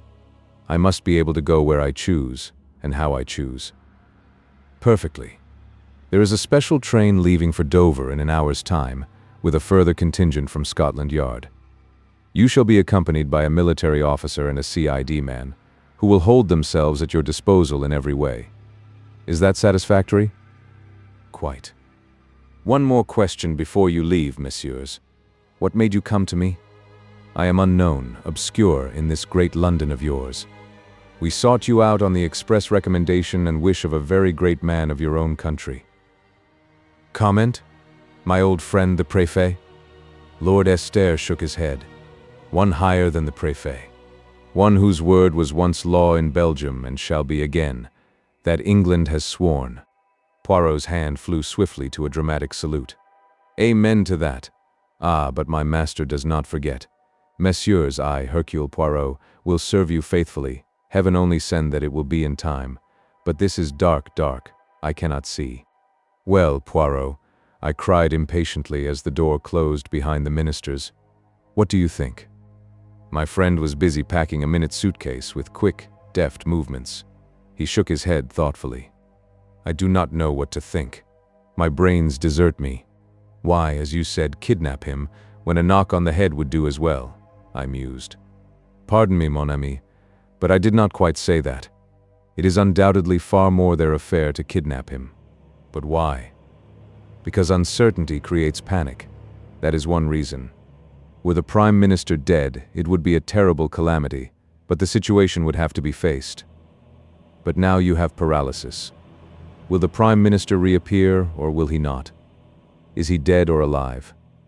Nobody knows, and until they know, nothing definite can be done. And as I tell you, uncertainty breeds panic, which is what les Boches are playing for. Then, again, if the kidnappers are holding him secretly somewhere, they have the advantage of being able to make terms with both sides.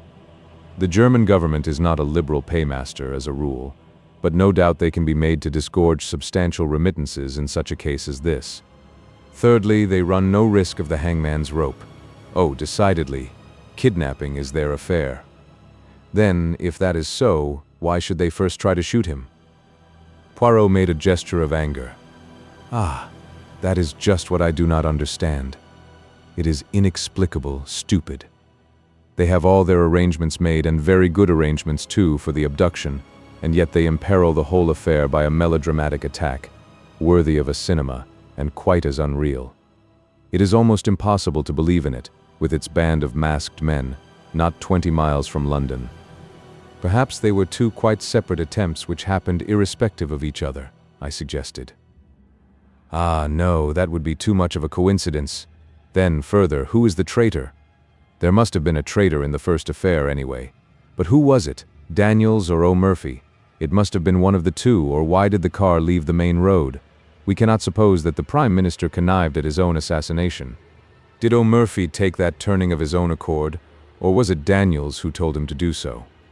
Surely it must have been O'Murphy's doing. Yes, because if it was Daniels, the Prime Minister would have heard the order and would have asked the reason. But there are altogether too many whys in this affair, and they contradict each other. If O'Murphy is an honest man, why did he leave the main road? But if he was a dishonest man, why did he start the car again when only 2 shots had been fired, thereby, in all probability, saving the Prime Minister's life? And again, if he was honest, why did he, immediately on leaving Charing Cross, drive to a well-known rendezvous of German spies? It looks bad, I said. Let us look at the case with method. What have we for and against these 2 men? Take O'Murphy first. Against that his conduct in leaving the main road was suspicious, that he is an Irishman from County Clare, that he has disappeared in a highly suggestive manner, for that his promptness in restarting the car saved the Premier's life, that he is a Scotland Yard man and, obviously, from the post allotted to him, a trusted detective. Now for Daniels. There is not much against him, except the fact that nothing is known of his antecedents and that he speaks too many languages for a good Englishman. Pardon me, mon ami, but as linguists, you are deplorable. Now for him, we have the fact that he was found gagged, bound, and chloroformed, which does not look as though he had anything to do with the matter. He might have gagged and bound himself to divert suspicion. Poirot shook his head. The French police would make no mistake of that kind. Besides, once he had attained his object, and the Prime Minister was safely abducted, there would not be much point in his remaining behind. His accomplices could have gagged and chloroformed him, of course, but I fail to see what object they hope to accomplish by it. He can be of little use to them now, for until the circumstances concerning the Prime Minister have been cleared up, he is bound to be closely watched. Perhaps he hoped to start the police on a false scent? Then why did he not do so? He merely says that something was pressed over his nose and mouth, and that he remembers nothing more. There is no false scent there. It sounds remarkably like the truth. Well, I said, glancing at the clock, I suppose we'd better start for the station. You may find more clues in France. Possibly, mon ami, but I doubt it.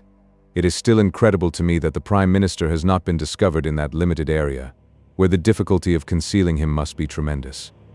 If the military and the police of 2 countries have not found him, how shall I? At Charing Cross we were met by Mr. Dodge. This is Detective Barnes of Scotland Yard and Major Norman. They will hold themselves entirely at your disposal. Good luck to you. It's a bad business, but I've not given up hope. Must be off now. And the minister strode rapidly away. We chatted in a desultory fashion with Major Norman. In the center of the little group of men on the platform I recognized a little ferret-faced fellow talking to a tall, fair man. He was an old acquaintance of Poirot's, Detective Inspector Japp, supposed to be one of the smartest of Scotland Yard's officers. He came over and greeted my friend cheerfully. I heard you were on this job too. Smart bit of work. So far they've got away with the goods all right. But I can't believe they can keep him hidden long. Our people are going through France with a tooth comb. So are the French. I can't help feeling it's only a matter of hours now. That is, if he's still alive, remarked the tall detective gloomily. Japp's face fell. Yes. But somehow I've got the feeling he's alive all right. Poirot nodded. Yes, he's alive. But can he be found in time? I, like you, did not believe he could be hidden so long. The whistle blew, and we all trooped up into the Pullman car. Then, with a slow, unwilling jerk, the train drew out of the station. It was a curious journey. The Scotland Yard men crowded together. Maps of northern France were spread out, and eager forefingers traced the lines of roads and villages. Each man had his own pet theory. Poirot showed none of his usual loquacity, but sat staring in front of him, with an expression on his face that reminded me of a puzzled child. I talked to Norman, whom I found quite an amusing fellow. On arriving at Dover, Poirot's behavior moved me to intense amusement. The little man, as he went on board the boat, clutched desperately at my arm. The wind was blowing lustily. "Mon Dieu," he murmured. "This is terrible." "Have courage, Poirot," I cried. "You will succeed. You will find him. I am sure of it." "Ah, mon ami, you mistake my emotion. It is this villainous sea that troubles me. The mal de mer, it is horrible suffering." "Oh," I said, rather taken aback. The first throb of the engines was felt, and Poirot groaned and closed his eyes. "Major Norman has a map of northern France if you would like to study it." Poirot shook his head impatiently. But no. Leave me, my friend. See you, to think. The stomach and the brain must be in harmony. Lavergier has a method most excellent for averting the mal de mer. You breathe in and out, slowly, so, turning the head from left to right and counting 6 between each breath. I left him to his gymnastic endeavors and went on deck. As we came slowly into Boulogne harbor, Poirot appeared, neat and smiling, and announced to me in a whisper that Lavergier's system had succeeded to a marvel. Jap's forefinger was still tracing imaginary routes on his map. Nonsense. The car started from Boulogne, here they branched off. Now, my idea is that they transferred the Prime Minister to another car. See? "Well," said the tall detective, "I shall make for the seaports. 10 to 1 they've smuggled him on board a ship." Jap shook his head. "Too obvious." The order went out at once to close all the ports. The day was just breaking as we landed. Major Norman touched Poirot on the arm. "There's a military car here waiting for you, sir." "Thank you, monsieur. But, for the moment, I do not propose to leave Boulogne." "What?" "No. We will enter this hotel here, by the quay." He suited the action to the word, demanded, and was accorded a private room. We 3 followed him, puzzled and uncomprehending. He shot a quick glance at us. "It is not so that the good detective should act, eh? I perceive your thought. He must be full of energy. He must rush to and fro. He should prostrate himself on the dusty road and seek the marks of tires through a little glass. He must gather up the cigarette end, the fallen match. That is your idea, is it not?" His eyes challenged us. But I, Hercule Poirot, tell you that it is not so. The true clues are within here. He tapped his forehead. "See you, I need not have left London. It would have been sufficient for me to sit quietly in my rooms there. All that matters is the little gray cells within. Secretly and silently they do their part, until suddenly I call for a map, and I lay my finger on a spot so, and I say, 'The Prime Minister is there.' And it is so. With method and logic one can accomplish anything. This frantic rushing to France was a mistake. It is playing a child's game of hide and seek. But now, though it may be too late, I will set to work the right way, from within. Silence, my friends, I beg of you." And for 5 long hours the little man sat motionless, blinking his eyelids like a cat, his green eyes flickering and becoming steadily greener and greener. The Scotland Yard man was obviously contemptuous. Major Norman was bored and impatient, and I myself found the time pass with wearisome slowness. Finally, I got up and strolled as noiselessly as I could to the window. The matter was becoming a farce. I was secretly concerned for my friend. If he failed, I would have preferred him to fail in a less ridiculous manner. Out of the window I idly watched the Daily Leave boat, belching forth columns of smoke, as she lay alongside the quay. Suddenly I was aroused by Poirot's voice close to my elbow. "Mes amis, let us start." I turned. An extraordinary transformation had come over my friend. His eyes were flickering with excitement. His chest was swelled to the uttermost. "I have been an imbecile, my friends, but I see daylight at last." Major Norman moved hastily to the door. "I'll order the car." "There is no need. I shall not use it. Thank heaven the wind has fallen." "Do you mean you are going to walk, sir?" "No, my young friend. I am no St. Peter. I prefer to cross the sea by boat." "To cross the sea?" "Yes. To work with method, one must begin from the beginning, and the beginning of this affair was in England. Therefore, we return to England." At 3 o'clock, we stood once more upon Charing Cross platform. To all our expostulations, Poirot turned a deaf ear and reiterated again and again that to start at the beginning was not a waste of time, but the only way. On the way over, he had conferred with Norman in a low voice, and the latter had dispatched a sheaf of telegrams from Dover. Owing to the special passes held by Norman, we got through everywhere in record time. In London, a large police car was waiting for us, with some plain-clothes men, one of whom handed a typewritten sheet of paper to my friend. He answered my inquiring glance. A list of the cottage hospitals within a certain radius west of London. I wired for it from Dover. We were whirled rapidly through the London streets.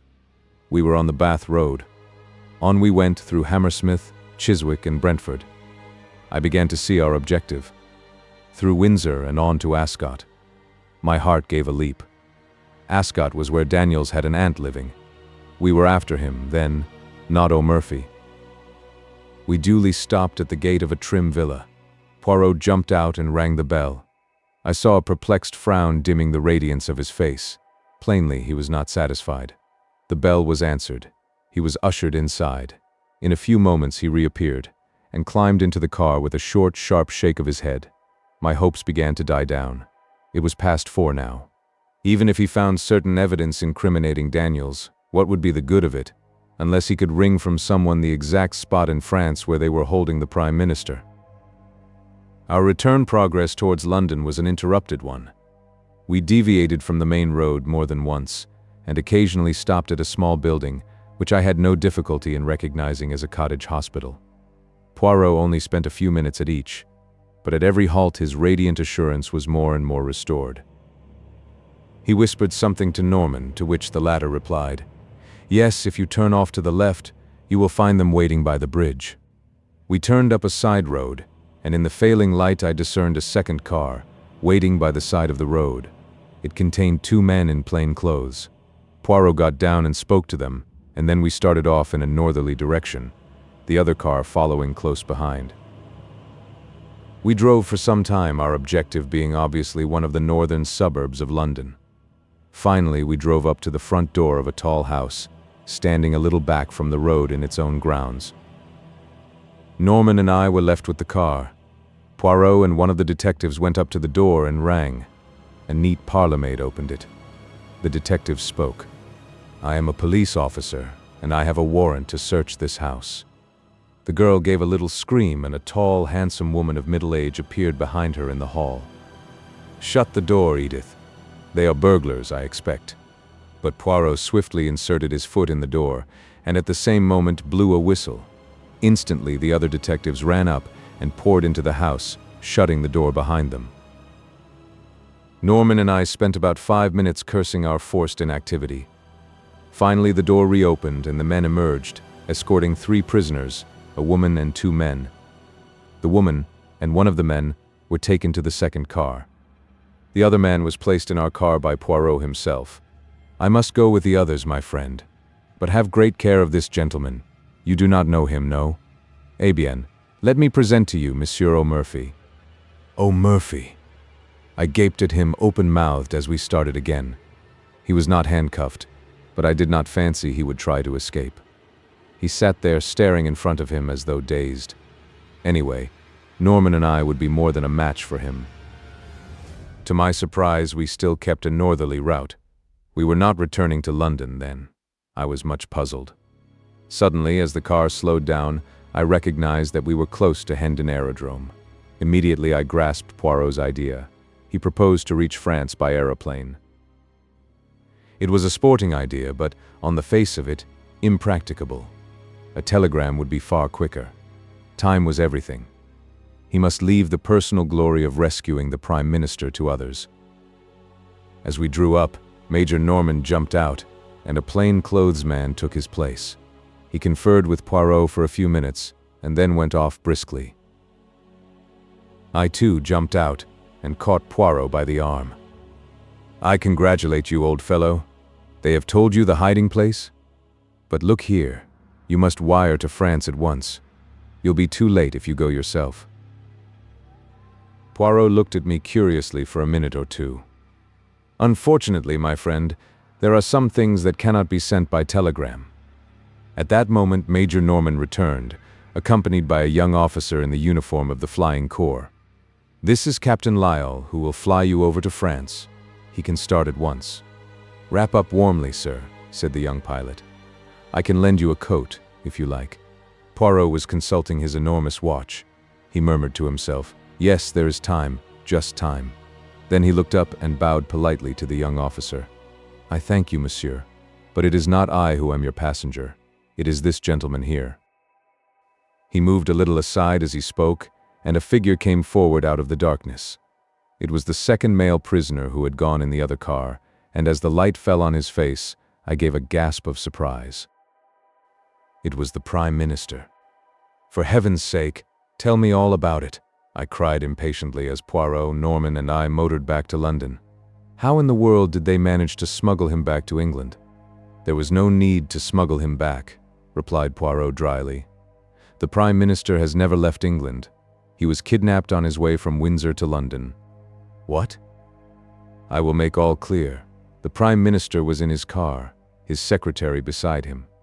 Suddenly a pad of chloroform is clapped on his face. But by whom? By the clever linguistic Captain Daniels. As soon as the Prime Minister is unconscious, Daniels picks up the speaking tube and directs O'Murphy to turn to the right, which the chauffeur, quite unsuspicious, does. A few yards down that unfrequented road, a large car is standing, apparently broken down. Its driver signals to O'Murphy to stop. O'Murphy slows up. The stranger approaches. Daniels leans out of the window and, probably with the aid of an instantaneous anesthetic such as ethyl chloride, the chloroform trick is repeated. In a few seconds, the two helpless men are dragged out and transferred to the other car, and a pair of substitutes take their places. Impossible. Pas du tout. Have you not seen music hall turns imitating celebrities with marvelous accuracy? Nothing is easier than to personate a public character. The Prime Minister of England is far easier to understudy than Mr. John Smith of Clapham, say. As for O'Murphy's double, no one was going to take much notice of him until after the departure of the Prime Minister, and by then he would have made himself scarce. He drives straight from Charing Cross to the meeting place of his friends. He goes in as O'Murphy. He emerges as someone quite different. O'Murphy has disappeared, leaving a conveniently suspicious trail behind him. But the man who personated the Prime Minister was seen by everyone. He was not seen by anyone who knew him privately or intimately, and Daniels shielded him from contact with anyone as much as possible. Moreover, his face was bandaged up, and anything unusual in his manner would be put down to the fact that he was suffering from shock as a result of the attempt upon his life. Mr. McAdam has a weak throat, and always spares his voice as much as possible before any great speech. The deception was perfectly easy to keep up as far as France. There it would be impracticable and impossible, so the Prime Minister disappears. The police of this country hurry across the Channel, and no one bothers to go into the details of the first attack. To sustain the illusion that the abduction has taken place in France, Daniels is gagged and chloroformed in a convincing manner. And the man who has enacted the part of the Prime Minister rids himself of his disguise. He and the bogus chauffeur may be arrested as suspicious characters, but no one will dream of suspecting their real part in the drama, and they will eventually be released for lack of evidence. And the real Prime Minister? He and O'Murphy were driven straight to the house of Mrs. Everard at Hampstead, Daniel's so-called aunt. In reality, she is Frau Bertha Ebenthal, and the police have been looking for her for some time. It is a valuable little present that I have made to them, to say nothing of Daniels. Ah, it was a clever plan, but he did not reckon on the cleverness of Hercule Poirot. I think my friend might well be excused his moment of vanity. When did you first begin to suspect the truth of the matter? When I began to work the right way from within. I could not make that shooting affair fit in, but when I saw that the net result of it was that the Prime Minister went to France with his face bound up, I began to comprehend. And when I visited all the cottage hospitals between Windsor and London, and found that no one answering to my description had had his face bound up and dressed that morning, I was sure. After that, it was child's play for a mind like mine. The following morning, Poirot showed me a telegram he had just received. It had no place of origin, and was unsigned. It ran, in time. Later in the day, the evening papers published an account of the Allied conference. They laid particular stress on the magnificent ovation accorded to Mr. David McAdam, whose inspiring speech had produced a deep and lasting impression. 9. The Disappearance of Mr. Davenheim. Poirot and I were expecting our old friend Inspector Japp of Scotland Yard to tea. We were sitting round the tea table awaiting his arrival. Poirot had just finished carefully straightening the cups and saucers which our landlady was in the habit of throwing, rather than placing, on the table. He had also breathed heavily on the metal teapot and polished it with a silk handkerchief. The kettle was on the boil, and a small enamel saucepan beside it contained some thick, sweet chocolate which was more to Poirot's palate than what he described as your English poison. A sharp rat-tat sounded below, and a few minutes afterwards Japp entered briskly. "Hope I'm not late," he said as he greeted us. "To tell the truth, I was yarning with Miller, the man who's in charge of the Davenheim case." I pricked up my ears.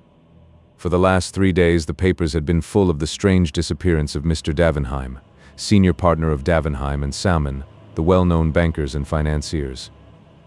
On Saturday last he had walked out of his house and had never been seen since. I looked forward to extracting some interesting details from Japp. "I should have thought," I remarked, "that it would be almost impossible for anyone to disappear nowadays."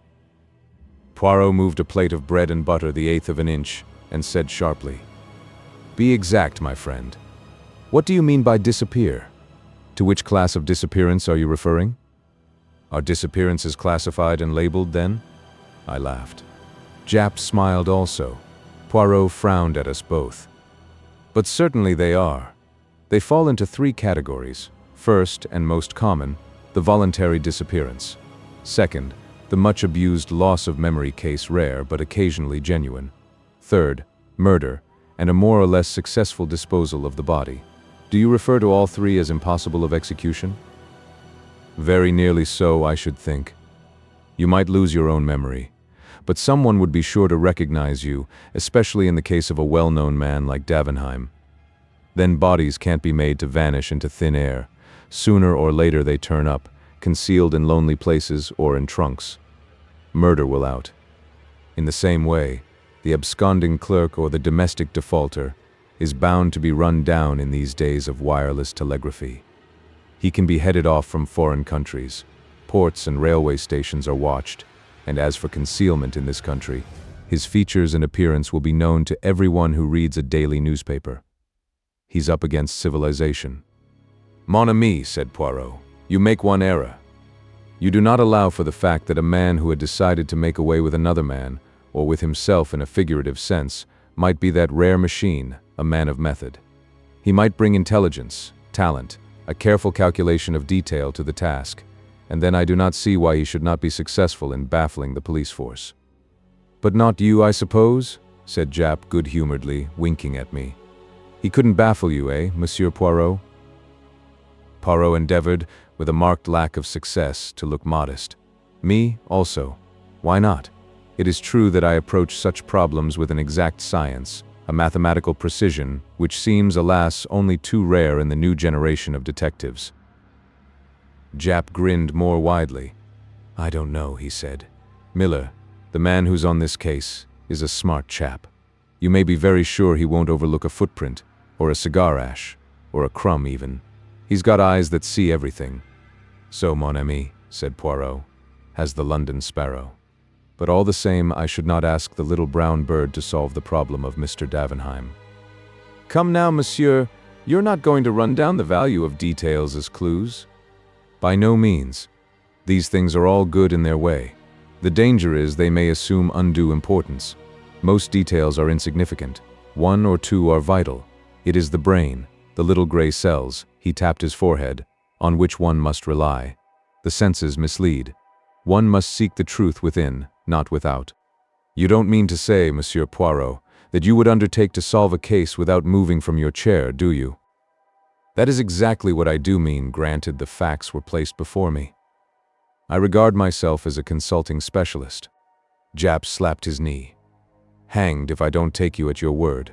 Bet you a fiver that you can't lay your hand, or rather tell me where to lay my hand, on Mr. Davenheim, dead or alive, before a week is out."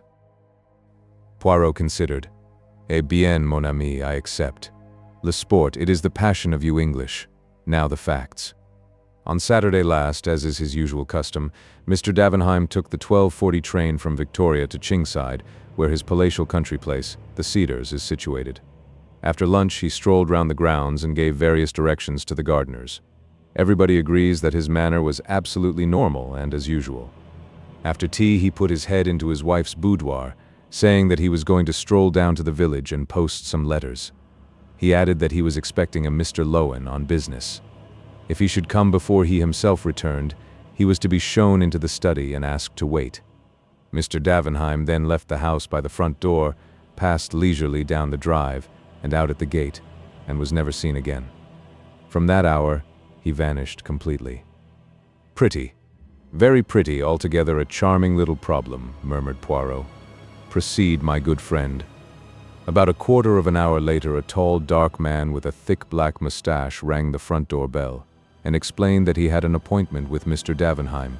He gave the name of Lowen, and in accordance with the banker's instructions was shown into the study. Nearly an hour passed. Mr. Davenheim did not return. Finally, Mr. Lowen rang the bell and explained that he was unable to wait any longer, as he must catch his train back to town. Mrs. Davenheim apologized for her husband's absence, which seemed unaccountable, as she knew him to have been expecting the visitor. Mr. Lowen reiterated his regrets and took his departure. Well, as everyone knows, Mr. Davenheim did not return. Early on Sunday morning, the police were communicated with, but could make neither head nor tail of the matter. Mr. Davenheim seemed literally to have vanished into thin air. He had not been to the post office, nor had he been seen passing through the village. At the station, they were positive he had not departed by any train. His own motor had not left the garage. If he had hired a car to meet him in some lonely spot, it seems almost certain that by this time, in view of the large reward offered for information, the driver of it would have come forward to tell what he knew. True, there was a small race meeting at Enfield, 5 miles away, and if he had walked to that station, he might have passed unnoticed in the crowd. But since then, his photograph and a full description of him have been circulated in every newspaper, and nobody has been able to give any news of him. We have, of course, received many letters from all over England, but each clue, so far, has ended in disappointment. On Monday morning, a further sensational discovery came to light. Behind a portiere in Mr. Davenheim's study stands a safe, and that safe had been broken into and rifled. The windows were fastened securely on the inside, which seems to put an ordinary burglary out of court, unless, of course, an accomplice within the house fastened them again afterwards. On the other hand, Sunday having intervened, and the household being in a state of chaos, it is likely that the burglary was committed on the Saturday and remained undetected until Monday. "Précisément," said Poirot dryly. "Well, is he arrested, ce pauvre Monsieur Lowen?" Japp grinned. "Not yet, but he's under pretty close supervision." Poirot nodded. "What was taken from the safe? Have you any idea?" "We've been going into that with the junior partner of the firm and Mrs. Davenheim. Apparently there was a considerable amount in bearer bonds and a very large sum in notes, owing to some large transaction having been just carried through. There was also a small fortune in jewelry. All Mrs. Davenheim's jewels were kept in the safe. The purchasing of them had become a passion with her husband of late years, and hardly a month passed that he did not make her a present of some rare and costly gem. Altogether a good haul," said Poirot thoughtfully. "Now, what about Lowen? Is it known what his business was with Davenheim that evening?" "Well, the two men were apparently not on very good terms. Lowen is a speculator in quite a small way. Nevertheless, he has been able once or twice to score a coup off Davenheim in the market, though it seems they seldom or never actually met. It was a matter concerning some South American shares which led the banker to make his appointment." "Had Davenheim interests in South America then?" "I believe so. Mrs. Davenheim happened to mention that he spent all last autumn in Buenos Aires." "Any trouble in his home life? Were the husband and wife on good terms?" "I should say his domestic life was quite peaceful and uneventful. Mrs. Davenheim is a pleasant, rather unintelligent woman. Quite a non-entity, I think." "Then we must not look for the solution of the mystery there. Had he any enemies?" "He had plenty of financial rivals, and no doubt there are many people whom he has got the better of who bear him no particular goodwill. But there was no one likely to make away with him, and, if they had, where is the body?" "Exactly. As Hastings says, bodies have a habit of coming to light with fatal persistency. By the way, one of the gardeners says he saw a figure going round to the side of the house toward the rose garden. The long French window of the study opens onto the rose garden, and Mr. Davenheim frequently entered and left the house that way. But the man was a good way off, at work on some cucumber frames, and cannot even say whether it was the figure of his master or not. Also, he cannot fix the time with any accuracy. It must have been before 6, as the gardeners cease work at that time. And Mr. Davenheim left the house? About 5:30 or thereabouts. What lies beyond the rose garden? A lake. With a boathouse? Yes, a couple of punts are kept there. I suppose you're thinking of suicide, Monsieur Poirot? Well, I don't mind telling you that Miller's going down tomorrow expressly to see that piece of water dragged. That's the kind of man he is. Poirot smiled faintly and turned to me. Hastings, I pray you, hand me that copy of the Daily Megaphone. If I remember rightly, there is an unusually clear photograph there of the missing man. I rose and found the sheet required. Poirot studied the features attentively. Him, he murmured. Wears his hair rather long and wavy, full mustache and pointed beard, bushy eyebrows. Eyes dark? Yes. Hair and beard turning gray? The detective nodded. Well, Monsieur Poirot, what have you got to say to it all? Clear as daylight, eh? On the contrary, most obscure. The Scotland Yard man looked pleased. Which gives me great hopes of solving it, finished Poirot placidly. Eh? I find it a good sign when a case is obscure. If a thing is clear as daylight, eh bien, mistrust it. Someone has made it so. Japp shook his head almost pityingly. Well, each to their fancy. But it's not a bad thing to see your way clear ahead. I do not see, murmured Poirot. I shut my eyes and think. Japp sighed. Well, you've got a clear week to think in. And you will bring me any fresh developments that arise the result of the labors of the hard-working and lynx-eyed Inspector Miller, for instance? Certainly. That's in the bargain. Seems a shame, doesn't it? Said Japp to me as I accompanied him to the door. Like robbing a child. I could not help agreeing with a smile. I was still smiling as I re-entered the room. Eh bien, said Poirot immediately. You make fun of Papa Poirot, is it not so? He shook his finger at me. You do not trust his gray cells? Ah, do not be confused. Let us discuss this little problem incomplete as yet, I admit, but already showing 1 or 2 points of interest. The lake, I said significantly. And even more than the lake, the boathouse. I looked sideways at Poirot. He was smiling in his most inscrutable fashion. I felt that, for the moment, it would be quite useless to question him further. We heard nothing of Japp until the following evening, when he walked in about 9 o'clock. I saw at once by his expression that he was bursting with news of some kind. Eh bien, my friend, remarked Poirot. All goes well? But do not tell me that you have discovered the body of Mr. Davenheim in your lake, because I shall not believe you. We haven't found the body, but we did find his clothes, the identical clothes he was wearing that day. What do you say to that? Any other clothes missing from the house? No, his valet is quite positive on that point. The rest of his wardrobe is intact. There's more. We've arrested Lowen. One of the maids, whose business it is to fasten the bedroom windows, declares that she saw Lowen coming towards the study through the rose garden about 6:15. That would be about 10 minutes before he left the house. What does he himself say to that? Denied first of all that he had ever left the study, but the maid was positive, and he pretended afterwards that he had forgotten just stepping out of the window to examine an unusual species of rose. Rather a weak story, and there's fresh evidence against him come to light.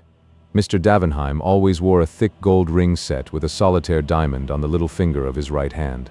Well, that ring was pawned in London on Saturday night by a man called Billy Kellett. He's already known to the police, did 3 months last autumn for lifting an old gentleman's watch. It seems he tried to pawn the ring at no less than 5 different places, succeeded at the last one, got gloriously drunk on the proceeds, assaulted a policeman, and was run in consequence. I went to Bow Street with Miller and saw him. He's sober enough now, and I don't mind admitting we pretty well frightened the life out of him, hinting he might be charged with murder. This is his yarn, and a very queer one it is. He was at Enfield races on Saturday, though I dare say scarfpins was his line of business, rather than betting. Anyway, he had a bad day, and was down on his luck. He was tramping along the road to Chingside, and sat down in a ditch to rest just before he got into the village. A few minutes later, he noticed a man coming along the road to the village, dark-complexioned gent, with a big mustache, one of them city toffs, is his description of the man. Kellett was half concealed from the road by a heap of stones. Just before he got abreast of him, the man looked quickly up and down the road, and seeing it apparently deserted, he took a small object from his pocket and threw it over the hedge. Then he went on towards the station. Now, the object he had thrown over the hedge had fallen with a slight chink, which aroused the curiosity of the human derelict in the ditch. He investigated, and after a short search, discovered the ring. That is Kellett's story. It's only fair to say that Lowen denies it utterly, and of course the word of a man like Kellett can't be relied upon in the slightest. It's within the bounds of possibility that he met Davenheim in the lane and robbed and murdered him. Poirot shook his head. Very improbable, mon ami. He had no means of disposing of the body. It would have been found by now. Secondly, the open way in which he pawned the ring makes it unlikely that he did murder to get it. Thirdly, your sneak thief is rarely a murderer. Fourthly, as he has been in prison since Saturday, it would be too much of a coincidence that he is able to give so accurate a description of Lowen. Japp nodded. I don't say you're not right. But all the same, you won't get a jury to take much note of a jailbird's evidence. What seems odd to me is that Lowen couldn't find a cleverer way of disposing of the ring. Poirot shrugged his shoulders. Well, after all, if it were found in the neighborhood, it might be argued that Davenheim himself had dropped it. But why remove it from the body at all? I cried. There might be a reason for that, said Japp. Do you know that just beyond the lake, a little gate leads out onto the hill, and not 3 minutes' walk brings you to, what do you think? A lime kiln. Good heavens, I cried. You mean that the lime which destroyed the body would be powerless to affect the metal of the ring? Exactly. It seems to me, I said, that explains everything. What a horrible crime. By common consent, we both turned and looked at Poirot. He seemed lost in reflection, his brow knitted, as though with some supreme mental effort. I felt that at last his keen intellect was asserting itself. What would his first words be? We were not long left in doubt. With a sigh, the tension of his attitude relaxed, and turning to Japp, he asked, Have you any idea, my friend, whether Mr. and Mrs. Davenheim occupied the same bedroom? The question seemed so ludicrously inappropriate that for a moment we both stared in silence. Then Japp burst into a laugh. Good Lord, Monsieur Poirot, I thought you were coming out with something startling. As to your question, I'm sure I don't know. You could find out? Asked Poirot with curious persistence. Oh, certainly, if you really want to know.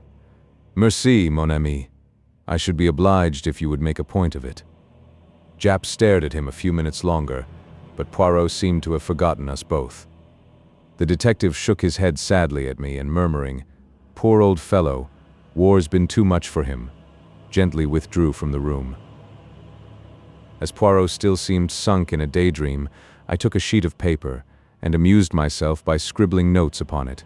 My friend's voice aroused me. He had come out of his reverie and was looking brisk and alert. Que faites-vous là, mon ami? I was jotting down what occurred to me as the main points of interest in this affair. You become methodical at last, said Poirot approvingly. I concealed my pleasure. Shall I read them to you? By all means. I cleared my throat. 1. All the evidence points to Lowen having been the man who forced the safe. 2. He had a grudge against Davenheim. 3. He lied in his first statement that he had never left the study. 4.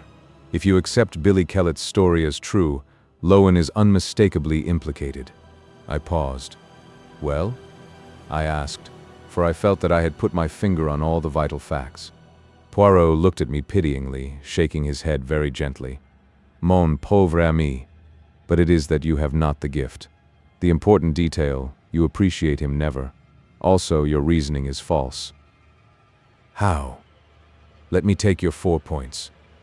1. Mr. Lowen could not possibly know that he would have the chance to open the safe. He came for a business interview. He could not know beforehand that Mr. Davenheim would be absent posting a letter, and that he would consequently be alone in the study. He might have seized his opportunity, I suggested. And the tools? City gentlemen do not carry around housebreakers' tools on the off chance, and one could not cut into that safe with a penknife, bien entendu. Well, what about number 2? You say Lowen had a grudge against Mr. Davenheim. What you mean is that he had once or twice got the better of him, and presumably those transactions were entered into with the view of benefiting himself. In any case, you do not as a rule bear a grudge against a man you have got the better of it. Is more likely to be the other way about. Whatever grudge there might have been would have been on Mr. Davenheim's side. Well, you can't deny that he lied about never having left the study? No, but he may have been frightened. Remember, the missing man's clothes had just been discovered in the lake. Of course, as usual, he would have done better to speak the truth. And the 4th point? I grant you that. If Kellett's story is true, Lowen is undeniably implicated. That is what makes the affair so very interesting. Then I did appreciate one vital fact? Perhaps, but you have entirely overlooked the 2 most important points, the ones which undoubtedly hold the clue to the whole matter. And pray, what are they? 1. The passion which has grown upon Mr. Davenheim in the last few years for buying jewelry. 2. His trip to Buenos Aires last autumn. Poirot, you are joking. I am most serious. Ah, sacred thunder, but I hope Jap will not forget my little commission. But the detective, entering into the spirit of the joke, had remembered it so well that a telegram was handed to Poirot about 11 o'clock the next day. At his request, I opened it and read it out. Husband and wife have occupied separate rooms since last winter. Aha, cried Poirot. And now we are in mid-June, all is solved. I stared at him. You have no moneys in the bank of Davenheim and Salmon, mon ami? No, I said, wondering. Why? Because I should advise you to withdraw it before it is too late. Why? What do you expect? I expect a big smash in a few days, perhaps sooner. Which reminds me, we will return the compliment of a dépêche to Jap. A pencil, I pray you, and a form. Voila. Advise you to withdraw any money deposited with firm in question. That will intrigue him, the good Jap. His eyes will open wide, wide. He will not comprehend in the slightest until tomorrow or the next day. I remained skeptical, but the morrow forced me to render tribute to my friend's remarkable powers. In every paper was a huge headline telling of the sensational failure of the Davenheim Bank. The disappearance of the famous financier took on a totally different aspect in the light of the revelation of the financial affairs of the bank. Before we were halfway through breakfast, the door flew open and Jap rushed in. In his left hand was a paper. In his right was Poirot's telegram, which he banged down on the table in front of my friend. How did you know, Monsieur Poirot? How the blazes could you know? Poirot smiled placidly at him. Ah, mon ami, after your wire, it was a certainty. From the commencement, see you, it struck me that the safe burglary was somewhat remarkable. Jewels, ready money, bearer bonds, all so conveniently arranged for whom? Well, the good Monsieur Davenheim was of those who look after number 1, as your saying goes. It seemed almost certain that it was arranged for himself. Then his passion of late years for buying jewelry. How simple. The funds he embezzled, he converted into jewels, very likely replacing them in turn with paste duplicates, and so he put away in a safe place, under another name, a considerable fortune to be enjoyed all in good time when everyone has been thrown off the track.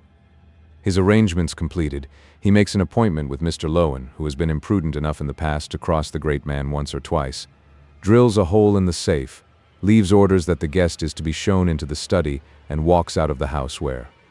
Poirot stopped and stretched out his hand for another boiled egg. He frowned. It is really insupportable, he murmured, that every hen lays an egg of a different size.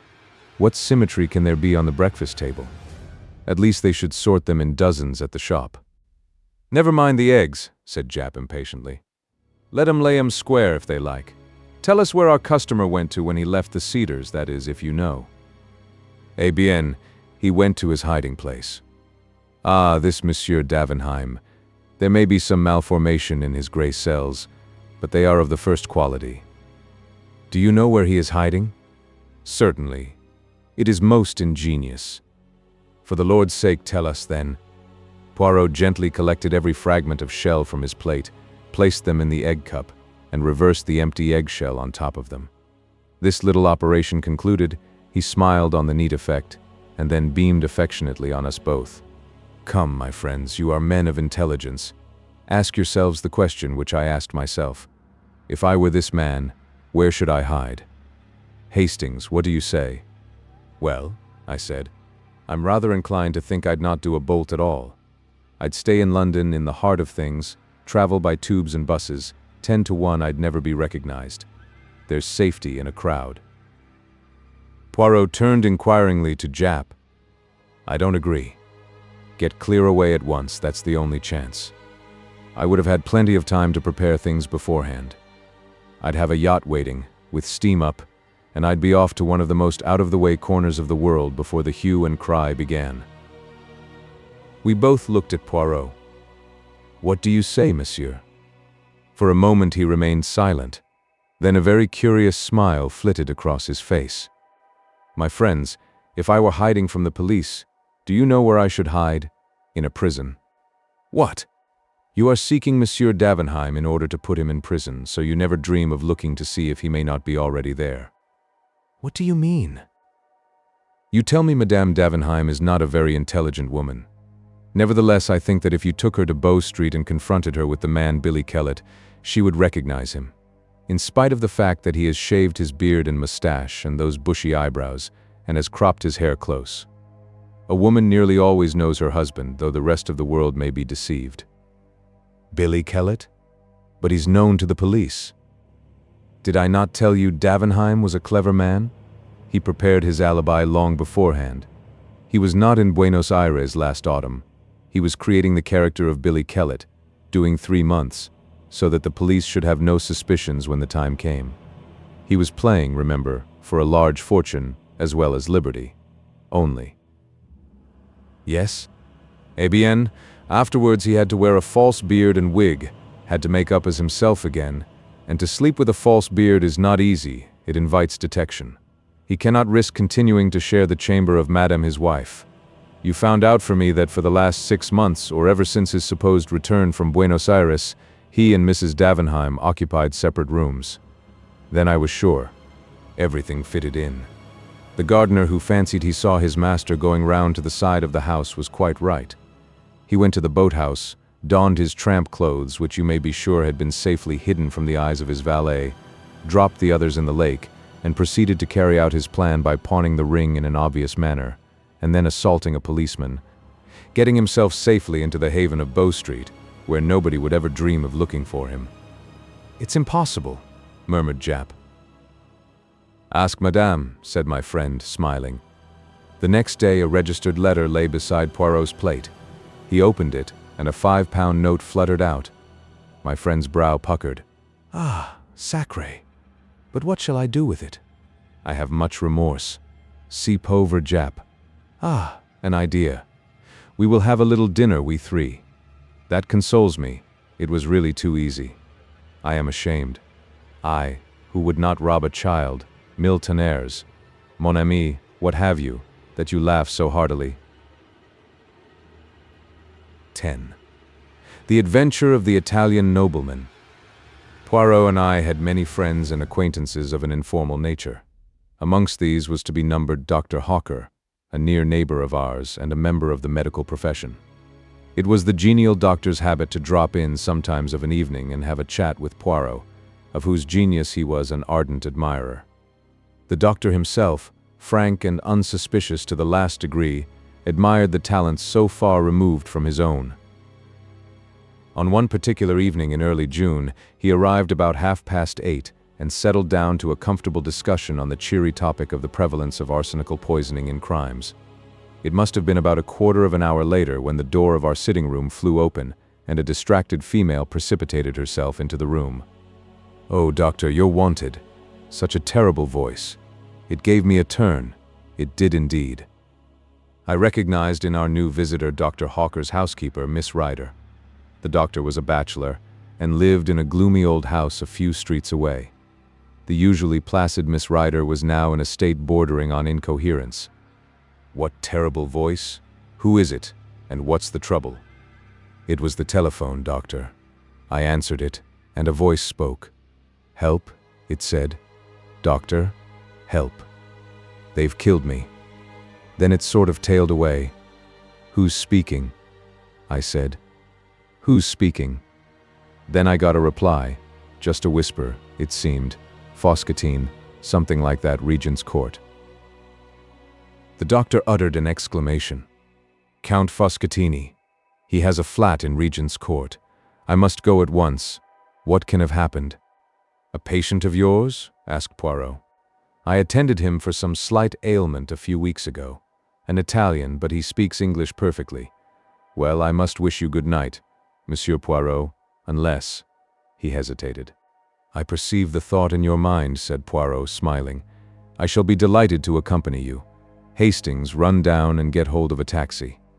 Taxis always make themselves sought for when one is particularly pressed for time, but I captured one at last, and we were soon bowling along in the direction of Regent's Park. Regent's Court was a new block of flats, situated just off St. John's Wood Road. They had only recently been built, and contained the latest service devices. There was no one in the hall. The doctor pressed the lift bell impatiently, and when the lift arrived, questioned the uniformed attendant sharply. Flat 2. Count Foscatini. There's been an accident there, I understand. The man stared at him. First I've heard of it. Mr. Graves, that's Count Foscatini's man, went out about half an hour ago, and he said nothing. Is the Count alone in the flat? No, sir. He's got 2 gentlemen dining with him. What are they like? I asked eagerly. We were in the lift now, ascending rapidly to the 2nd floor, on which flat 2 was situated. I didn't see them myself, sir, but I understand that they were foreign gentlemen. He pulled back the iron door and we stepped out on the landing. Number 2 was opposite to us. The doctor rang the bell. There was no reply and we could hear no sound from within. The doctor rang again and again. We could hear the bell trilling within, but no sign of life rewarded us. This is getting serious, muttered the doctor. He turned to the lift attendant. Is there any passkey to this door? There is one in the porter's office downstairs. Get it then, and look here, I think you'd better send for the police. Poirot approved with a nod of the head. The man returned shortly. With him came the manager. Will you tell me, gentlemen, what is the meaning of all this? Certainly. I received a telephone message from Count Foscatini stating that he had been attacked and was dying. You can understand that we must lose no time if we are not already too late. The manager produced the key without more ado, and we all entered the flat. We passed first into a small square lounge hall. A door on the right of it was half open. The manager indicated it with a nod. The dining room. Dr. Hawker led the way. We followed close on his heels. As we entered the room, I gave a gasp. The round table in the center bore the remains of a meal. 3 chairs were pushed back, as though their occupants had just risen. In the corner, to the right of the fireplace, was a big writing table, and sitting at it was a man, or what had been a man. His right hand still grasped the base of the telephone, but he had fallen forward, struck down by a terrific blow on the head from behind. The weapon was not far to seek. A marble statuette stood where it had been hurriedly put down, the base of it stained with blood. The doctor's examination did not take a minute. Stone dead. Must have been almost instantaneous. I wonder he even managed to telephone. It will be better not to move him until the police arrive. On the manager's suggestion, we searched the flat, but the result was a foregone conclusion. It was not likely that the murderers would be concealed there when all they had to do was to walk out. We came back to the dining room. Poirot had not accompanied us in our tour. I found him studying the center table with close attention. I joined him. It was a well-polished round mahogany table. A bowl of roses decorated the center, and white lace mats reposed on the gleaming surface. There was a dish of fruit, but the 3 dessert plates were untouched. There were 3 coffee cups with remains of coffee in them, 2 black, 1 with milk. All 3 men had taken port, and the decanter, half full, stood before the center plate. One of the men had smoked a cigar, the other 2 cigarettes. A tortoiseshell and silver box holding cigars and cigarettes stood open upon the table. I enumerated all these facts to myself, but I was forced to admit that they did not shed any brilliant light on the situation. I wondered what Poirot saw in them to make him so intent. I asked him. "Mon ami," he replied, "you miss the point. I am looking for something that I do not see." "What is that?" "A mistake, even a little mistake on the part of the murderer."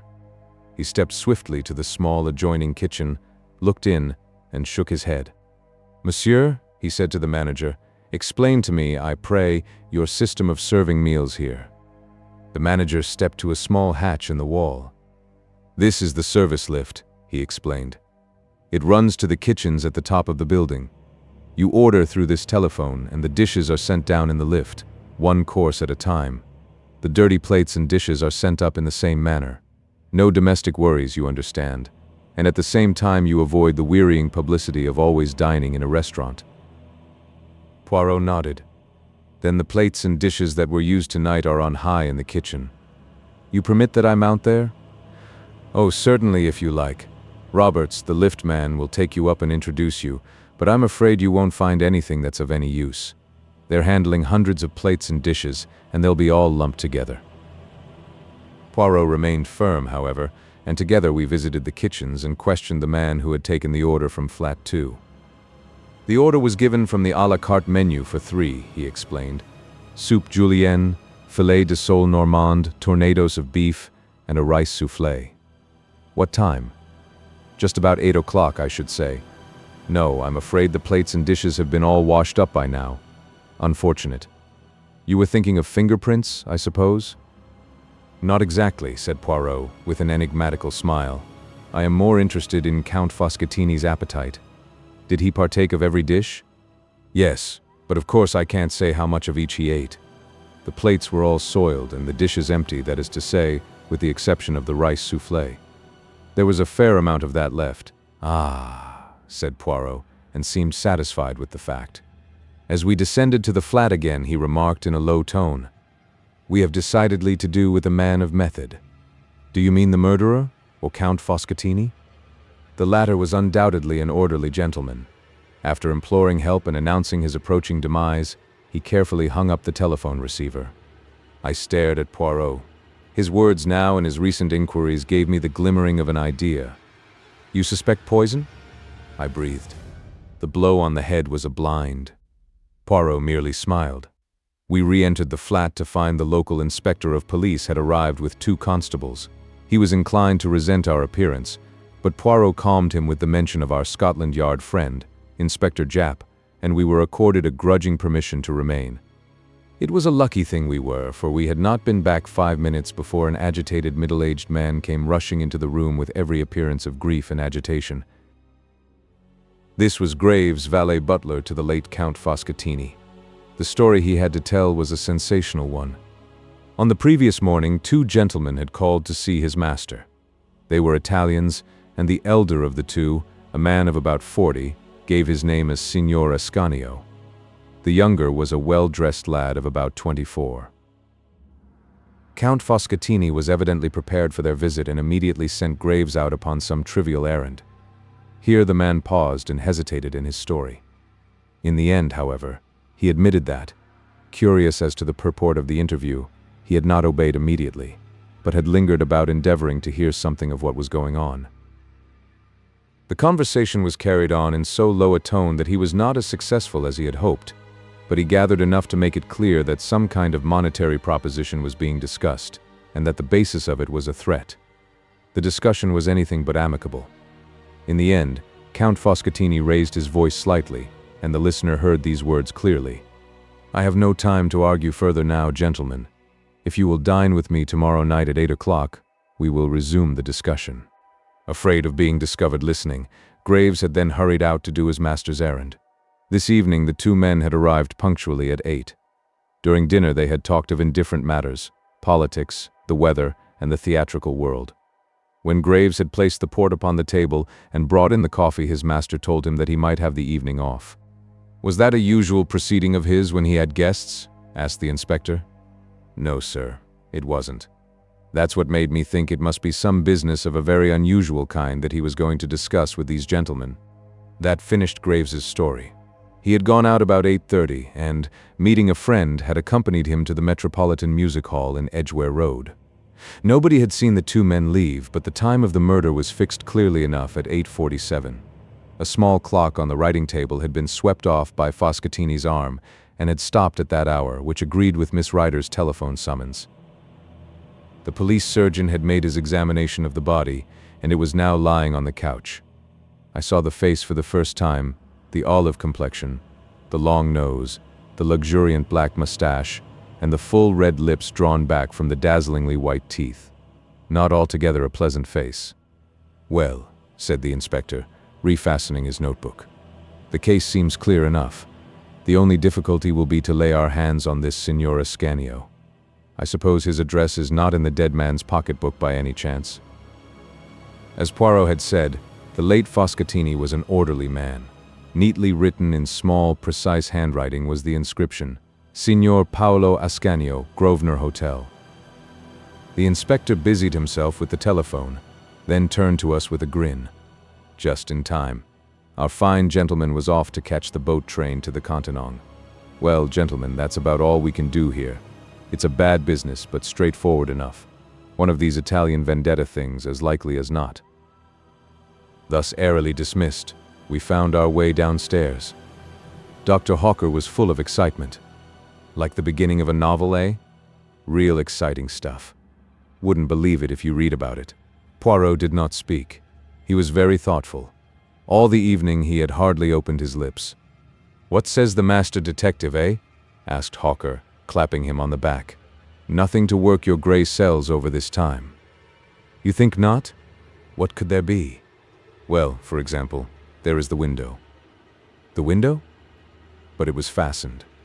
Nobody could have got out or in that way. I noticed it specially." "And why were you able to notice it?" The doctor looked puzzled. Poirot hastened to explain. "It is to the curtains I refer. They were not drawn. A little odd, that. And then there was the coffee. It was very black coffee." "Well, what of it?" "Very black," repeated Poirot. "In conjunction with that, let us remember that very little of the rice soufflé was eaten, and we get what?" "Moonshine," laughed the doctor. "You're pulling my leg." "Never do I pull the leg. Hastings here knows that I am perfectly serious." "I don't know what you are getting at, all the same," I confessed. "You don't suspect the manservant, do you? He might have been in with the gang and put some dope in the coffee. I suppose they'll test his alibi?" "Without doubt, my friend. But it is the alibi of Signor Ascanio that interests me." "You think he has an alibi?" "That is just what worries me. I have no doubt that we shall soon be enlightened on that point. The Daily Newsmonger enabled us to become conversant with succeeding events. Signor Ascanio was arrested and charged with the murder of Count Foscatini. When arrested, he denied knowing the Count and declared he had never been near Regent's Court either on the evening of the crime or on the previous morning. The younger man had disappeared entirely. Signor Ascanio had arrived alone at the Grosvenor Hotel from the Continent 2 days before the murder. All efforts to trace the second man failed. Ascanio, however, was not sent for trial. No less a personage than the Italian ambassador himself came forward and testified at the police court proceedings that Ascanio had been with him at the embassy from 8 till 9 that evening. The prisoner was discharged. Naturally, a lot of people thought that the crime was a political one and was being deliberately hushed up. Poirot had taken a keen interest in all these points. Nevertheless, I was somewhat surprised when he suddenly informed me one morning that he was expecting a visitor at 11 o'clock, and that that visitor was none other than Ascanio himself. "He wishes to consult you?" "Do tout, Hastings. I wish to consult him." "What about?" "The Regent's Court murder." "You are going to prove that he did it?" "A man cannot be tried twice for murder, Hastings. Endeavor to have the common sense." Ah, that is our friend's ring. A few minutes later, Signor Ascanio was ushered in, a small, thin man with a secretive and furtive glance in his eyes. He remained standing, darting suspicious glances from one to the other of us. "Monsieur Poirot?" My little friend tapped himself gently on the chest. "Be seated, Signor. You received my note. I am determined to get to the bottom of this mystery. In some small measure you can aid me. Let us commence. You, in company with a friend, visited the late Count Foscatini on the morning of Tuesday the 9th. The Italian made an angry gesture. I did nothing of the sort. I have sworn in court. Précisément. And I have a little idea that you have sworn falsely. You threaten me? Bah, I have nothing to fear from you. I have been acquitted. Exactly, and as I am not an imbecile, it is not with the gallows I threaten you, but with publicity. Publicity. I see that you do not like the word. I had an idea that you would not. My little ideas, you know, they are very valuable to me. Come, Signor. Your only chance is to be frank with me. I do not ask to know whose indiscretions brought you to England. I know this much. You came for the especial purpose of seeing Count Foscatini. He was not a count, growled the Italian. I have already noted the fact that his name does not appear in the Almanach de Gotha. Never mind. The title of count is often useful in the profession of blackmailing. I suppose I might as well be frank. You seem to know a good deal. I have employed my gray cells to some advantage. Come, Signor Ascanio, you visited the dead man on the Tuesday morning, that is so, is it not? Yes, but I never went there on the following evening. There was no need. I will tell you all. Certain information concerning a man of great position in Italy had come into this scoundrel's possession. He demanded a big sum of money in return for the papers. I came over to England to arrange the matter. I called upon him by appointment that morning. One of the young secretaries of the embassy was with me. The count was more reasonable than I had hoped, although even then the sum of money I paid him was a huge one. Pardon, how was it paid? In Italian notes of comparatively small denomination. I paid over the money then and there. He handed me the incriminating papers.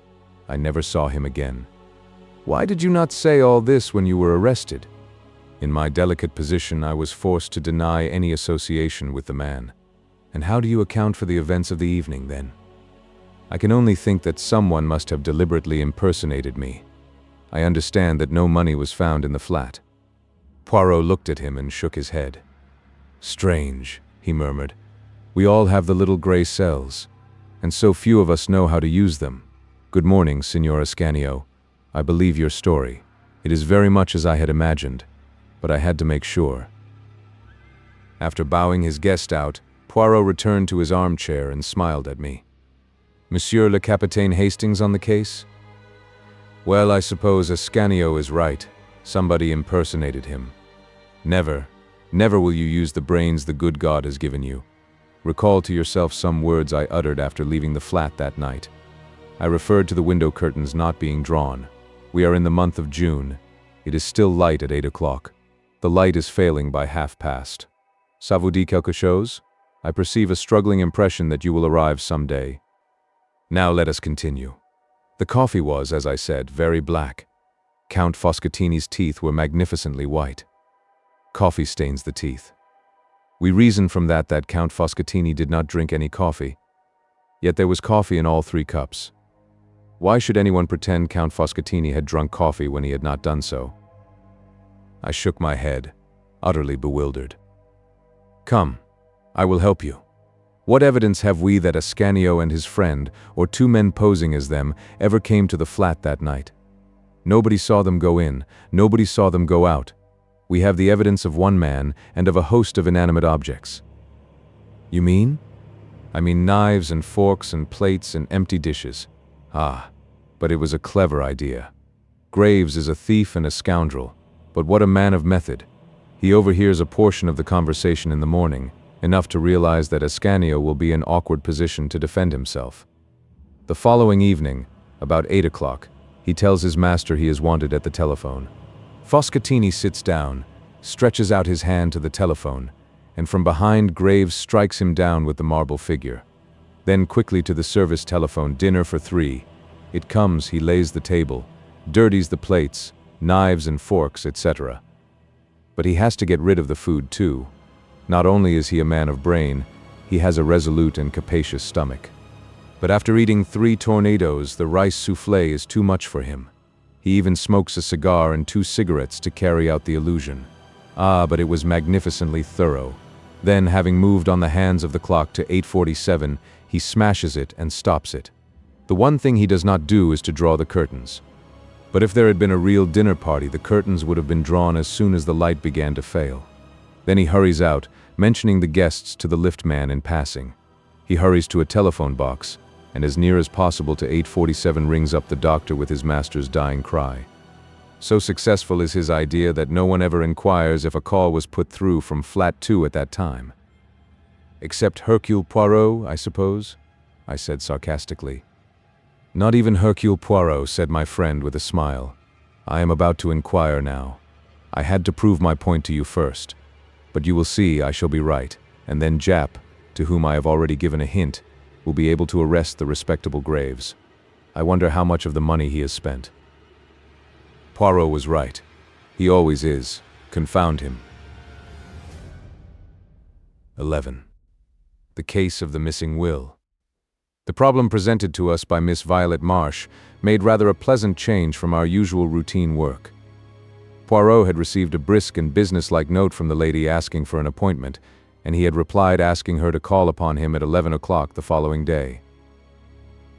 She arrived punctually, a tall, handsome young woman, plainly but neatly dressed, with an assured and businesslike manner. Clearly a young woman who meant to get on in the world.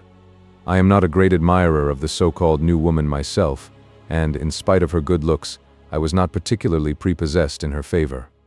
"My business is of a somewhat unusual nature, Monsieur Poirot," she began, after she had accepted a chair. "I had better begin at the beginning and tell you the whole story."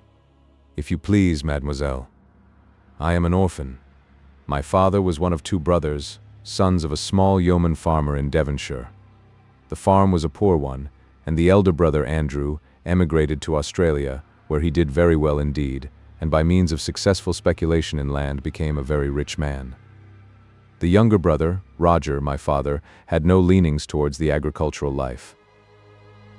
He managed to educate himself a little, and obtained a post as a clerk with a small firm. He married slightly above him. My mother was the daughter of a poor artist. My father died when I was 6 years old. When I was 14, my mother followed him to the grave. My only living relation then was my uncle Andrew, who had recently returned from Australia and bought a small place, Crabtree Manor, in his native county. He was exceedingly kind to his brother's orphan child, took me to live with him, and treated me in every way as though I was his own daughter. Crabtree Manor, in spite of its name, is really only an old farmhouse. Farming was in my uncle's blood, and he was intensely interested in various modern farming experiments. Although kindness itself to me, he had certain peculiar and deeply rooted ideas as to the upbringing of women. Himself a man of little or no education, though possessing remarkable shrewdness, he placed little value on what he called book knowledge. He was especially opposed to the education of women. In his opinion, girls should learn practical housework and dairy work, be useful about the home, and have as little to do with book learning as possible. He proposed to bring me up on these lines, to my bitter disappointment and annoyance. I rebelled frankly. I knew that I possessed a good brain, and had absolutely no talent for domestic duties. My uncle and I had many bitter arguments on the subject, for, though much attached to each other, we were both self-willed. I was lucky enough to win a scholarship, and up to a certain point was successful in getting my own way. The crisis arose when I resolved to go to Girton. I had a little money of my own, left me by my mother, and I was quite determined to make the best use of the gifts God had given me. I had one long, final argument with my uncle. He put the facts plainly before me. He had no other relations, and he had intended me to be his sole heiress. As I have told you, he was a very rich man. If I persisted in these newfangled notions of mine, however, I need look for nothing from him. I remained polite, but firm. I should always be deeply attached to him, I told him, but I must lead my own life. We parted on that note. "You fancy your brains, my girl," were his last words. "I've no book learning, but for all that I'll pit mine against yours any day. We'll see what we shall see." That was 9 years ago. I have stayed with him for a weekend occasionally, and our relations were perfectly amicable, though his views remained unaltered. He never referred to my having matriculated. nor to my Bachelor of Science. For the last 3 years his health had been failing, and a month ago he died. I am now coming to the point of my visit. My uncle left a most extraordinary will. By its terms, Crabtree Manor and its contents are to be at my disposal for a year from his death, during which time my clever niece may prove her wits, the actual words run. At the end of that period, my wits having proved better than hers, the house and all my uncle's large fortune passed to various charitable institutions. That is a little hard on you, mademoiselle, seeing that you were Mr. Marsh's only blood relation. I do not look on it in that way. Uncle Andrew warned me fairly, and I chose my own path. Since I would not fall in with his wishes, he was at perfect liberty to leave his money to whom he pleased. Was the will drawn up by a lawyer? No, it was written on a printed will form and witnessed by the man and his wife who live in the house and do for my uncle. There might be a possibility of upsetting such a will. I would not even attempt to do such a thing. You regard it, then, as a sporting challenge on the part of your uncle? That is exactly how I look upon it. It bears that interpretation, certainly, said Poirot thoughtfully. Somewhere in this rambling old manor house your uncle has concealed either a sum of money in notes or possibly a second will, and has given you a year in which to exercise your ingenuity to find it. Exactly, Monsieur Poirot, and I am paying you the compliment of assuming that your ingenuity will be greater than mine. But that is very charming of you. My gray cells are at your disposal. You have made no search yourself? Only a cursory one, but I have too much respect for my uncle's undoubted abilities to fancy that the task will be an easy one. Have you the will or a copy of it with you? Miss Marsh handed a document across the table. Poirot ran through it, nodding to himself. Made 3 years ago, dated March 25th, and the time is given also 11 in the morning. That is very suggestive. It narrows the field of search. Assuredly it is another will we have to seek for. A will made even half an hour later would upset this. Eh bien, mademoiselle, it is a problem charming and ingenious that you have presented to me here. I shall have all the pleasure in the world in solving it for you. Granted that your uncle was a man of ability, his gray cells cannot have been of the quality of Hercule Poirot's. Really, Poirot's vanity is blatant. Fortunately, I have nothing of moment on hand at the minute. Hastings and I will go down to Crabtree Manor tonight. The man and wife who attended on your uncle are still there, I presume? Yes, their name is Baker. The following morning saw us started on the hunt proper. We had arrived late the night before. Mr. and Mrs. Baker, having received a telegram from Miss Marsh, were expecting us. They were a pleasant couple, the man gnarled and pink-cheeked, like a shriveled pippin, and his wife a woman of vast proportions and true Devonshire calm. Tired with our journey in the 8-mile drive from the station, we had retired at once to bed after a supper of roast chicken, apple pie, and Devonshire cream. We had now disposed of an excellent breakfast, and were sitting in a small paneled room which had been the late Mr. Marsh's study and living room. A roll-top desk stuffed with papers, all neatly docketed, stood against the wall, and a big leather armchair showed plainly that it had been its owner's constant resting place. A big chintz-covered settee ran along the opposite wall, and the deep low window seats were covered with the same faded chintz of an old-fashioned pattern. "Eh bien, mon ami," said Poirot, lighting one of his tiny cigarettes. "We must map out our plan of campaign. Already I have made a rough survey of the house, but I am of opinion that any clue will be found in this room. We shall have to go through the documents in the desk with meticulous care.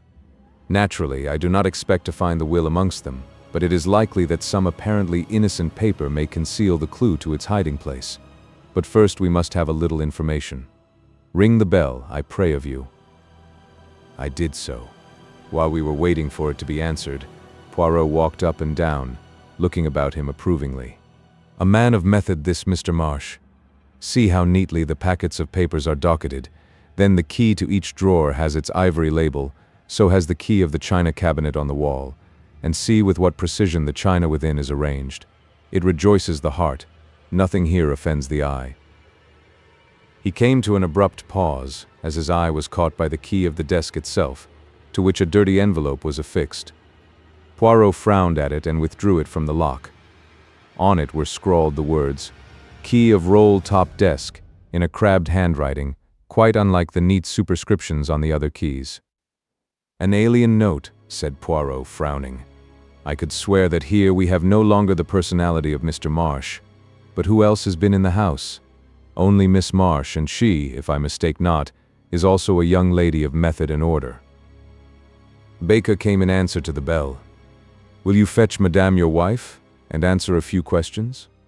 Baker departed, and in a few moments returned with Mrs. Baker, wiping her hands on her apron and beaming all over her face.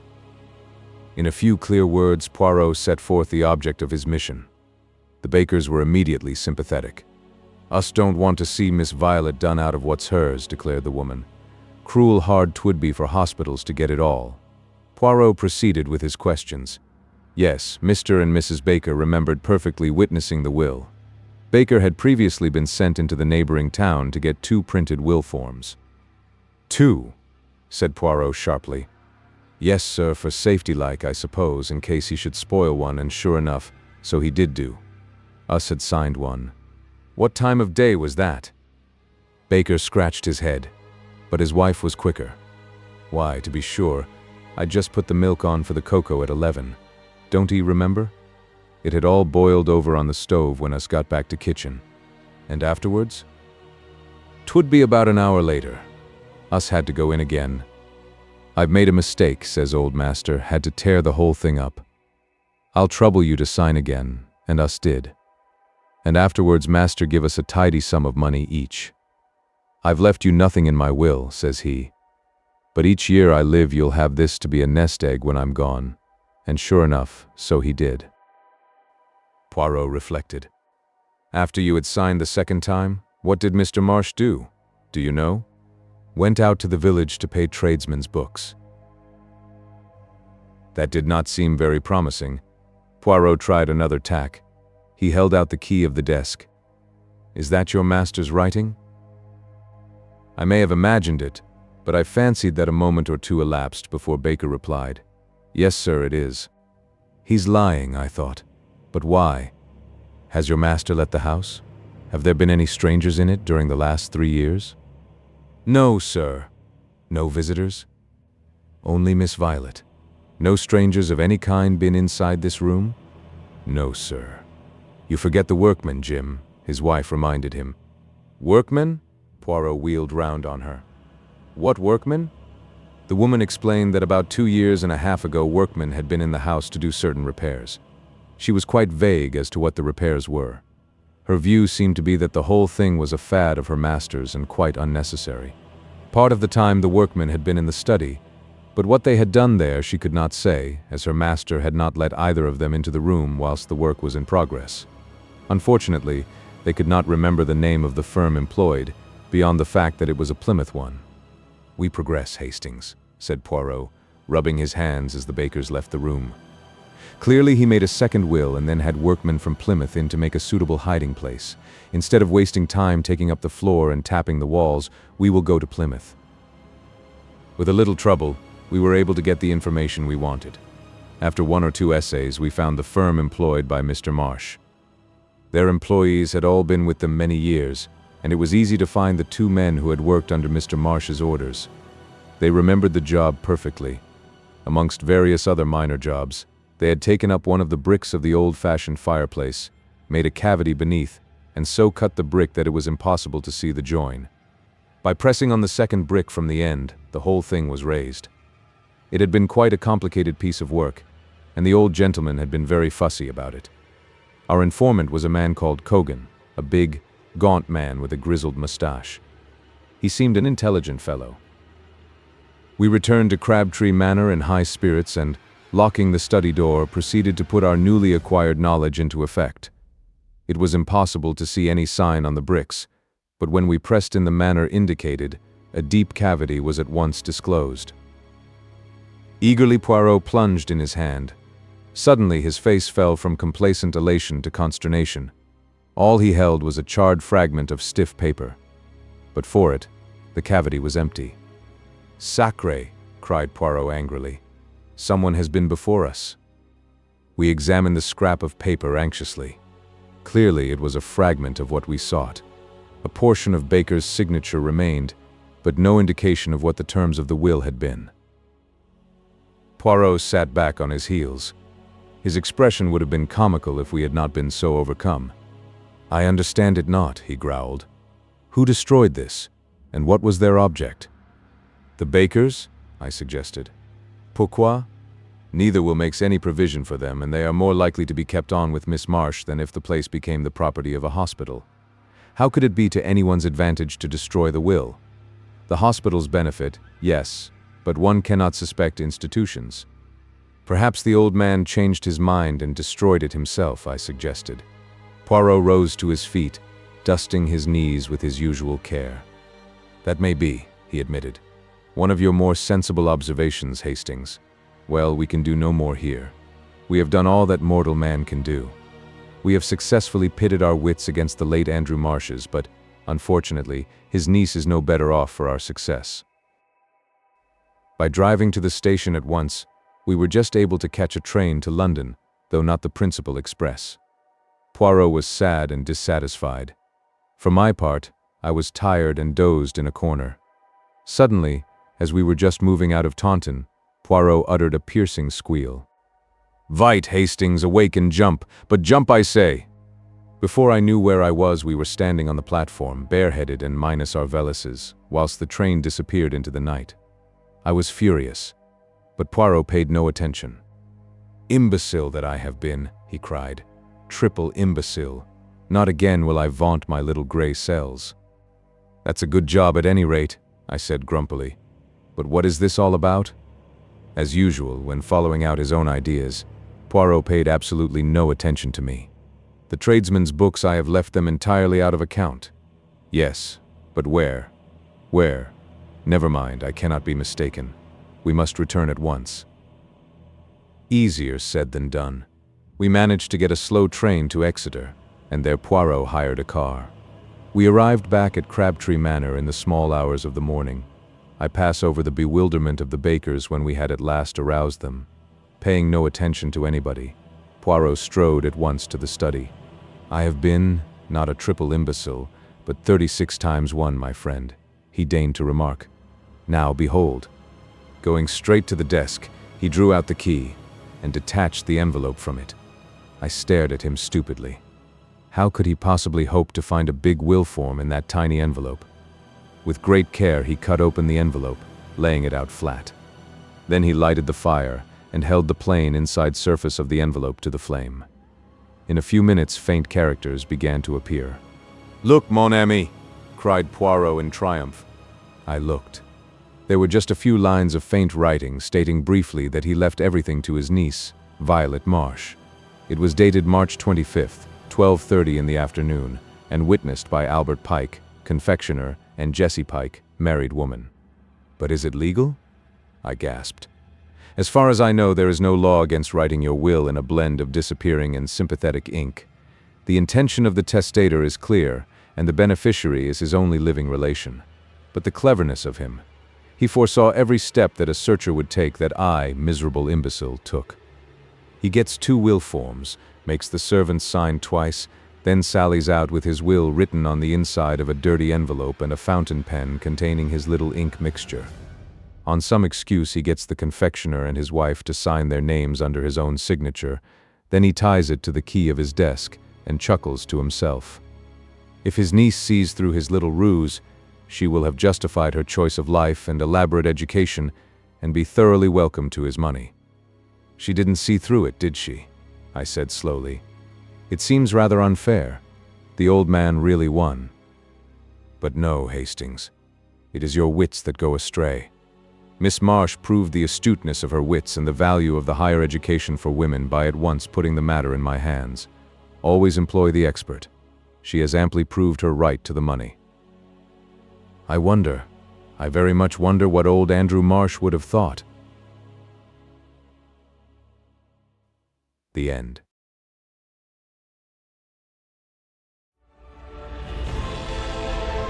A whole galaxy to go.